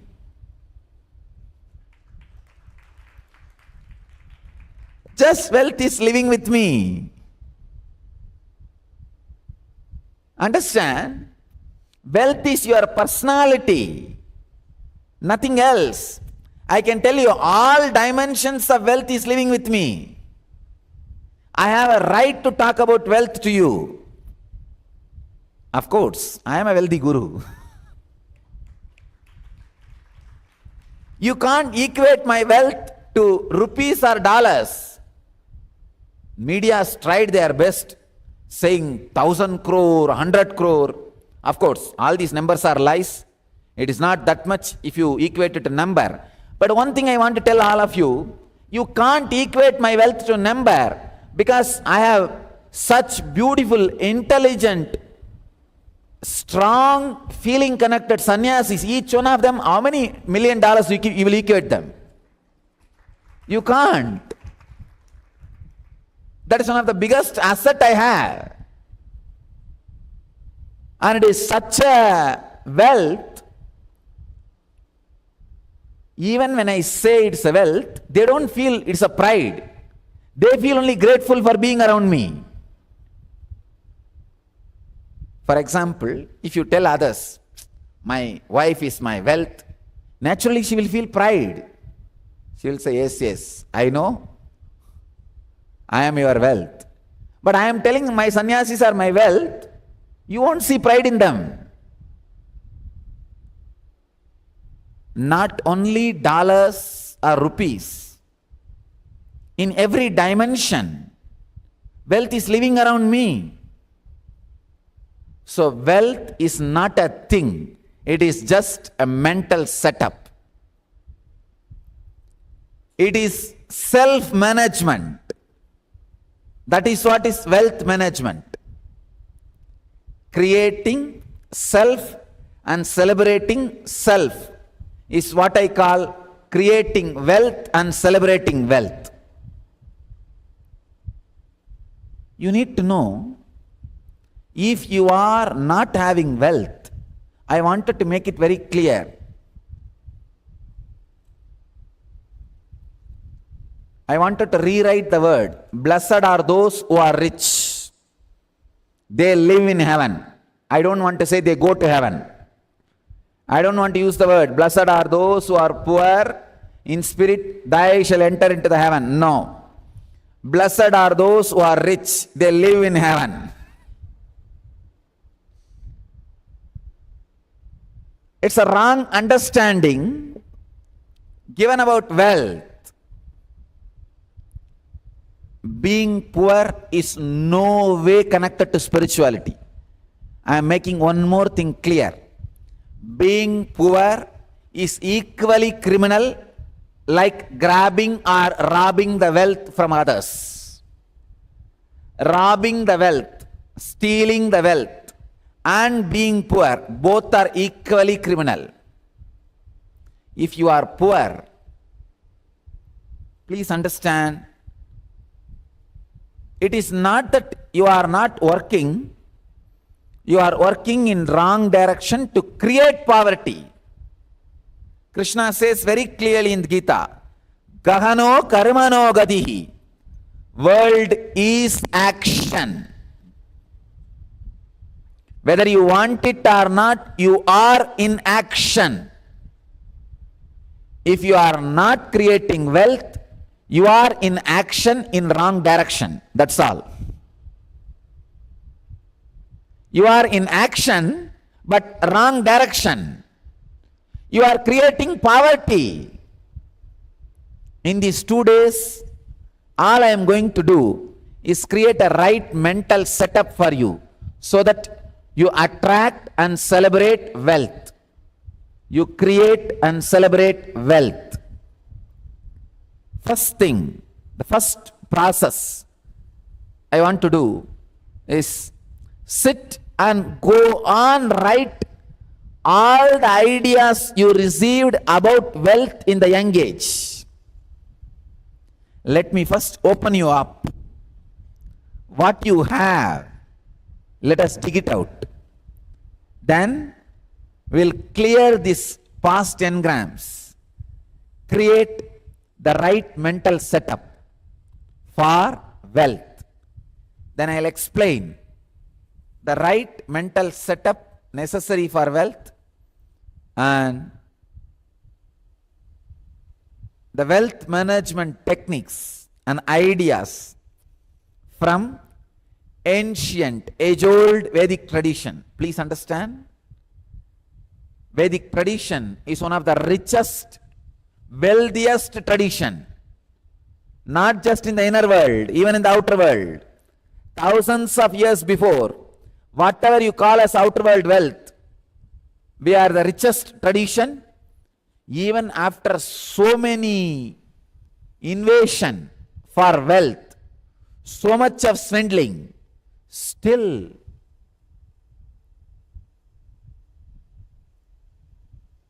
India holds so much richness, wealth.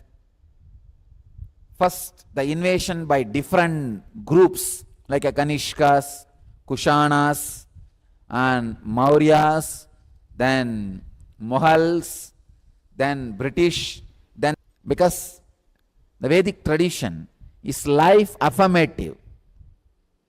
It believes in creating wealth, not grabbing, creating. I can say India is the only country which never grabbed wealth from other countries, other civilizations. Every possible civilization and groups robbed India, but India never went out to grab wealth from others. Even after giving up so much, we still have. So if you look from the right angle, I can say India is the richest country in the world even now. Because never grabbed, always gave. Never grabbed, always gave. Still we have.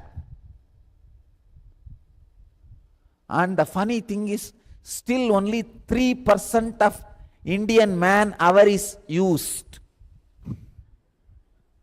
Please understand. For example, see, in India we call it working age as 25 to 58.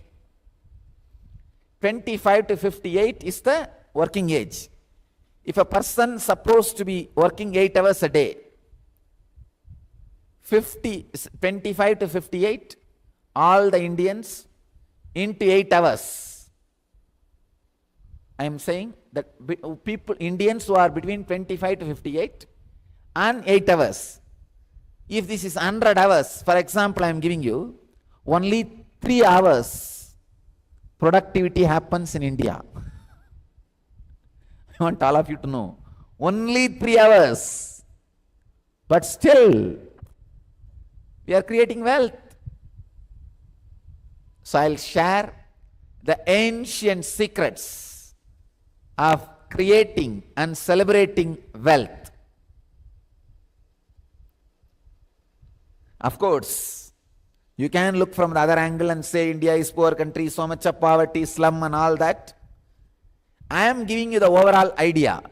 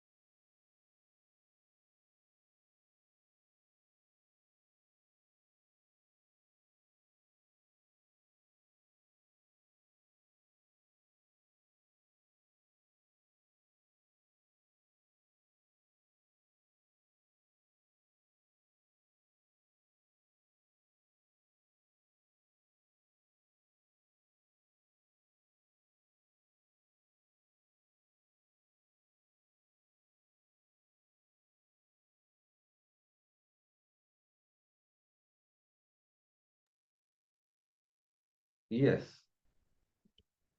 After this powerful session, now let's enter into the internalization exercise.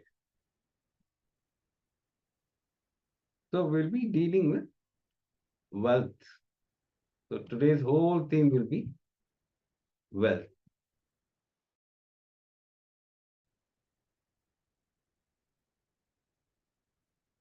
Yeah. So today we will be working on completion with money related ideas. So I request all the participants, please have your paper and pen so that we can enter into the internalization exercise. I request all the participants to get pen and paper so that we can enter into the internalization exercise. So on wealth, let's see how to complete on wealth. You do not manifest what you desire, but you manifest what you believe. Always We desire for something, but inside our core, we believe something else. You manifest what you perceive. You manifest what you cognize. If you cognize struggle as you, if you believe you as a struggle, you will always manifest only that. So this is a very important thing. Many times we always desire, I want to be rich. But inside us, we have the responsibility of taking the responsibility of wealth. So always we feel, no, no, no, no. If I get money, this thing will happen, that thing will happen. Many wrong ideas we imbibe, and that is the reason we don't manifest wealth. So let's see in today's completion session how to come out of this wrong ideas. If you believe, if you cognize, if you perceive you as the up and down, you will manifest only that in your life. So the first basic truth. So if you perceive yourself as a struggle, you will always manifest only that. And you desire health, wealth, joy, completion, enlightenment, stress-free, beautiful, blissful content life. But this is actual truth because you always believe life is a struggle, it's always up and down, and you want to manifest health, wealth, joy, completion, enlightenment. So the cognition itself is the wrong. But you perceive you are not qualified for that. That is the main thing you should look in. You always think you need wealth, but you always inside you feel you are not qualified for that. You are not capable of taking responsibility for that. Unfortunately, you manifest what you perceive, not what you desire. Yes. So we will look. Yes. Luckily, we all are initiated into the science of changing even our perception. We can work on, we can reflect and refine the cognitions that we carry about ourselves and others. So even if you strongly believe that you're completely incapable, you can change that belief itself. You don't have to change your desire. You can manifest your desire, but you need to first work on your beliefs. So let us look in. What are the restricting beliefs you carry about manifesting, about spending, and about holding on to wealth? Let us look in and pen down whatever you believe. You might believe, oh, wealth doesn't stay with me. I might be able to make wealth, but immediately it just leaves my pocket. I don't even know where it goes.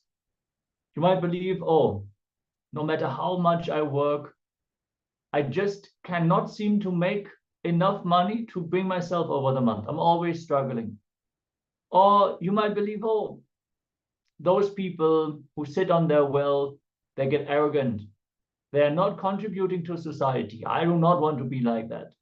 So we need to catch these subtle cognitions that we carry about wealth and complete with them. So take a look inside and see where you are having these ideas about wealth, and let us complete with that. Let us decide to manifest completion today.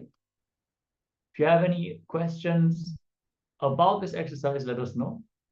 We're also going to project a slide on screen for you to imbibe, for you to contemplate and ponder on these powerful cognitions, on this very methodology.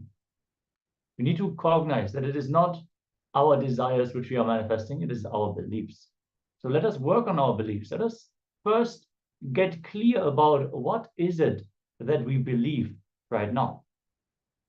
Requesting all of you to settle down, and let's enter into this internalization exercise. Have your pen and papers ready, and make sure to keep your head, neck, and spine in a straight line.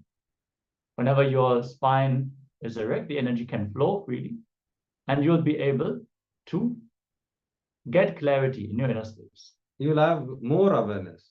So it is only the wrong idea you have created during the childhood. If I am wealthy, I'll behave like arrogant. Wealthy people are arrogant. wealthy people don't give money to others, they don't help others. So many wrong ideas you have created on your own. That is the reason whatever is you are believing, that's happening. So what you desire, why it is not happening? Because you desire something and you believe in something else. So that is the only thing which is happening. So what all the wrong cognition you had about wealth, just dig deep and pen down.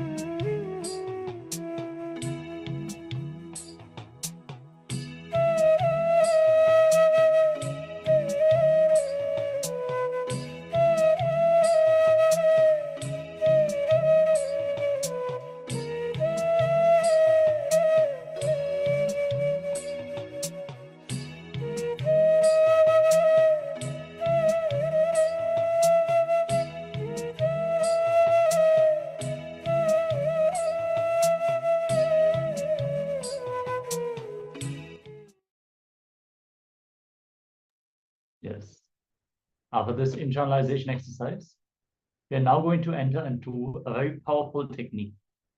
See, based on our logic, we might make the decisions to change our space, change what we believe about wealth, and then take actions to work towards it, hard work, smart work, and make it happen. But Swamiji himself has created a very powerful technique that can simply awaken wealth consciousness in us. And on today's day, all about wealth manifestation, let us simply enter into the straightforward solution, which is a Nitya Kriya on awakening wealth consciousness. Requesting all of you to have your yoga mats ready. Settle down is going to include certain pranayamas, asanas, which are the body postures. And yeah, let's enter into this process.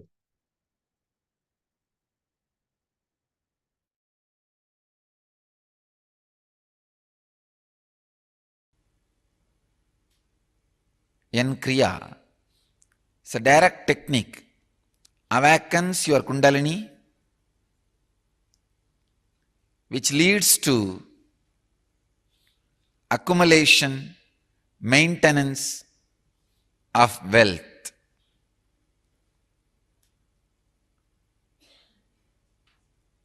I'll give the instruction to do how to do the Kriya and initiate you, then guide you step by step into the process. Please listen to the instructions carefully. Don't do when I am giving the instruction. It is 7-step Kriya. The first step is cleaning the nostrils, Nadi Shodhana. Inhaling deeply, exhaling deeply, 11 times, that's all. If you inhale and exhale, it is once. It's called one circle, one cycle. Do this for 11 times. Second step, Bastrika. Bastrika has many methods and procedures. I am giving you one simple Bastrika. Lower abdomen, pull in and up. Just don't move shoulders. Just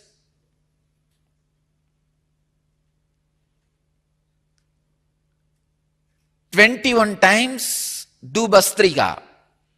Pull your lower abdomen in and up.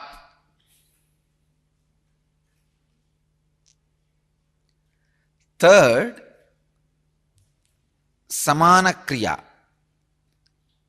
Inhale as slowly as possible. Fill your lungs. Hold as long as possible. Exhale as slowly as possible. Hold your lungs empty as long as possible. Inhale as slowly as possible. Hold your lungs full as long as possible. Exhale as slowly as possible. Hold your lungs empty as long as possible. Do this 21 times. This is third step. All these 3 steps are preparation. Then in the 4th step, you enter the main Kriya. The Sambhavi Mudra. Please understand. Somebody asked me a question. Swamiji, the mudra which we are doing is described as some other name in some other books. Don't bother about all that. Just do this mudra. Ears, the thumbs on the ears, index finger and middle finger on the eyes, ring finger on the nostrils, little finger on the lips. Lock all the senses, including your nostrils. Stop the breath. If you have high blood pressure or any other severe heart conditions, don't do this Kriya. Don't do whole end Kriya, just sit and meditate in silence. If you have any other serious illnesses, don't do this Kriya. Others can do. Please understand,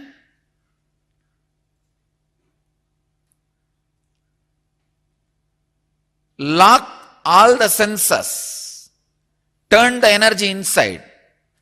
You will see this is the moment that Kundalini awakens suddenly. This is the moment for sudden enlightenment. Every time when you do this Kriya, the possibility for sudden enlightenment opens its doors. The Kundalini can be awakened suddenly and intensely.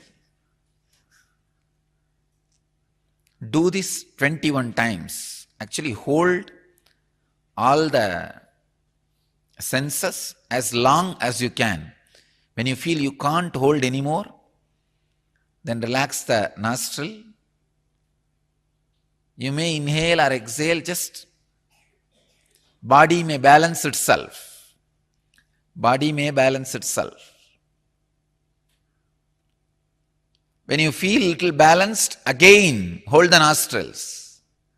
Do this 21 times. This is the main Kriya part. Then next, the fifth part is intense humming for 7 minutes, preparing the body for Kundalini awakening, levitation, or balancing the energy, settling the energy. And sixth step is Shakti Dharana. Raise your hand, face towards the Bidadi banyan tree. Feel connected to Master's energy. When you are filled, pour yourself on the ground. Again, fill yourself, pour yourself to the ground. Do this 7 times. Be a open channel between the sky and the earth. 7th step, just sit and feel connected to the Master intensely and send a deep, loving, compassionate, blissful vibrations to whole world. That's a moment you will experience the levitation and Kundalini awakening. Let's prepare ourselves to enter into the Kriya, which awakens high, intense enthusiasm. Please sit in Padmasana. Let's start the Kriya.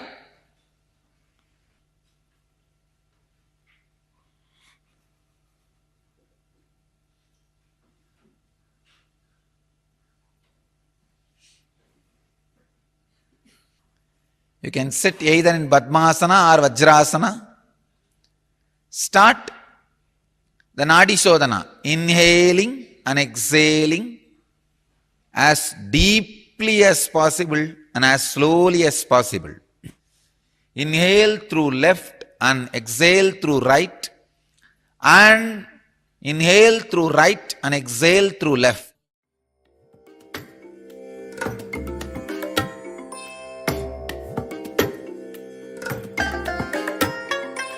I bless you all. Let you all open all your 3 eyes and manifest the powers of Mahasadashiva. Om Nityananda Paramashivoham. Om Nityananda Paramashivoham. Om Nityananda Paramashivoham. Om Nityananda Paramashivoham. Om Nityananda Paramashivoham. Om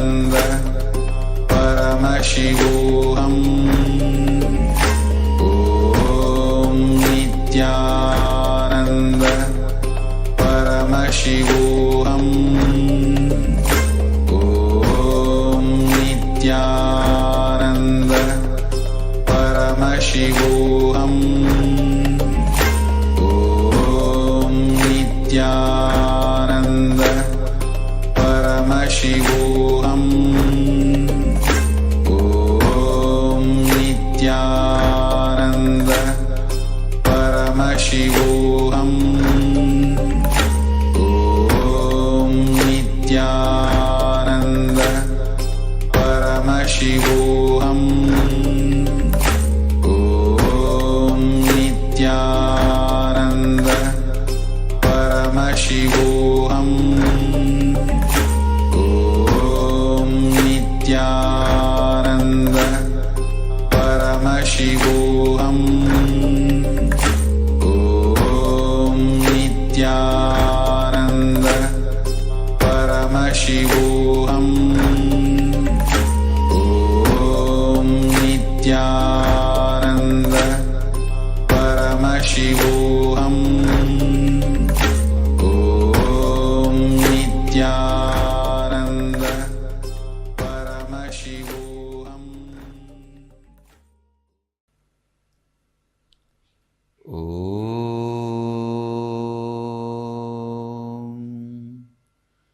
Shanti Shanti Shanti.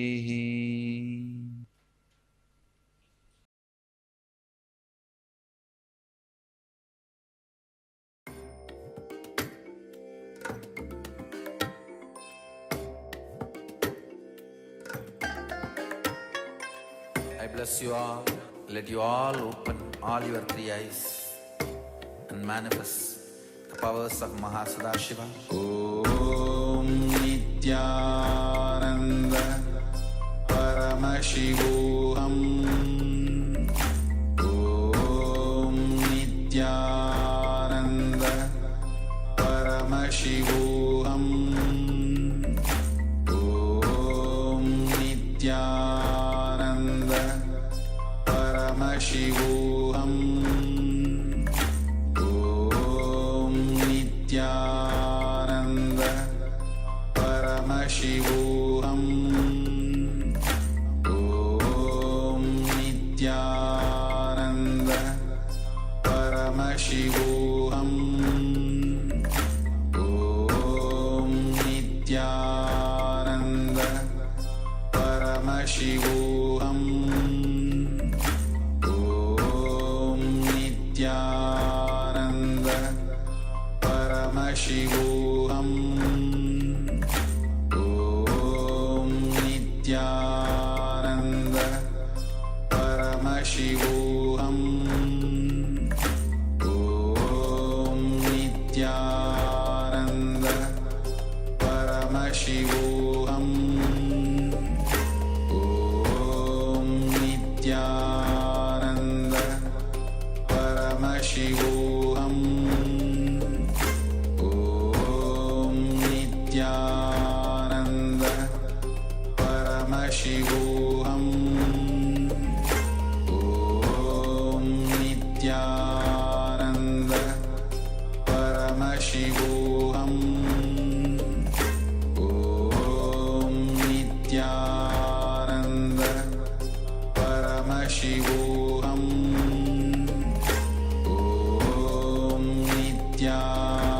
Om Nityananda Paramashivoham. Om Nityananda Paramashivoham. Om Nityananda Paramashivoham. Om Nityananda Paramashivoham. Om Nityananda Paramashivoham. Om Nityananda Paramashivoham.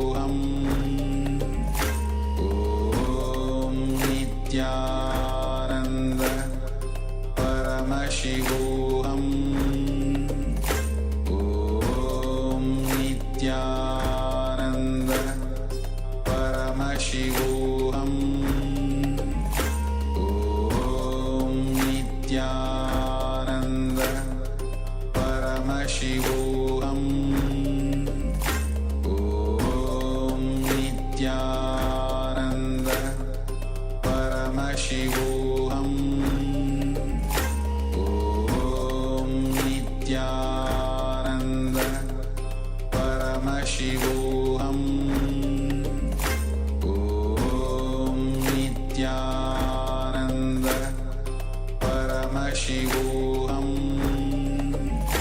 Om Nityananda Paramashivoham.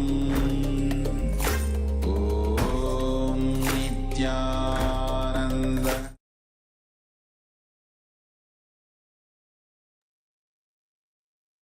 Yes. Now, please relax from the Kriya.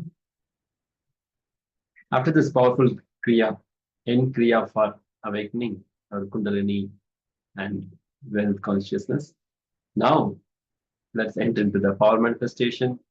We are going to manifest the power of Ashtamahashaktis. Yes, now we are going to do the power of Mahima, which is increasing the size of an object. So I request everyone to take an object, any apple or fruit or anything you can take and measure the size of an object, and then after chanting, so that you can verify after power manifestation, so that you'll know the result, how much. Yeah, if you're taking any round object or square object, you can measure it with the scale. If you're some round object, you can measure the diameter. You can, if you're taking some square object, you can measure the perimeter of the square. So you can measure so that you'll be able to verify after the power manifestation. So if you have a scale, a scale of 30 centimeter, you can use that scale to measure the size of an object. Or if you have any other app or tools, you can use that to verify the object. Yes, so let's start. So everyone, please sit with your head, neck, spine in a straight line. And start chanting the Mahavakya. Om Nityananda Paramashivoham. We request all the participants to be attentive and be participating in this power manifestation.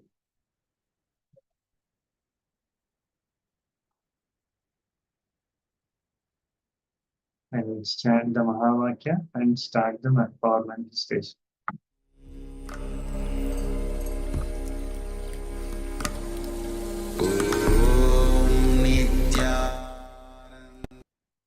So ask Swamiji to increase the size of an object.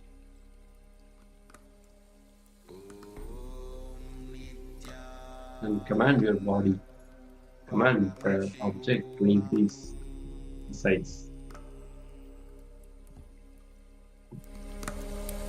Om Nityananda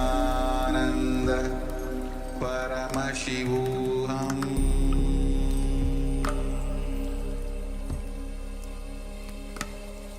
Om Nityananda Paramashivoham.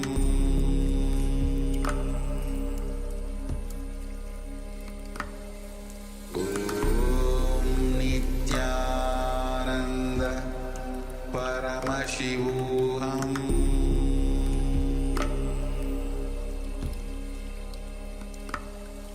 Om Nityananda Paramashivoham.